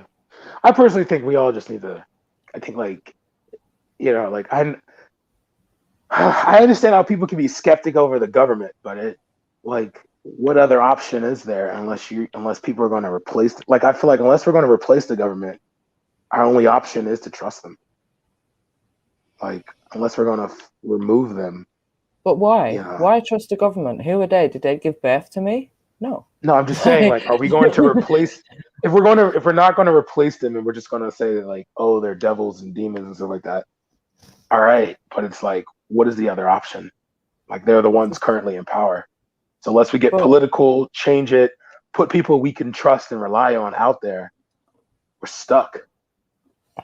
But who says we're relying on them? This is the thing. Do we need to be governed by them? Do we need to have a government? Like, what do they actually do in right some now? degree, in some degree, because you want your, like, the day-to-day stuff that you don't want to, stuff that you probably don't worry about, like, you know, if the lights go out, who are you calling?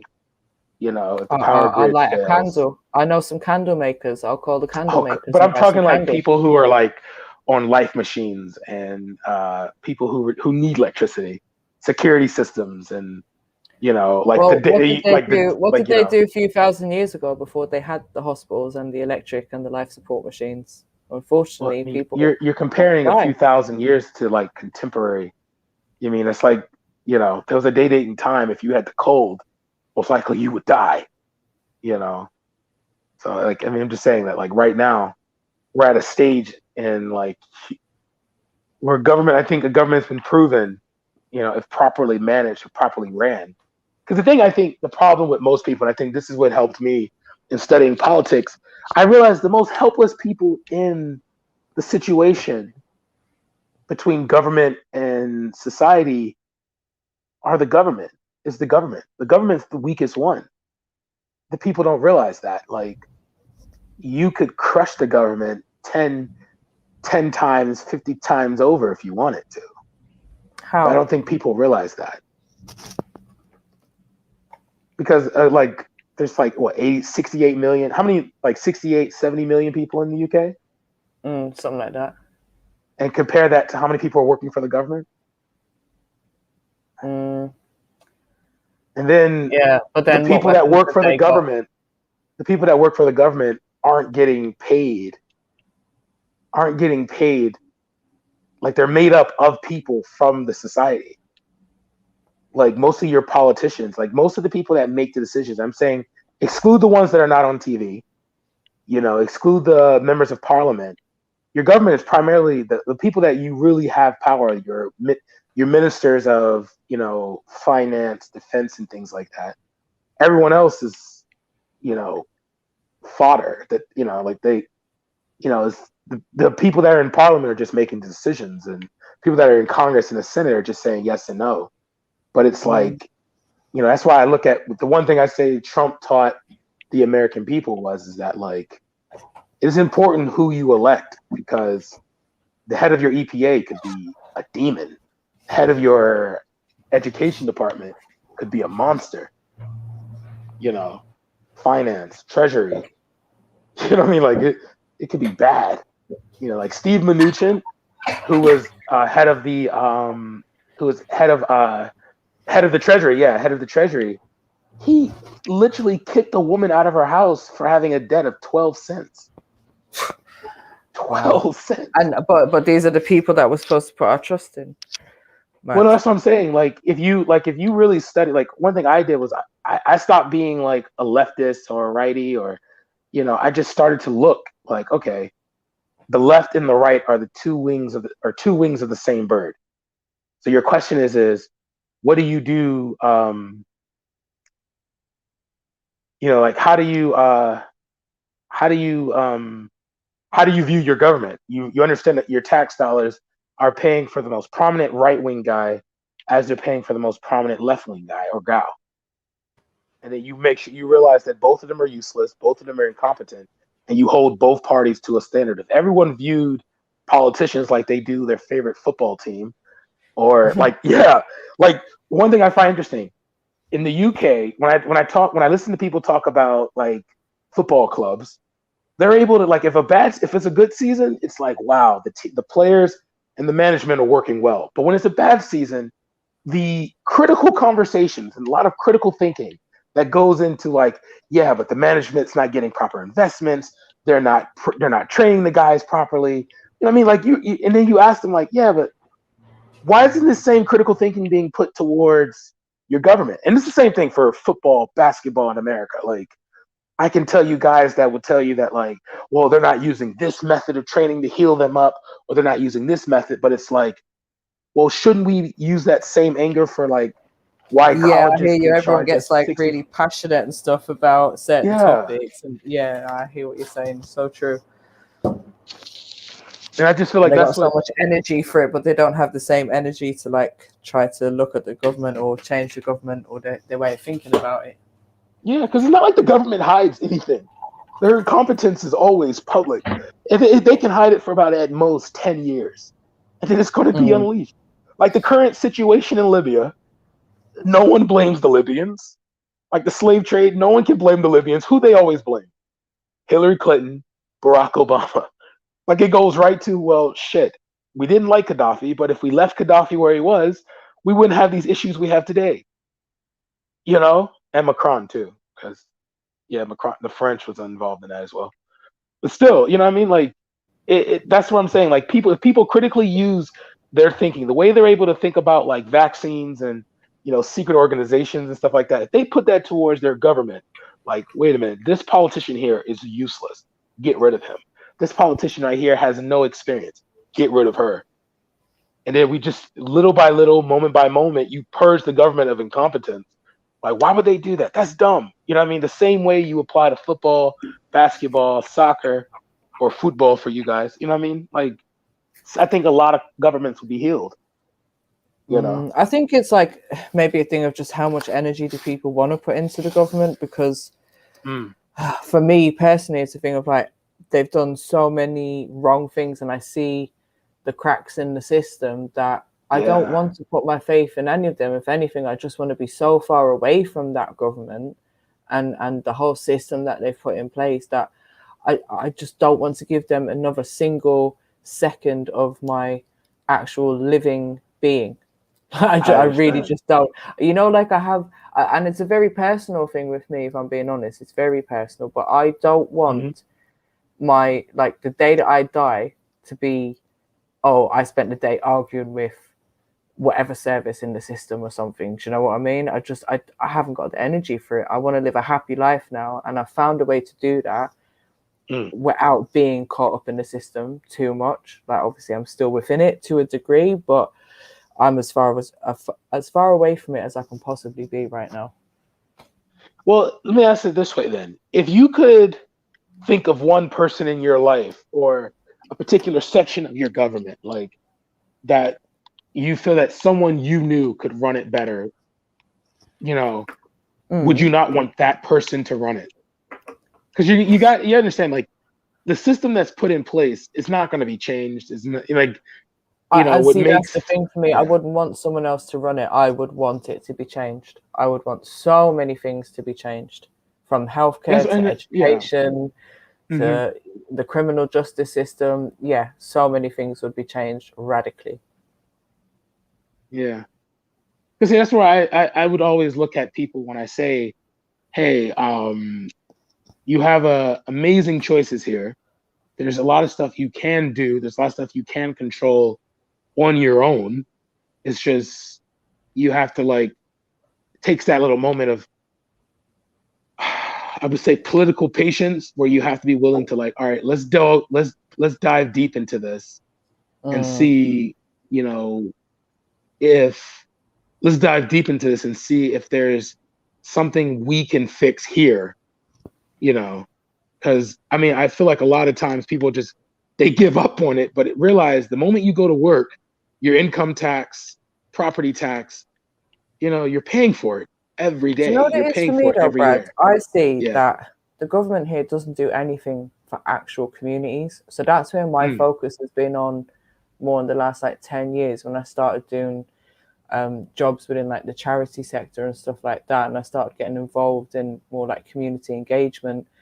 I just started to see it from a different angle. So my thing now is that if I can help people within the community with no official backing, money, funding, etc., then I'm still contributing and I'm still doing good, but I don't have to deal with anything from them or on their instructions. You know what I mean? Mm-hmm. Yeah, I agree. No, I agree with you. It's just that, like, I'm just saying that, like, from many, you know, from an just, you know, looking at it from, you know, my point, it's from like a working man's point of view, you know, you're still like, you know, though you may be helping a friend out, it's still something you pay for. You know what I mean? That like you should be just as like if you go to a place, you buy a sub, or you get a kebab and it's shit. You're not going to be like, you know what? I'm just going to separate myself from it. No, you just put your money down. You're going to pop off like, yo, make this again. You know, I want this better. You know what I mean? I feel like that should be. But would I though? Or would I just be like, you know what, that was a mistake. I should have never went there and I'm never going to go there again. Well, that mean maybe I'm not, you know, I'm not trying to change your mind, please. But it's like, yeah, no, just saying, like, I it's think your money, it might you be know. that thing of like, yeah, because for me, I'd kind of be like that. Like, well, if you fucked up once, then I'm not going to give you another chance. Yeah. Well, I was just saying, like, you know, from there, like, you know, hey, excuse me, can you fix this right here, please? You know what I mean? Like a refund or like a redo. You know what I mean? I feel like that's how people need to view their government. Like, it is a product that you pay for. It is a product that comes out of everything that you make yearly. You know. No, 100%. And like, 20% like tax I wouldn't focus view it over here. as, yeah, I wouldn't view it as like overlords that control you. It needs to be like you. It's like people that that the community or the country has given responsibility to, excuse me, to take care of things that, you know, you don't want to think about. So it's like in the day, like, you know, I say in America, once every 2 to 4 years, 350 million people need to know, like, okay, you're taking tax dollars out of my pocket. Why am I paying? Like, for example, you want to see some fuckery? Look up United States Congress spending bill. Okay, the fact that my tax dollars is paying for Netflix subscriptions and dry cleaning, Ubers. Yeah, all their expenses. Yeah.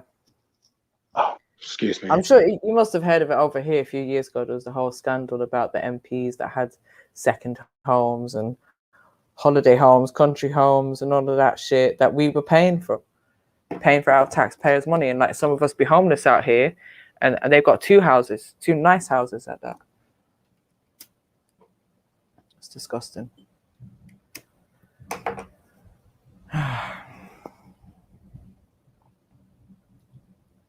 Right, who's going to jump on the panel with me?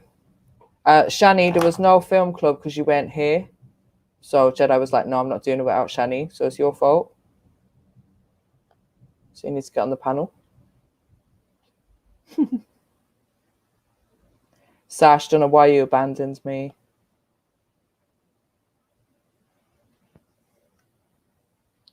Mohib, where you been hiding? And Annabelle, when's the last time you were on the panel, mate? Come on, family. It's all Shani's fault. It's always Shani's fault.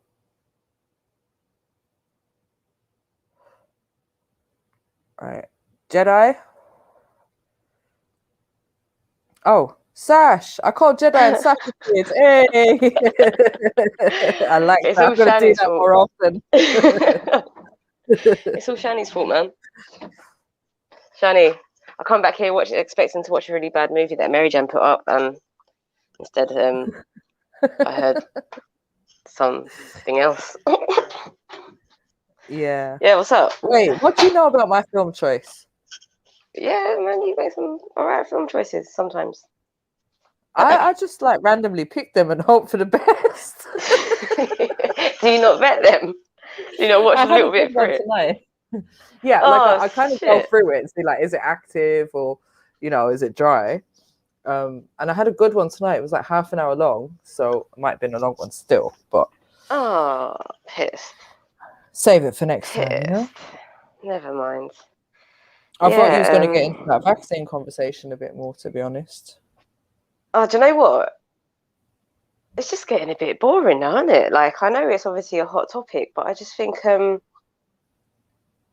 just getting a bit fucking boring saying the same shit again and again and again. Like, I mean, I get one thing I do want to know is why it makes people who take it feel better if other people take it. Like, I mean, are you not confident in your choice or something? I don't get it. Like, be confident in your choice, man. Stand in your fucking injected arm truth. You know what I'm saying? That's just all the fear that's put out there. They're just going along with it.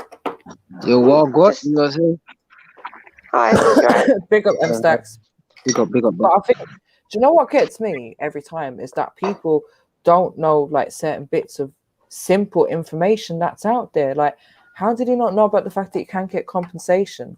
Like, there's so many things that I wanted to speak to him about, and it's just like, I can't believe you don't know any of it. Which one? Who was that? That James guy? James, yeah. Oh, I don't know. It was boring me a bit. One sec. What are you saying, M Stacks? Chilling, what you said? Oh, I'm good. Did you see the video we was playing earlier on with that guy? Oh yeah, you watched it, innit? Yeah, I watched it, yeah, but I fast What do you forwarded think him. about him? Yeah, man, the guy's done out here, man. It's cancelled, did it? Finish, but game over, but He needs to be cancelled for real. yeah, but I don't know why better man sympathetic towards him or something. Don't get it. Man said it's because I did it a year ago, 2020. So what, man? Who cares, man? Baby. Exactly. He And put even out, the whole timeline thing, like he's saying he sorted it out in 2020, but apparently it happened 3 years ago. You didn't sort out shit. He put out a story saying how people know his address and da da da da da, and if anything happens to him, boy. I don't know. He made me tired, man. He's actually famous, you know. He went on The Voice and that. You don't know about it. Yeah. I we realized saw that earlier on. Yeah. Yeah, but That's what I'm saying. He's got a failed music career and he's doing anything he can to try and claw it back. Yeah, but literally anything. Mad. Just mad. Hey, M Stacks, have you got a debate next week? Yeah, but the guy hasn't shown for 3 weeks, man. Feel me? I think that's cancelled or something, man. Feel me? What was it about? About the interpretation thing, innit? I think it was about Sufism. Have you heard of Sufism? Just, you know, this mystical kind of stuff, man. Oh, okay. Yeah. Yeah, man, we need to find out if that's happening, or we need to get some more debates booked in. Like, I'm kind of gassed about yesterday still, even though I lost. It was good. Mary, you know, like you're always first in my heart, Mary, man. Like always first in my heart.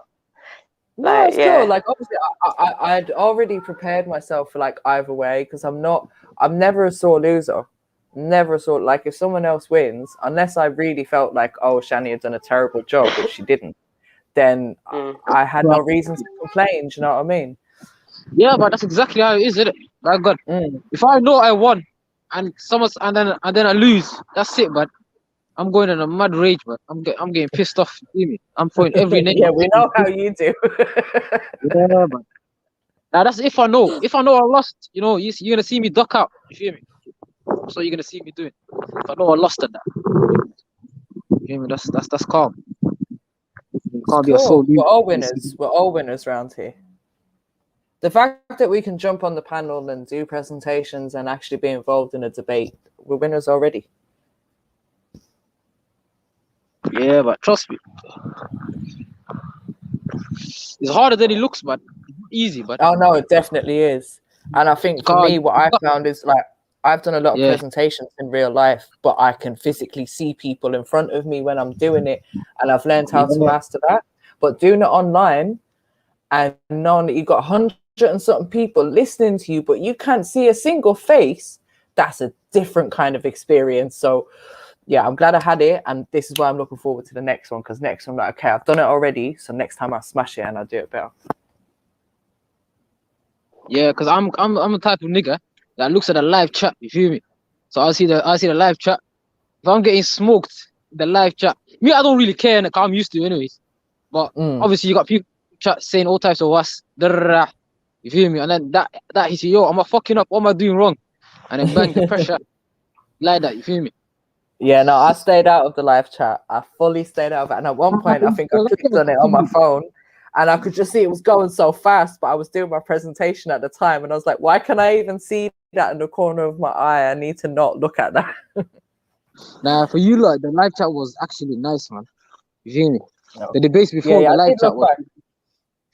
I looked back at it last night, and I was like, oh, everyone was being so nice throughout. It was nice. It was calm.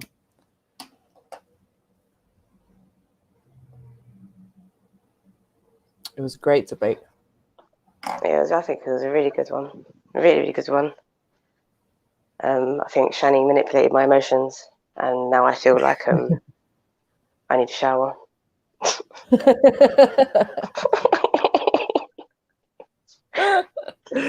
Oh, wow. It's the only way to put it. Yeah, but obviously writing is a bit biased anyways, but you know, I'm on the sex after marriage to get it. So obviously, I don't know, but sometimes, you know, you can't stop the bias hitting you, man.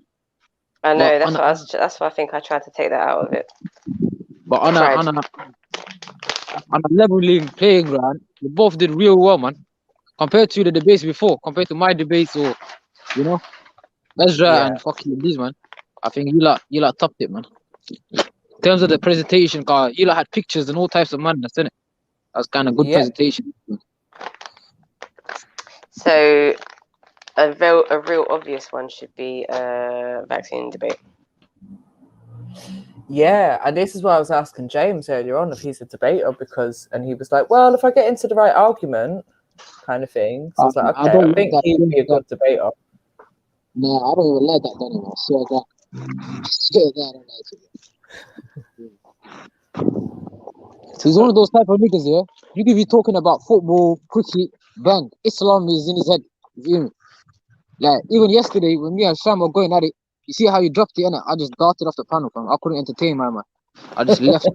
Like, nah, man, I'm not having... He wanted to make it into a completely different subject. Yeah, but like, yo, slavery, bang, fuck that, but get out of here, man. But it's a good question. I feel like it's a good question that he came with. Yeah, if you ask that question when the debate, like, when everyone's talking about it, that's calm.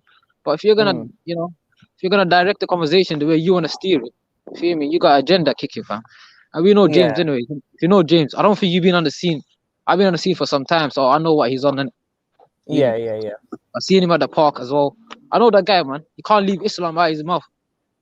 But I think the thing was yesterday, it wasn't, we kept religion out of it as much as possible. And it wasn't even something that we said we would do. I think we both just knew within ourselves, let's keep religion out of it as much as we can and just go down the route that we went down. So his question, I didn't even feel relevant to the debate because it wasn't anything to do with religion. It was just about sex and marriage. Right. Bang on. And it's kind of good that Shani did not bring religion inside the conversation as well, fam. I didn't hear us mention religion. She was trying to go from there. I don't know, man. Oxytocin, I still remember that word, man. I'm still struggling to find out what that word means till today. What was it? Oxytocin. Oxytocin. Yeah, but that. Google it. You'll find out. Yeah. So, as I had to have a nap halfway through that dude chatting shit and waffling, how did it end? Did he carry on waffling on for a lot longer? I quite literally fell asleep. waffled and waffled for 2 hours and 20 minutes exactly. Was it 2 hours and 20 minutes? Wow. 2 hours and 20, because he started that live bang on 6 o'clock, yeah. And then obviously one of his the initial live that he done that got shut down, and then he started the second one. It was 20 past 8. 20 past 8 when we stopped watching it. Oh my god, it's making me yawn thinking about it. Bro, I was getting angry. I was getting so angry, you know, when I wanted to just smash something, throw something. Yeah. Like, I was walking around my house, pacing up and down. Like, why is this guy making me so vexed? I wanted to become some psycho bitch.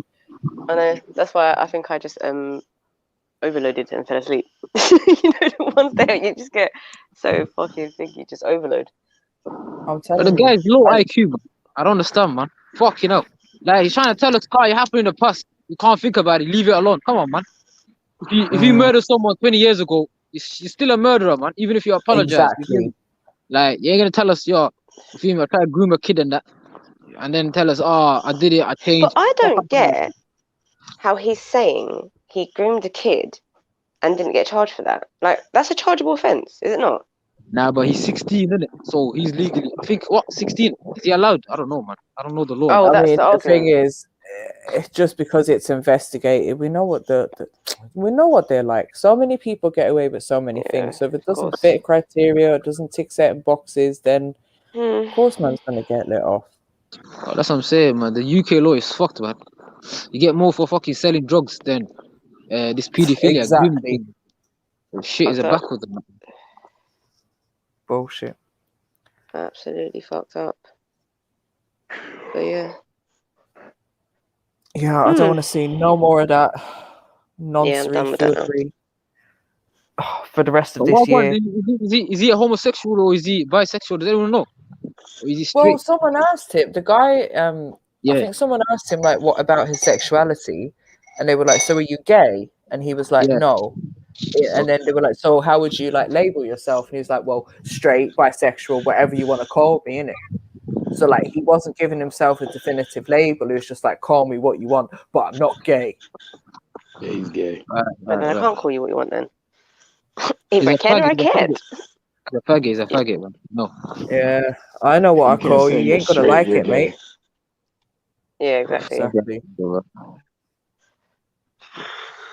So yeah, so That's your goal, man. Very, man. That's from your side, man. You lot gotta take the L, man. And the Jamaicans gotta take the L as well, man. You hear me? What you mean from my side? Yeah, but from London. Bro, he's from Northwest London. He's from Golders Green. He's far from me, you know. Still London, though. Nah. We got 10 million people in London. We ain't taking the L for all of them.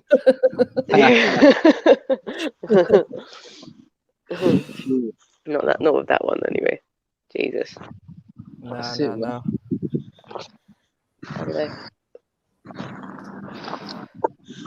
for real, no moving it. Like, what you doing on the net, man? Just hide yourself. You feel me? Don't show your face. Like, hide away, man. What's wrong with you? Well, this is what I was saying. Like, why would you even be jumping on people's lives if that sort of thing is following you around? Surely you just disappear and live a different kind of life. He's an agenda bender. He's pushing the agenda. He's working for someone, man. Yeah, but he's got to be 100%. Serial offender, man. That's not some serious shit what he did. He's there laughing, joking about it like it's some kind of joke. Come on, man.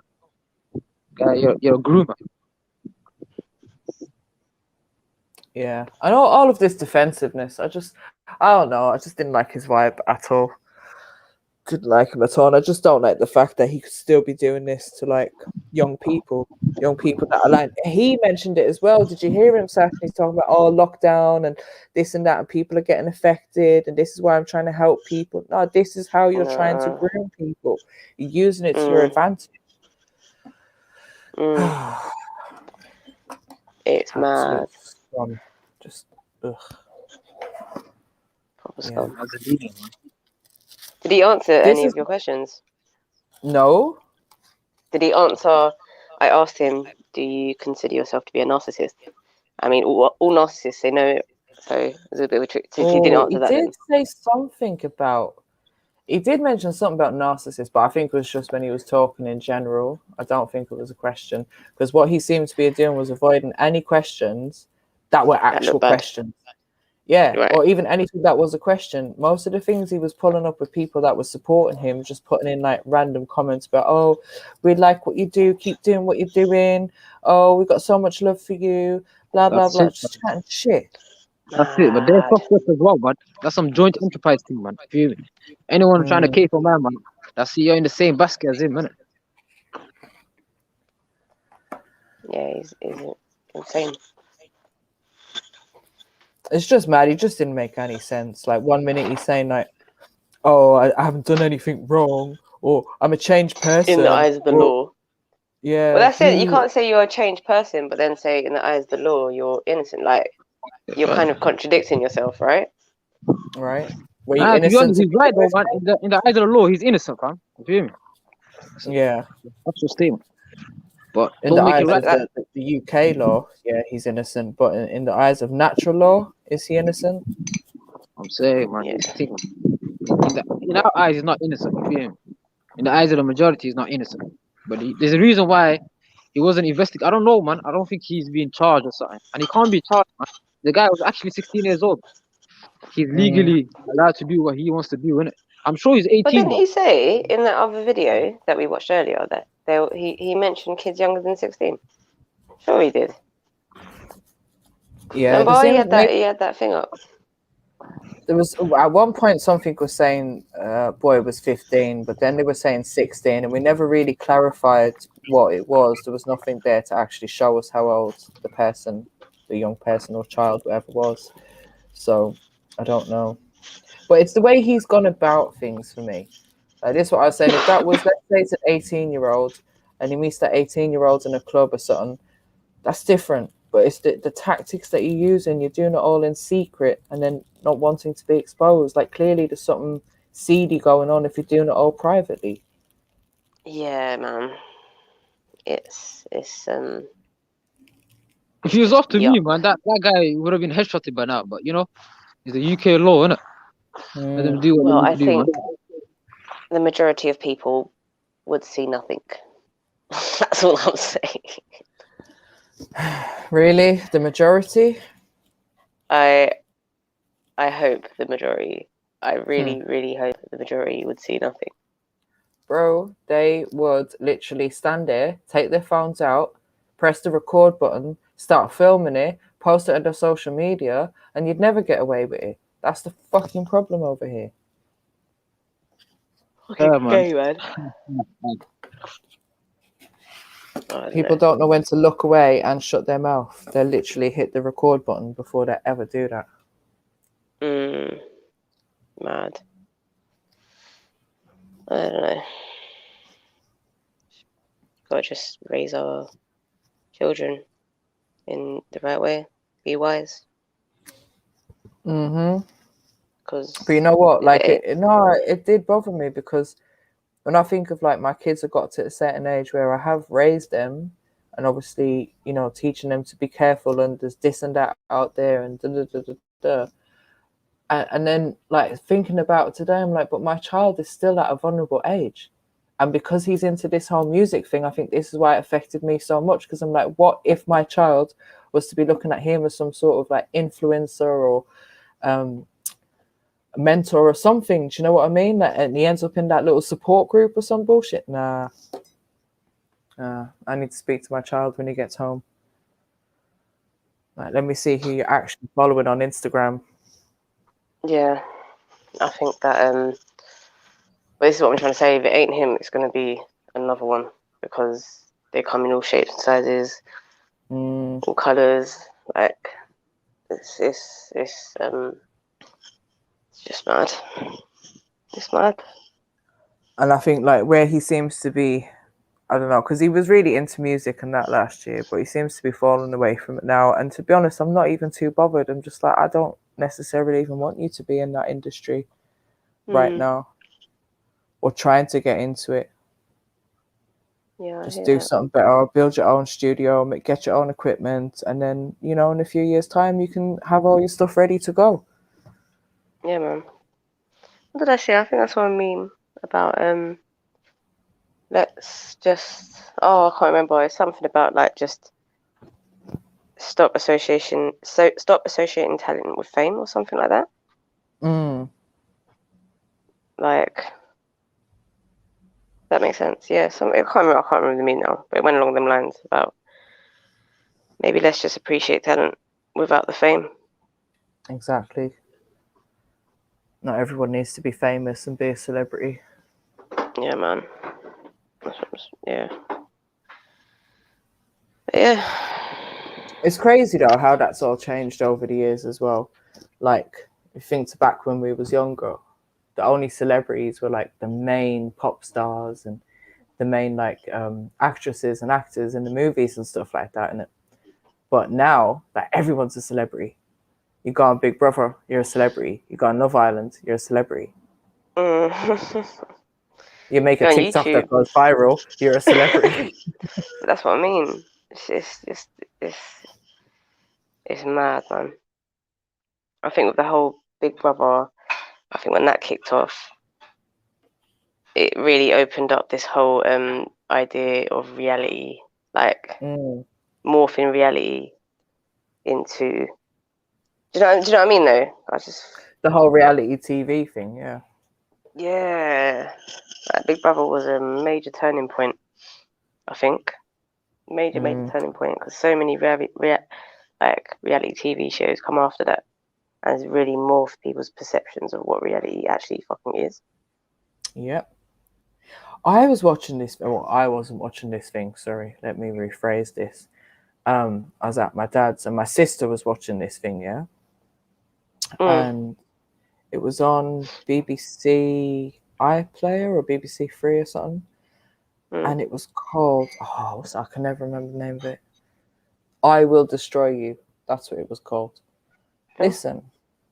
The things, I can't even say the things that I seen going on in it, but all I'm saying is this whole propaganda that they're trying to push right now, the whole thing was just that.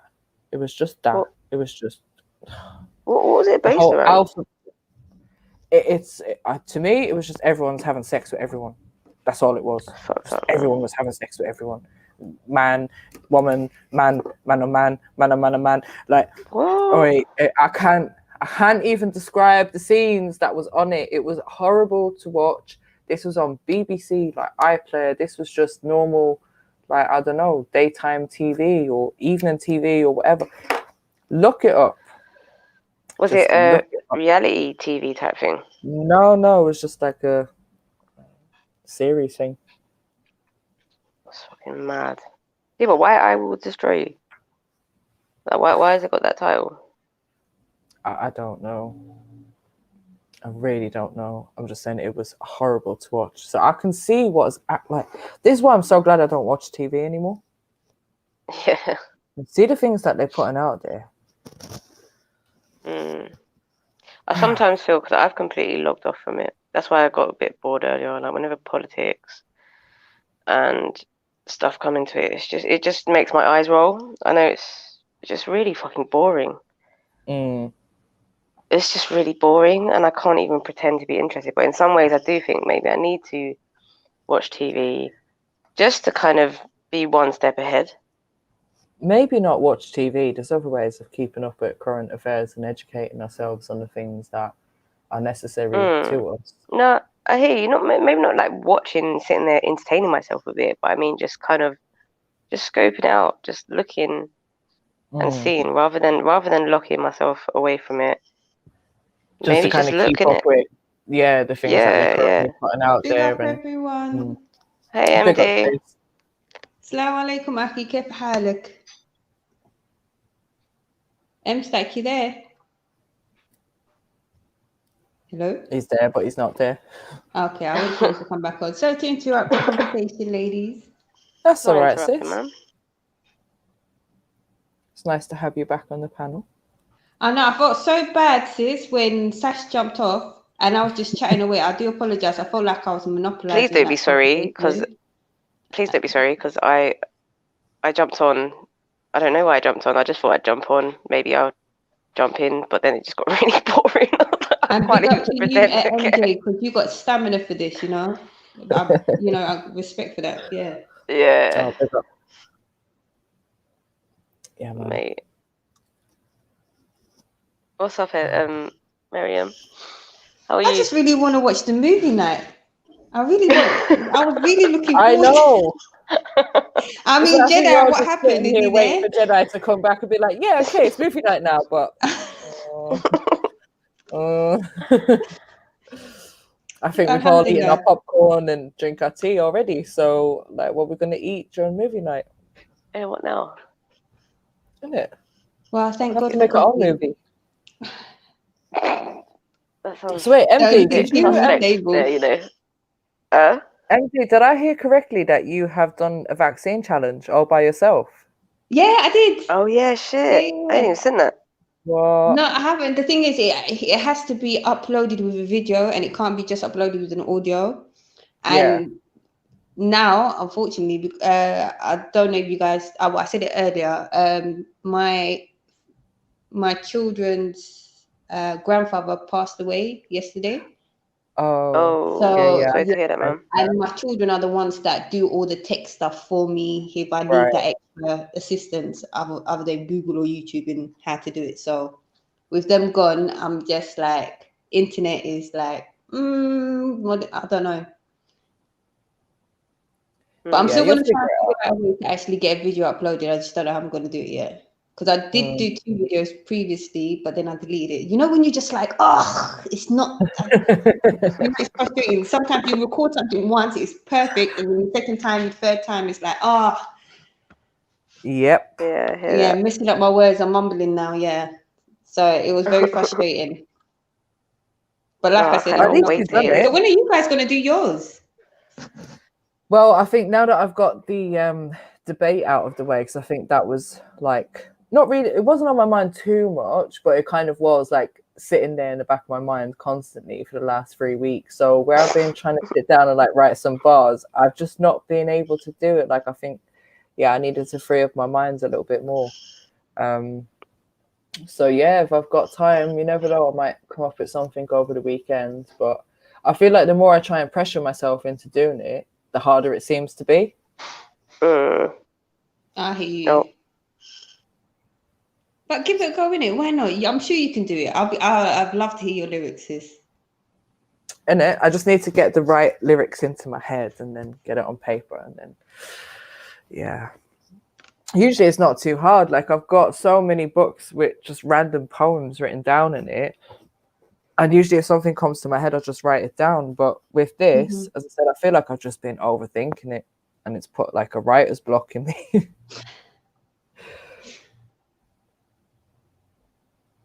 But yeah, Oba's one is brilliant on the saxophone. Oh my gosh, yes, on the saxophone. I thought that was amazing. I could listen to the saxophone all day long. Like, come on, I need big to know up if Oba's got Oba. any like longer videos or anything of him playing the sax, because I literally love listening to it.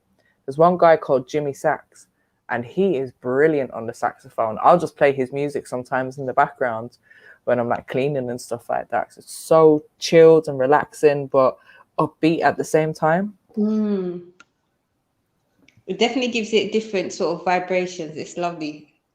I would have just, I would have loved to hear all the different lyrics over the saxophone. Maybe the saxophone could be a part of the remix. Who knows? I don't know. Jedi, are you there?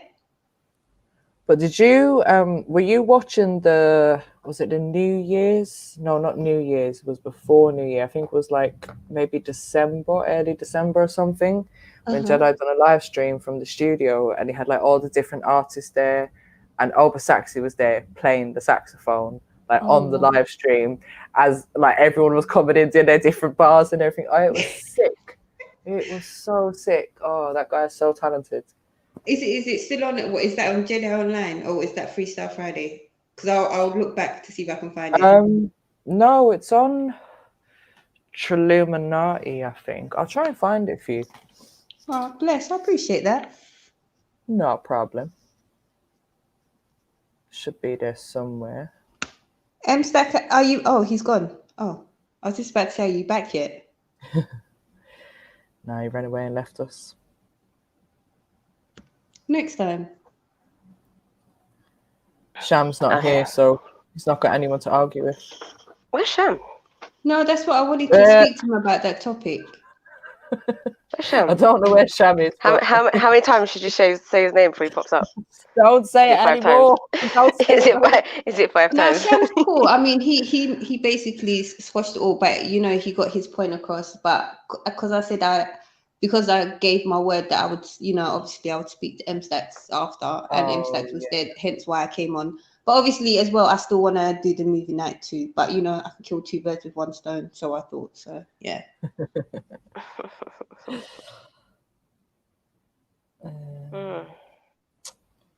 When was this? So what have you ladies got planned for the big Friday and the weekend? Just hair. I've got to do so many hairs. Yeah. Oh, what, you do hair? Yeah. But I've got to do my little ones because I want to sort out passports for them, for my young two. So I got, I want to do the hair nice for the passport photos, but that's like waist length hair, waist length afro, and it's a process, mashallah. Like, yeah, that's an arm work. Yeah, I wouldn't be able to do that. Do you know what? I've got arthritis in my fingers, so I can maybe plait someone's hair for a couple of hours, but after that, my fingers they go numb. I can't feel them anymore. Oh. Because it must get worse in the cold, innit, arthritis? Yeah, it does. But I found some Chinese thing that helps, some like ointment kind of stuff that has helped me for years now. And ever since I've used that, like I don't suffer as much as I used to anymore. When did it start? Started when I was young. Serious? Yeah. Did it start after having kids? No. I started before then. Oh, for real? Yeah. That's young, sis. Yeah, I think when I was growing up, a lot of the times they used to say it was growing pains. And I think like sometimes it was growing pains, but then I could always tell the difference between the growing pains and something else, because the something else that I would feel would be in certain places. So I kept saying to my mum and the doctor, like, there's something wrong, but they never listened to me. And then when I moved over here, I went to the doctor myself, and then they were like, yeah, you've got some, I can't remember exactly what they call it, but it's arthritis that you get when you're young. But a lot of my dad's family has it on my granny's side. Real? And like one of my aunties was really bad. My grand sister, like she had like all of her fingers were all like bent up in different ways, and she had a hunchback, and like she really struggled, especially in her later years. And I think she got dementia as well, which didn't help. Yeah, so I've seen how bad it can get, but my gran, she doesn't have any signs of it, even though she has it. But she takes cod liver oil religiously. Always has done, but I can't take cod liver oil because I'm intolerant to the fish oils. So what is cod liver oil? Omega-3? Yeah, it's got omega-3 in it. Yeah. What's the name of the ointment that you're using now? Because you said that that Woodlock. helps improve it. Huh? Woodlock. Okay. Yeah. If you go to any, them little Chinese shops, the little like herbal shops and that they have, go to any of them and ask them for Woodlock, they should have it. It costs about £20 to £25 a bottle, or maybe like 18 in certain places, because I go to Dalston Market and get it from the guy up there. It's only £18.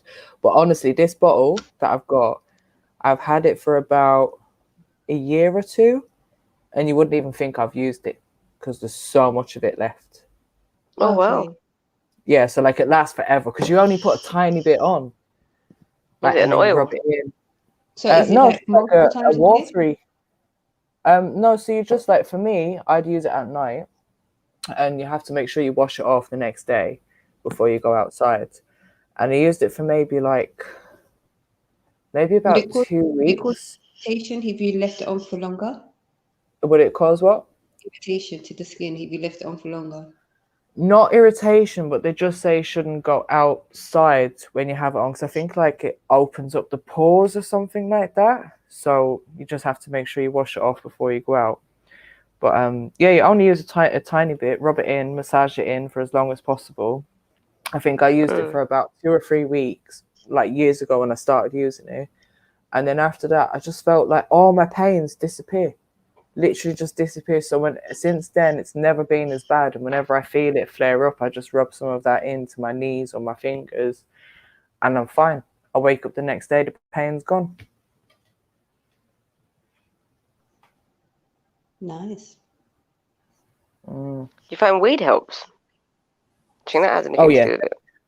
100% that I've heard that. Yeah, I've heard it's that weed the can few help times that the pain. listen, when I don't have weed or when I have a break or whatever, I feel the pains coming back, and that reminds me why I need to smoke. Because I'm like, oh shit, yeah, this is why. And honestly, it's so like the uncomfortable feeling that I get, it's just, yeah. So just out of curiosity, you know, like with weed oils, have you tried some of that for the arthritis as well, or is it just the woodlock that you're using? Just, I mean, I haven't even needed to use the woodlock in the last year. I think I didn't even use it through this winter. Yeah, I didn't use it through this winter. So as I said, I rarely use it. I rarely need to use it because the thing with that is it has a long lasting effect. Now with the weed oils, you can get different ones. You can get like the balms, and then you can get the oils as well.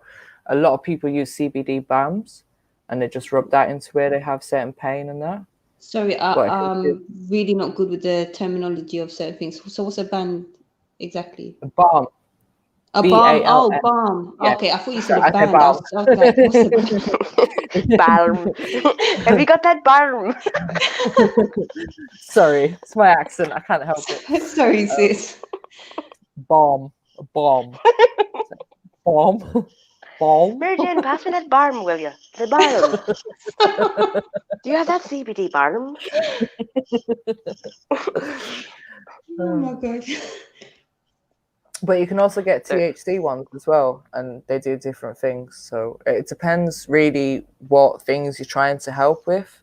Okay. Do you know what? I have tried, with a headache, rubbing THC balm onto my head has helped. The balm. Rubbing that on my head when I have a headache. You mean on your temple or on your actual forehead part of the head? I literally just like put it all over the top half of my face. Oh, On okay. my head. It's like you're definitely gonna work. Yeah.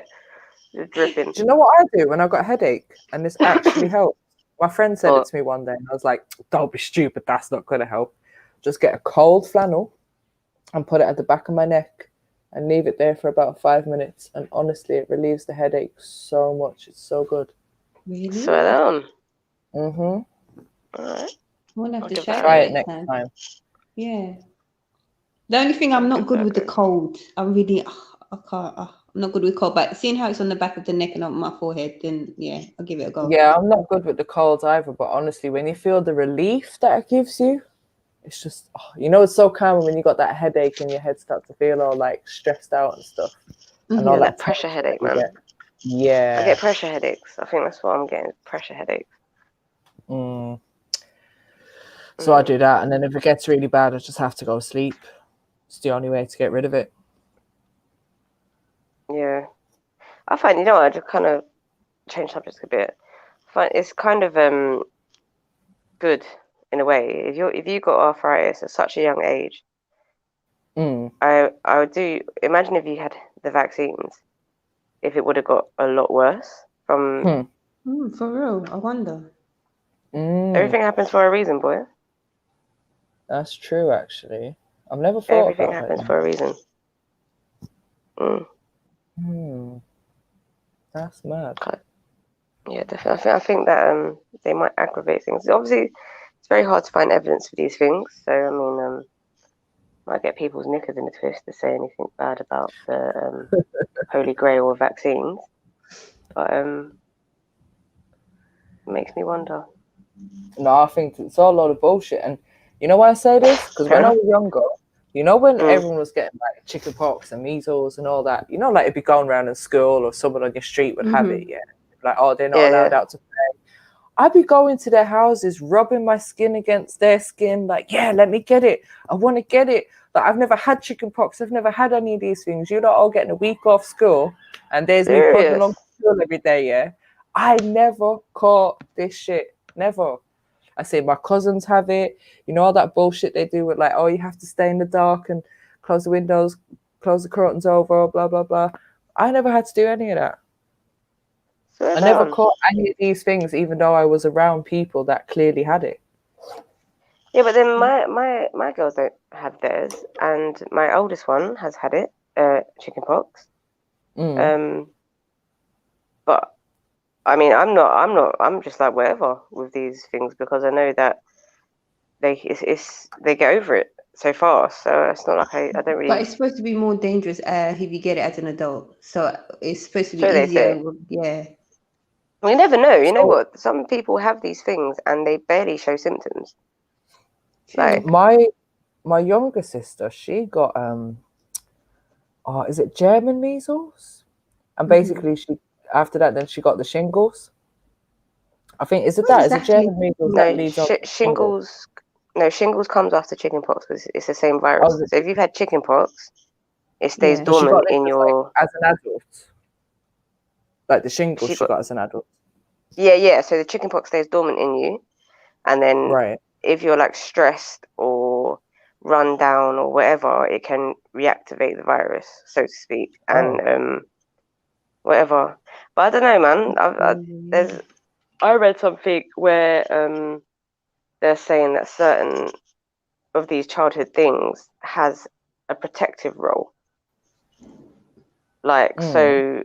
They say measles, for example, is it kills cancer cells. Does it? So basically the body's building up an immunity to other things. Well, yeah, just if you Google it, you can actually Google it because they're trying to use it as therapy, but obviously they're going to have to patent it and all that shit first. So because I remember that there's been a big thing for measles, like every year there's always a letter, oh my God, please make sure your children are vaccinated against measles because there's an outbreak again. But they go in hard on measles. They don't go in hard on rubella. They don't go in hard on mumps. They don't go in hard on chickenpox. But measles, they always go in hard on it. And ever since I kind of read that it can kill cancer cells, it makes me wonder. Because cancer is $1 million business. Yeah, man. But FYI, measles is only deadly if you're lacking in vitamin A. What is it? That's what I've read.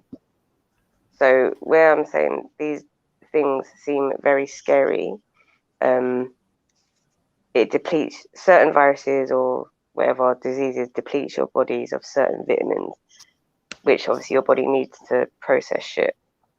So they did studies of kids and stuff who had measles, and they gave them high doses of vitamin A, and they got over it quicker than the ones who didn't have it. I'm sure there's something with chickenpox. I can't remember what specific one. And Arsenal's put in fever is the body's natural process to detox and build immunity. It's a healthy thing when you're young. Yeah, man. Most definite. That's the thing as well. When everyone keeps giving the cowpole to bring down the fever, like you need to just allow that, man. Let the body run with it. Things, do you know like Tixie Licks? You know Tixie Licks. When I bought that for a cough for one of my younger daughters, Tixie Licks. It's like a cough mixture.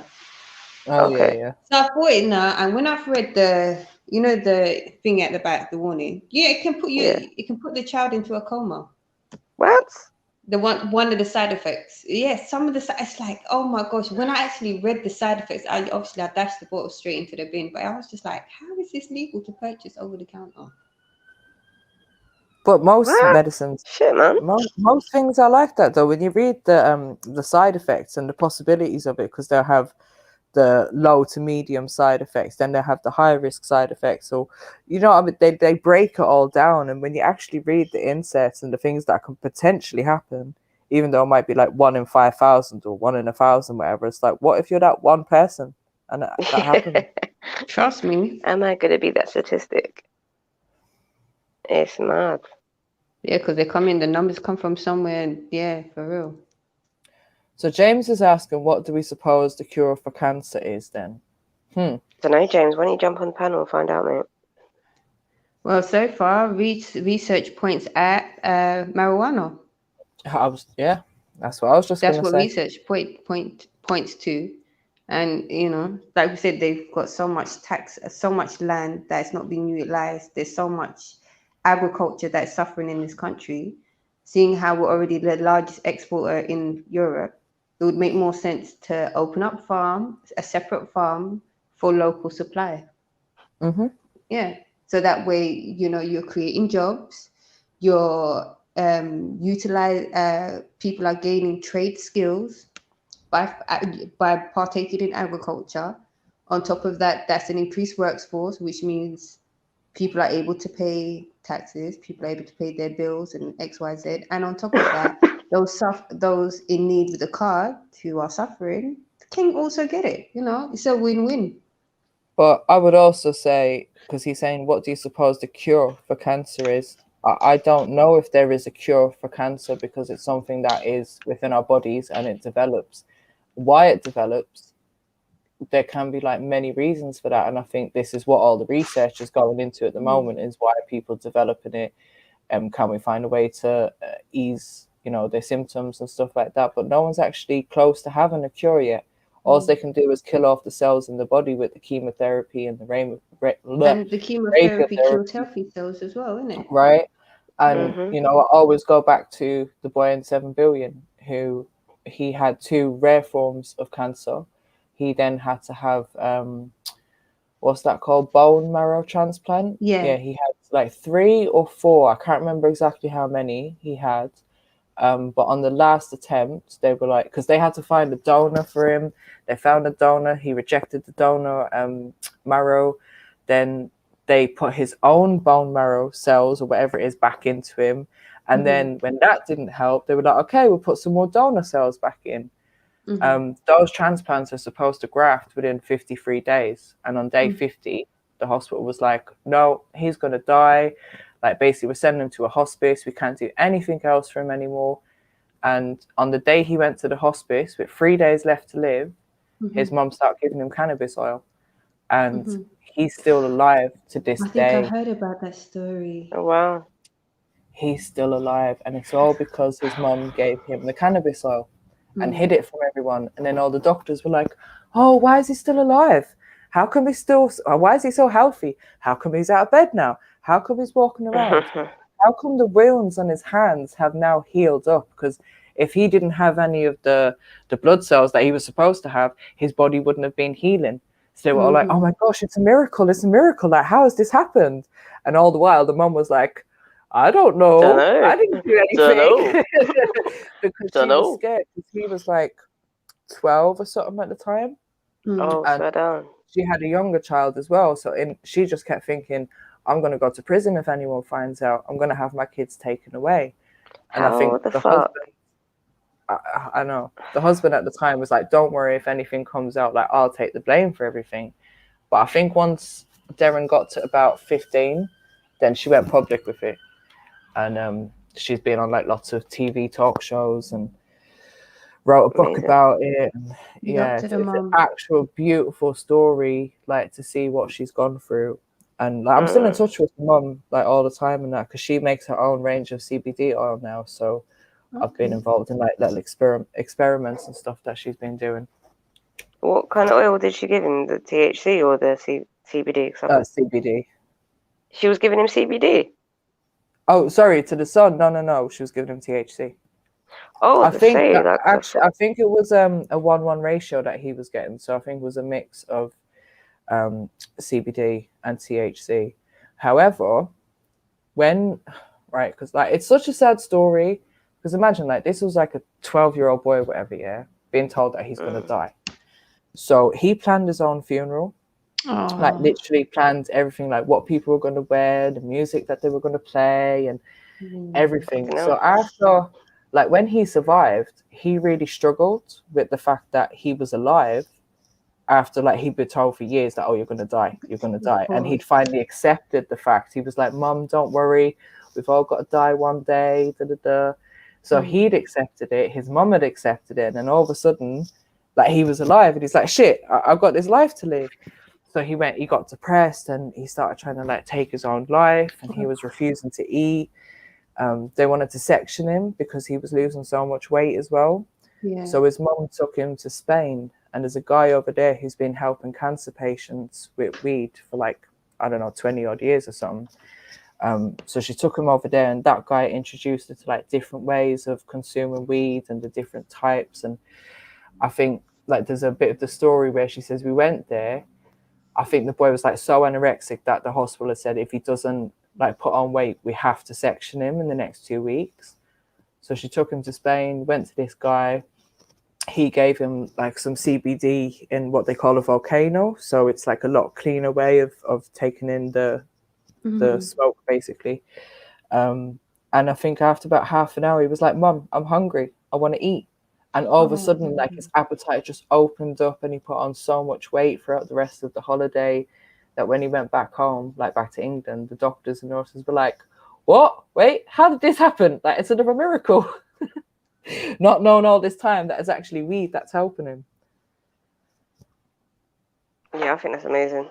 I think that in a lot of times, I think as well, people go down the conventional route because I don't know, I guess some people they just have that hope in it that okay, maybe they will help, maybe it will work this time, and then tend to turn to the oils like as the last resort.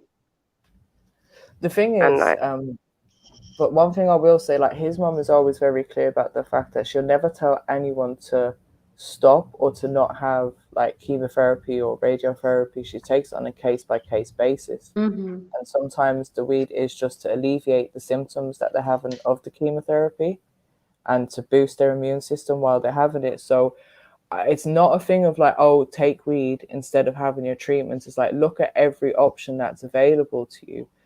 Just like we do with the vaccines, you know what I mean? Look at what it's saying and see if it's something that is actually going to benefit you, and look at what your other options are as well and what the side effects of that are going to be. Yeah. I think, well, I think as well, and depending on your age. Yeah, go ahead, sis. Sorry, it's depending on your age and stuff like that. Like, if you do chemo, what kind of quality of life is that, man? Like, you know, like what if you? I don't know. I know what killed my stepmom, and it wasn't the cancer; it was the chemotherapy. Yeah, and she had no quality of life because in the 11 months from when she was diagnosed to when she died, we weren't allowed to be around her. We weren't allowed to see her. The grandkids weren't allowed around because she was too ill because of the treatment that she was getting. There was even times where they're like, oh, because she's had radiotherapy, the children are not allowed to be in the same house. Yeah, so like she just passed. She had a horrible life in those last 12 months. Absolutely, it went from being a really active woman with like 3 or 4 different jobs to just being unrecognizable, completely unrecognizable. This is the thing. So I think, like, and I mentioned that because, you know, I'm reading the comments as well as listening. And I don't know. I just feel like James saying it's a gamble. If I had cancer, I'm not sure I would dismiss conventional. That's. But no one's saying your to choice. dismiss it because look, you make could the choices, isn't it? Well, exactly, sis. And also, if the government can spend millions of pounds on nonsense advertisements on the chicken boxes, I'm sure that kind of money would be better invested in doing some sort of medical study in whether or not marijuana can help, and if it can be substituted for chemo as an alternative form of medicine. You know, that would be something. You're right. Or even just offered alongside it. This exactly. Yeah, but because none of that's going to happen without the the research. NHS So are not yeah. allowed to advise people. A lot of the doctors actually know that it does help people, but they are not allowed under the Cancer Act. They are legally not allowed to advise patients to take anything that hasn't been approved by the NHS. This is the thing. So I don't. When there's there's no evidence that this demonstrates. I don't know, man. Like, I just think James, just again, know. that's James, it. honestly, I want you to We jump ain't on and numbers, debate innit? this with me one day, because if you trust the diagnosis, then you should trust the treatment plan provided by the same institution. So the story that I just said, had that person have followed that treatment plan, her child would be dead. Her child would be dead. He would have rotted away and died in a hospice. But she saved his life. She helped to boost his immune system by giving him THC, CBD. So actually, she did save his life. Weed, You know cannabis, what? did save his life. James just dropped But something listen there. to them and trust them. Nah. He's just dropped something though. I was gonna say this, about the diagnosis, because we know the mind is very powerful, and I imagine sometimes that the diagnosis alone can actually do quite a lot of damage. Of course, it's scientifically proven. Stress weakens the immune system, and Exactly. yeah. So I actually think the diagnosis can set off a chain of events just from the mind. It's but like Mary was saying, like, we're not numbers. Can't just keep applying stats to us and applying tick boxes to us. Like, we're not numbers, man. I hear that. Like, I mean, and there is something out there that has the potential to make someone's life better, or to save someone's life. Then who is anyone to prevent that information going out? We get enough of that shit from the big guys, so why are we gonna do it to ourselves? Like, and after all, the NHS were complaining about binge drinkers, not binge smokers or recreational smokers, were they? Yeah. So yeah, so it's not like investing research is going to cause harm.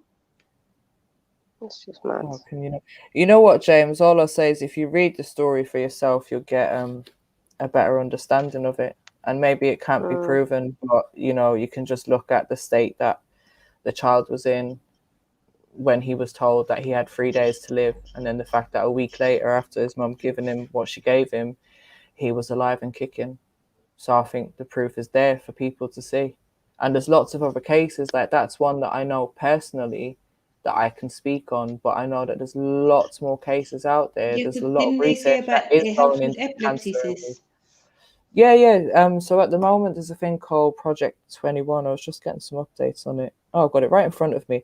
So childhood epilepsy case study, closer look at the family struggling to cope with the huge financial and personal problems of accessing medical cannabis to treat childhood epilepsy, blah, blah, blah. Yeah, so there's a whole research thing that's going on at the moment called Project 21.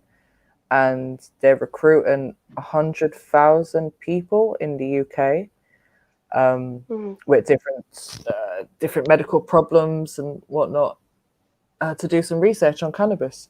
And I think this is going to be one of the major things behind whether they decide to legalize it or not, or to continue using it for medical reasons. So it's already proven to have benefits. So I don't know what the fear is, James.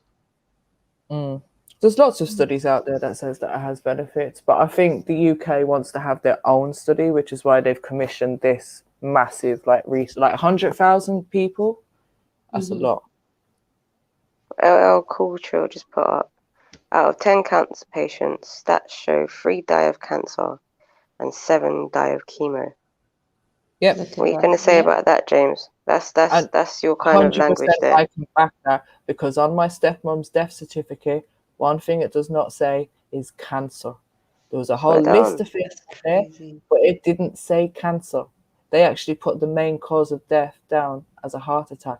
What caused the heart attack? Wow. But some interesting information here, though. So it says, for recreational users, the estimated chances of becoming dependent on cannabis after any lifetime exposure is 8.9%, which is considerably lower than cocaine, which is 20%, alcohol, which is 22%, or tobacco, which is 67%. Wow. Interesting. Pardon me. But yeah, so obviously I'm keeping an eye on this project. If anyone's interested, just sign up, because I know they're actually struggling to get to the 100,000 that they need. What's it called again? Because you know, I probably most people don't know about it, because that you telling me now was the first time I've ever heard of it. Project 21, it's called, Sash. Project 21. Right, cool, so basically, you don't get anything free off them, but you get a discount on medical cannabis. Well, they actually provide it? Yeah. Oh, wow. Okay. Oh, I've seen it. My friends had it. My friend was doing a review on it about 2 weeks ago. And she's just like, it's shit. It's so shit. And they sent her two different strains. Did they patent that strain? No, I don't think they did. See, this is the thing she was saying, because she was like, she's a scientist herself. So she was looking at all the ingredients. Sorry. All the ingredients, everything that they put on the bottle. And there was hardly anything. I think it just said how much THC was in it, which was about 17%, if I remember correctly. Is that supposed to be a good amount, or? It's kind of average. Okay. Kind of average. But yeah, it just didn't say what strain it was, didn't say if it was sativa or indica. Like, it just didn't give hardly any information at all. Not sure how I feel about that though. Listen, I've seen, like, I know a few people that have the prescription, and I've seen like the weed that they get, and it just looks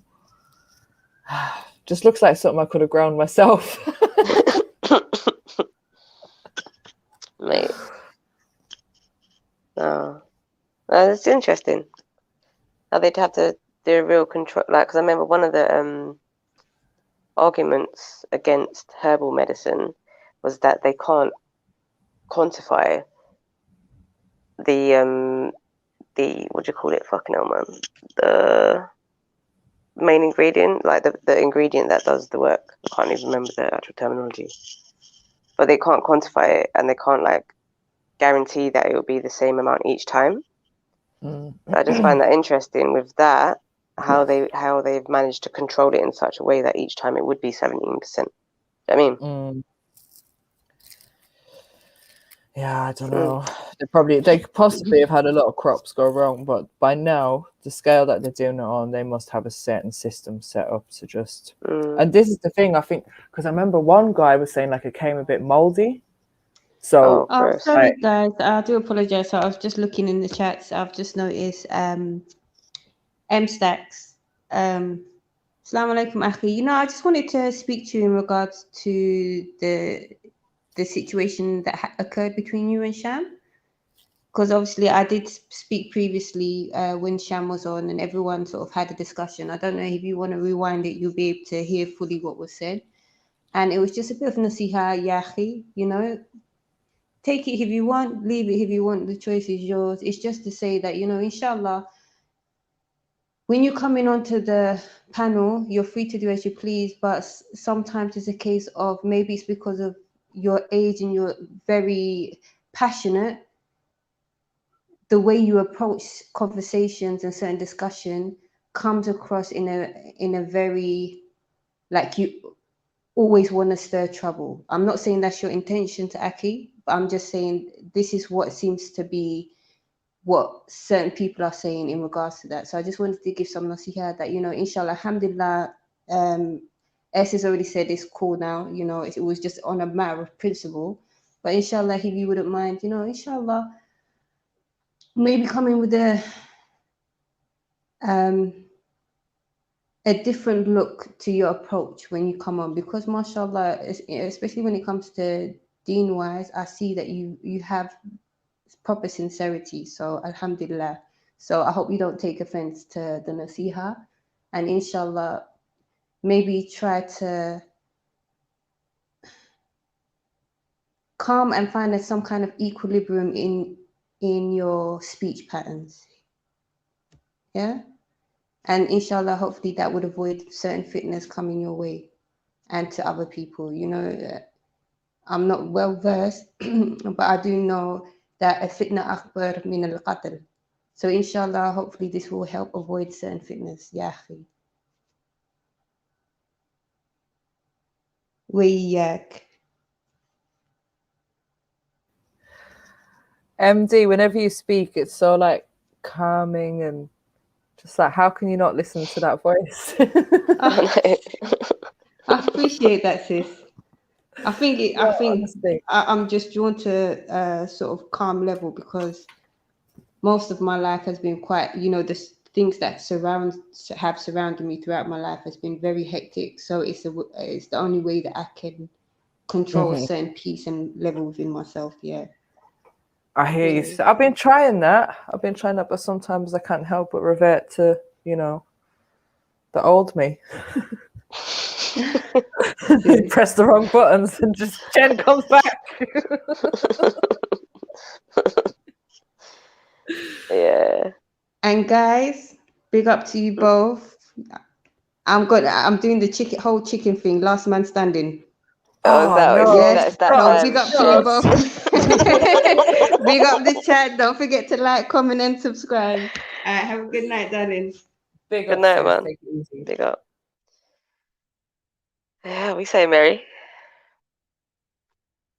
Is it gonna be chicken?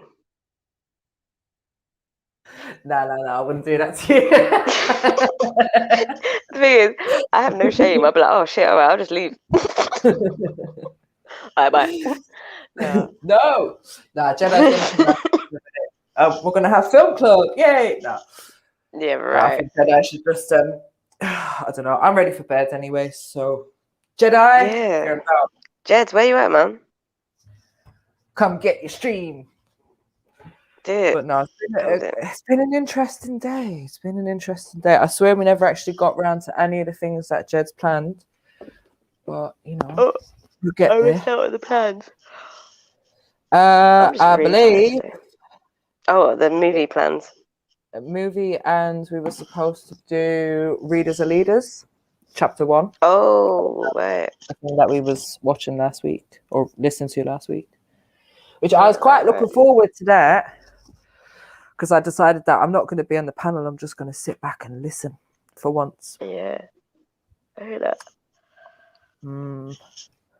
Maybe tomorrow. We'll see. Yeah, I think I'm just really tired today. But it's a nice tired. But you've had a nap already. How are you tired? I don't know. It wasn't a fulfilling nap. That was just an like overwhelmed nap. Yeah, that was just like, fuck this shit nap.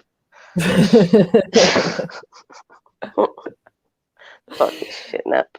No, it's a lot. It's emotional. It's like the anger and stuff that I feel watching things like that. I shouldn't be feeling that way, but it's just knowing. But maybe I should as well, because obviously we know these people are out there in our society where our children are Romans. So it just makes me think, yeah, when I see things like that, like I'm thinking, are they doing this on purpose to just rile up people's emotions and get them? It's like they're feeding off negative, like just feeding off that. I don't know, man, but there's absolutely no way you can look at that and not get angry. I know, but that's the thing. Everything that's pushed out there now is something to make us angry and upset. With like what do you see going around virally that is positive or happy or uplifting? Yeah, and the things that are fake, right? Like, come on, we all thought like Judy was a laugh and now look what's caused now.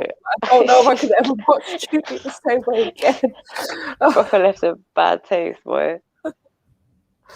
Yeah, it really has. But I think like it's one of them things like she can't really necessarily help the people that's going to click on the show. Like I could click on it and I could be anyone. Do you know what I mean? Yeah, I know. But the whole "Do you remember me" thing just had me like, hang on a minute. Do you know Yeah, what I I mean? feel like he's probably just been on before, or thinking about it. Actually, see, it's making sense now. He was on The Voice. Right. Who does The Voice? Is that BBC or ITV? Fuck knows. I think ITV. I think. Right. I don't know. I think it was BBC, you know, I'm sure. Let me just quickly Google that. BBC. Oh, yeah, because Judy Love works for BBC as well, isn't it? Well, ITV now, but she was. Yeah, so The Voice was BBC. Judy used to be on BBC Radio. I think sometimes she still does BBC Radio, actually. So yeah, maybe she is still part of that. And one of those other people, who is it, the Tyrone MC guy? He does something like BBC as well.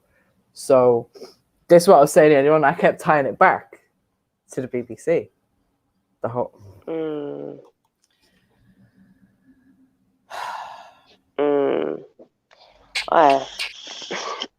I don't think this is the last we're going to see of this guy.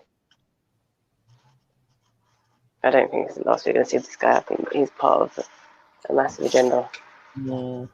But yeah, I think potentially this is where he might have come across Judy, or Judy might have come across him.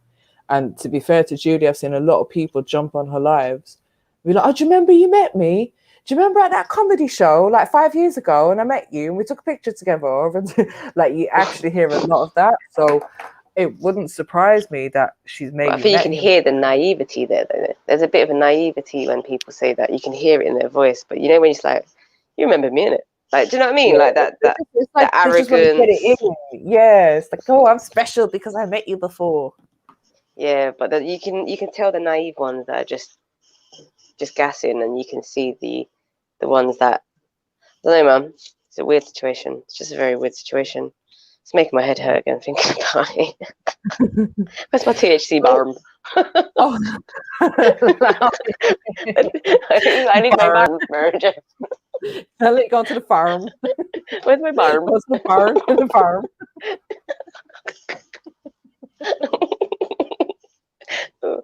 Oh shit! I'm gonna try the cold paddle next. I'm genuinely putting my THC balm on my head. My younger sister, right? We went to buy her a dog like years ago, and we were going to this farm out in like Basildon or something. And like, she kept saying farm really weird. She kept saying like farm. We're just like, why do you keep saying it like that? Why are you saying it like you're from the country? I don't understand. Farmer. Farm. We're going to the farm. Oh shit. The farm. Oh. Yeah, it's all good. It's all good. So did I hear you say, when I asked MD about her vaccine challenge, did I hear you say that you've done one?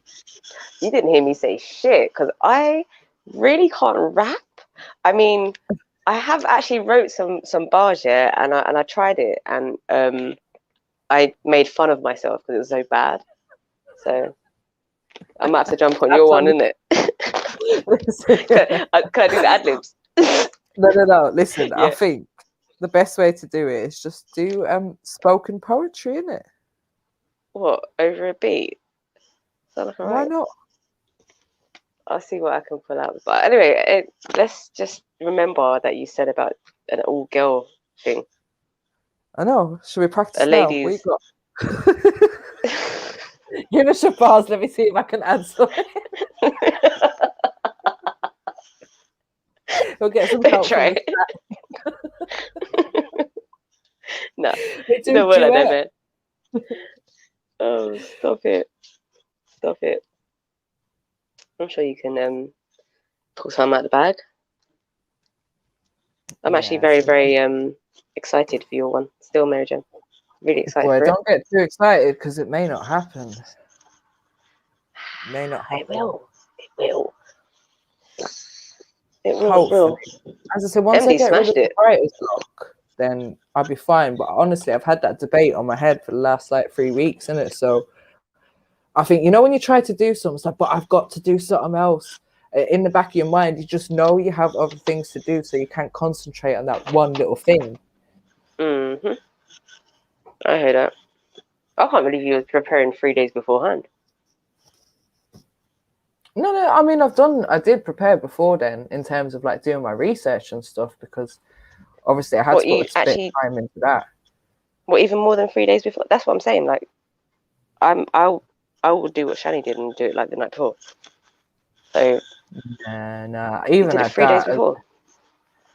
Wow. I started putting my presentation together because I had 3 different presentations in it.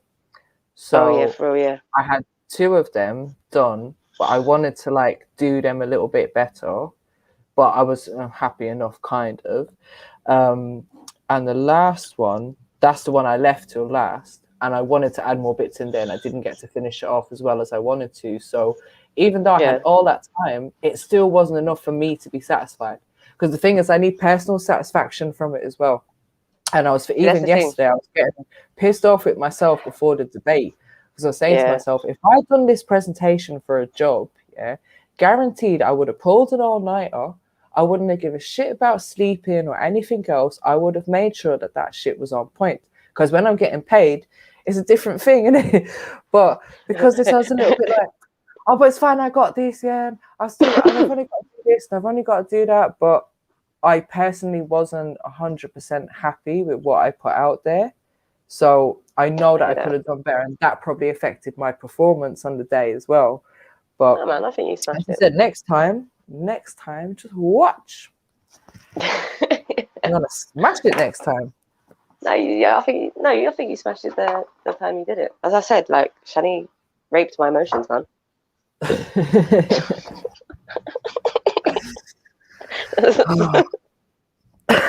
Raped your emotions into it. She was good as well. She was really good. You're both really good. No, she definitely was. You're both really good. I don't think Shani was as nervous as I was, but I think she's probably used to it a bit more, so she got a bit more confidence, perhaps. Yeah, speaking in front of bare people is mad. It's not kind of the ones where you don't have the conversation. You're just talking. It's just weird. Yeah. I said I've mastered like doing presentations. I can do presentations in front of 1,000 people, no problem, because I've mastered that. But you know, because you teach yourself all these tricks to like make eye contact, engage with the audience, or even just look to the back of the room if you're feeling nervous. Like I've done that so many times that I'm fine. But yesterday, it was just, for me, like I always need a bit of experience in doing things to feel 100% comfortable. And because I could not see the people that I was talking to, it was a whole different dynamic for me. I think that's what made the nerves kick in a little bit more. But I said I've learned from everything, and even though I know I've done well, I still personally think I could have done a bit better. Well, can always do better. Everything, right? So exactly, there's always room for improvement. Yeah, man, 100%. But I think next time I will definitely 100%. I will do my presentations as soon as possible and finalize them, and then just spend the rest of the time practicing and watching them myself so that I get comfortable with it. Yeah. Do you know what? I always find that my best work comes when I rush. Like, if I have too much time to prepare it, I overthink it. And it becomes too much of a... I think I fuck it up if I spend too much time on it. Yeah. That's it. So I find my best work is under pressure, which isn't good. I used to be like that. I used to do that, but I felt like I was doing that too much in life, so I tried to like kind of be the opposite. Whereas now it's literally the thing of I've got too much to do and just not enough time to do it. Yeah, I hear that. It's crazy because when I pulled up some Google documents yesterday, and I found an old application form for one of my old jobs, and I was just like, "Wow, look at me!" Like, I was quite impressed with myself. Like, I would employ me. I'd give me a job. Like, shit. It's mad, isn't it? Actually, because you think you're a lot worse than what you actually are. Do you know what was mad about that particular job application, right? At the time, I was volunteering in a job club in my local like library or whatever it was for the local housing association. And so I was always helping people like application forms and CVs and job applications. So I felt like obviously I'm going to have to smash mine because I'm helping everyone else with theirs. And this was a really good job that I was going for. And there was another volunteer that used to come in as well. So obviously we'd be doing the same things. So when it came to this application now, I'm like, I can't remember her name, but I was like, can you check over my application? And she's like, oh, I'm sure it's fine, Jen. I'm sure it's fine. I'm like, no, please look over it, at least like just to tell me if I've made any grammar mistakes or spelling mistakes or whatever. So she looks over it and I could see she was being dodgy a bit. And I'm thinking, why doesn't this woman... No. I was thinking, why does she seem reluctant to help all of a sudden? And then I think it was the day before my interview, she phoned me up and like she never used to call me. And all of a sudden she's phoning me up and I'm like, oh, what's up? And she's like, oh, I'm really sorry. I didn't know how to tell you, but I've applied for the same job and I've got an interview as well. And I was like, oh, shit. Oh, shit.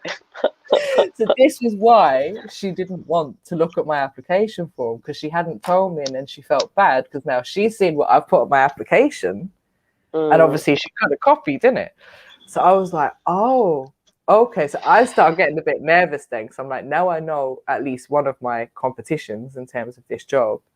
And we got to the interview the next day. And my interview was just before hers.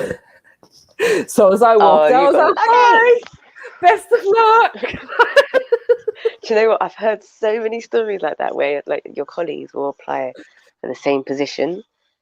Like, it was mad. But I got the job in the end. Just to say, I there you go. It. Simon. Yeah, the smashing application form. I fucking hate job interviews. Oh my god, I haven't had a job interview in years, boy. I think that was one of my most difficult job interviews because I had to do a verbal presentation, a 10-minute verbal presentation on how I would get like more of the community engaged with the project. So I just chatted a load of shit. I remember just talking and talking and talking and talking. I was just thinking, is my 10 minutes up? Yeah. Oh shit. Yeah. Shit sometimes. I remember I'd done a speech as well. It was like at the end of that volunteering thing, we got some awards or whatever. So we're like, oh Jen, like, can you do a speech? Because you know, you're one of our like best volunteers and blah blah blah. Yeah, okay. So I'd done this little speech and they were like, oh, it's great. And I was so like literally I was a bag of nerves. I don't know how they didn't see me like physically shaking. Yeah. So after now, this guy comes up to me and he's like, oh, we want to like capture your speech. We want to do it on video and interview you properly. And I'm like, okay, cool. Yeah, if I smash the speech, I can do this, no problem. When I tell you, when they put that camera in front of my face, yeah, I froze. I froze. Did I you? didn't realize I was so camera shy. Like, because I've never been in front of a professional camera before. Man was coming with all the equipment and everything. And I'm like, yo, I don't know what to say. I'm shit scared. Pam's sweating, everything. I think he had to break. I think he actually had to reschedule. Yeah, he had to reschedule. And I had to write out my speech and then go back and do it again. Because I was like, I could not free flow it. Could not free flow it at all. I think I did really shit at that too. Did you do it all right the second when you actually went back? I don't think so. Oh, you gave it your best shot, I think even when I watched it back, I was just like, no, I never, ever want to see that video again. Ever. I think that's how bad it was. I really didn't like it. Hate that stuff. And you know, like, because you know, them people are using it towards their publicity as well. So like loads of people have probably seen it. Probably hundreds of people have seen it when they're signing up for volunteers. Where is this video? A particular housing association, just not gonna say. Don't say it. Don't say it. Don't say it. 'Cause everyone's be searching it up and then bringing it up later when you piss him off. It's all right because they've merged now that they no longer exist, and it's fine. Oh shit! Oh man, but that was one thing about being in that job as well. I always ended up on some kind of publicity because there was some next project that opened up, and my organization was like partly funding it. So we went down for like their open day. A few weeks later now, I see my face on the front page of this booklet, and I'm like, yo, nobody asked me permission for this. I don't understand what's going on. Why is my face everywhere? No. Oh, that's cringe. Proper. That is proper cringe. Especially when you're not given permission. But then, you know, like they've always got their disclaimers up in it of like, oh, we might take videos, and it might be used for publicity reasons. So I couldn't really argue with them. I say you can tick no. I always tick no on them things, man. Yeah, I think you have to like make them. No, it wasn't like you fill in the form. It was just like, if you're in the building, be aware that we're going to be taking pictures. If you don't want your pictures taken, then you have to exclusively let us know. I didn't mind them taking my picture. I just didn't realize that they were going to use it for the front cover of their publicity, you know. Well, that means they liked you. Yeah. You had that face for it, man. You got the face for it, innit? Don't know what kind of face they was looking for, but yeah. These are the kind of people that we need to help. Oh, stop it. Oh, man. What So I think day. it's going to be chicken tonight because I think Jedi has just left us. Oh, is it? Not even a movie. Not even a buy.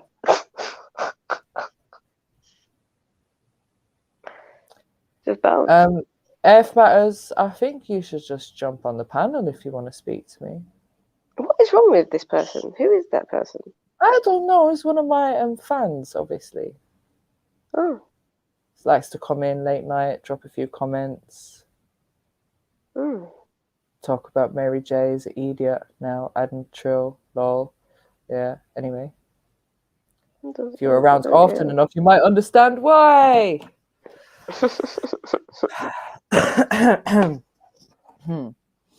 Where's your Trill, Sash? It's on there, no? Not on your... Yeah, because you have to do it separately on StreamYard, isn't it? Oh, I can't do it when I'm on it already. Yeah, that's fine. All right, just call me out. All right, I'll put it on there. All right. Not a thing. Cool. Well, No, we're gonna do this at the same time. So. Are you sure? I need to call Jedi one more time. Jedi. Jed. Oh shit! Who showed up earlier on when we shouted Jedi? Oh, it was you, wasn't it?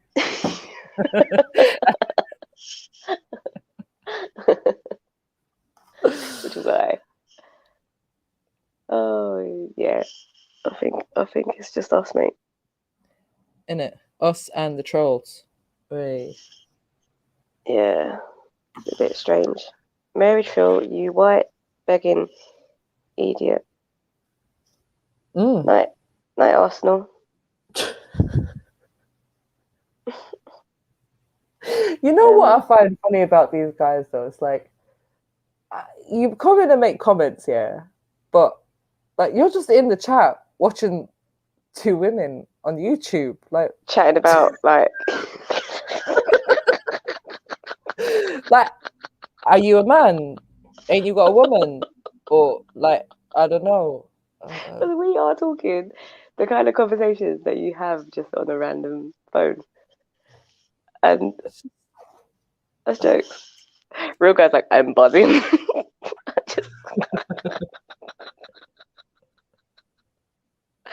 No, Arsenal seems alright. He was talking. No, Arsenal's cool. He was talking about what do you call it? The microbiome. I love that shit. Oh, what, some sciencey stuff? Kind of. Microbiome is so cool. It's so cool, by the way. Huh? Micro what? Microbiome, like, so the bacteria. Oh, okay. Basically, it's a big deal. A big deal. The reason why I avoid antibiotics like the plague. Well, I think everyone should really if they can. Yeah, they're disgusting. They're gross. It's like the bacteria equivalent of chemotherapy. Oh, okay. Wow, that says it all. There you go.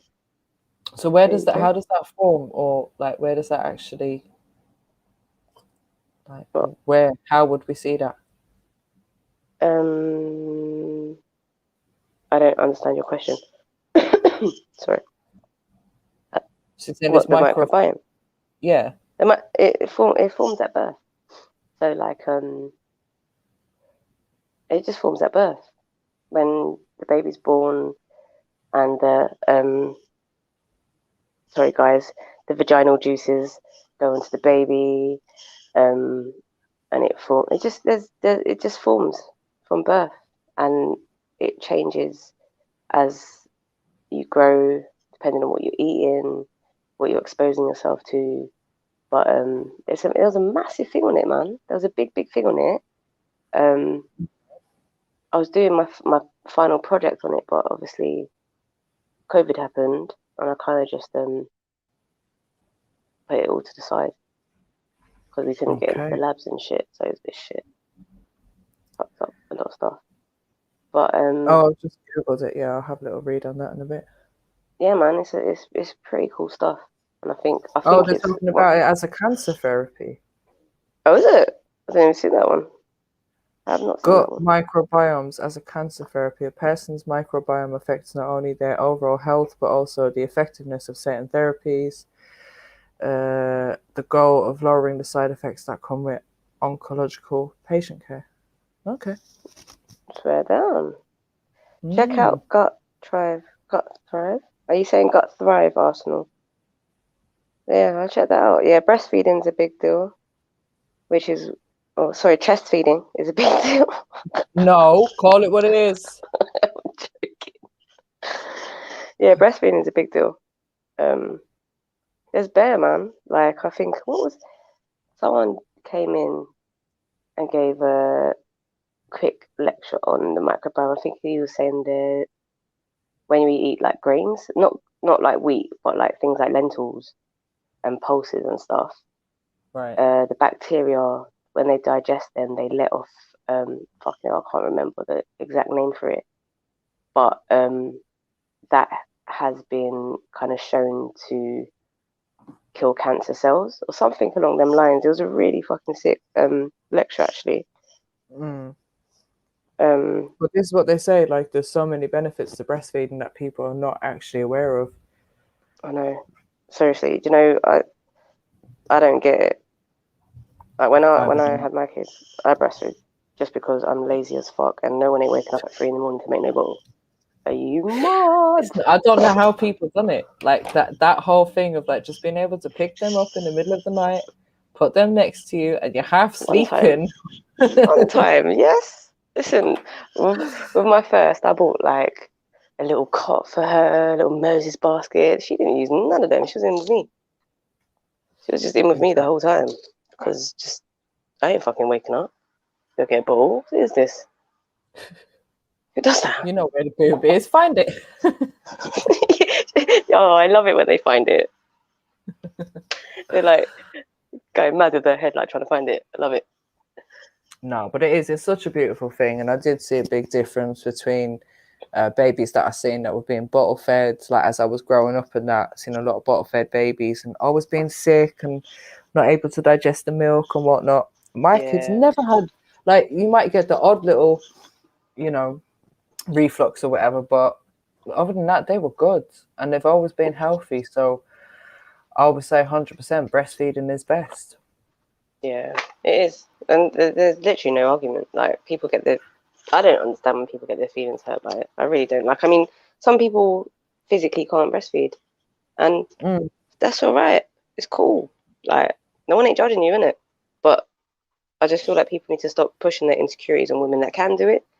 Like, I remember breastfeeding in the toilets, for God's sake. Oh no! What? Because you're hiding? I didn't want people to see my baby. It's my baby. Listen, I would do that shit anyway. I didn't care. I got told off many times. Oh, you're in the council building. You can't be doing that. Well, sorry, but I've been told I've got to sit here. What am I supposed to do? Let my child starve? Are you mad? Yeah, it's mad. When we went to Philippines, my cousin, like, obviously it's not. They have the option to get milk, like bottled milk, but it's alien, really, and it's very expensive. So yeah, we was out there, and my cousin had a baby, and we was all having a conversation, and my partner was there, and she just whipped out her massive boob, put the baby on it. She didn't pause in her sentence or whatsoever as she was doing it, and I loved it. I found it hilarious. I just loved it. I was like, this is sick.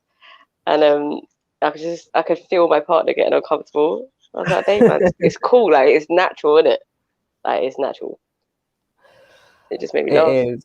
But do you know, I remember having situations like that when, I think it was when my daughter was born, and like family come around to see the baby, and I'm in bed and I'm feeding the baby, and then I think it was like one of the cousins or something came upstairs to say hi, and he's all like stroking the baby's face and stuff and not realizing she's latched on, and I'm just like, this is bare uncomfortable. Then I think he clocked. He's like, oh, sorry, I didn't realize.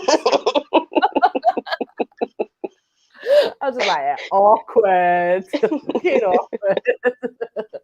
Well, that's the thing, you can hide it so easily. I think that's what a lot of women don't realize. Like, and they think, oh, it's such a big thing. And like, how much of your time are you actually spending outdoors with your baby anyways? Do you know what I mean? And, yeah, I don't know, the whole bonding thing, I think for me that was the best bit. Like, that bond that you actually feel between you and the child when it's happening. It's like, there's no better feeling than that. Yeah, man, I love it. And it just shows, like, seriously, boobs are for feeding children, like feeding babies. It's not a big deal, man. Look at these guys put like stupid emotions in the chat. Look at them all getting silly. They're all sitting there going, boobies. He said boobies. Boobies. Oh, it's jokes. Right. For real. I think on a serious note though, it's time to go. Like, it really is. Anymore. So after midnight, I promised myself I'd be in bed before midnight, and it didn't happen. And I really hope I don't be in bed by 10 tonight, because honestly, last night that trying to get to sleep was torture. Last night, absolute fucking torture. Yeah. Really hope I don't have that issue again. But I'm yeah, sure big up everyone in the chats. Who's left? Big up Red. Big up Real Guy. Red's Real Guy. Big up Flame. Big up Arthur if you're still about. And big up F Matters. You got timed out. Shame. See, I would have just left you there, but see how the broskies just come in and they have our back. That's how it is with family around here. This is why I got a Trill in my name. Don't ever get it twisted. That's right. All right. Well, big up Sash and big up Jedi. And yeah, big up. And yeah, so you know, Mary, this is the thing. Bye.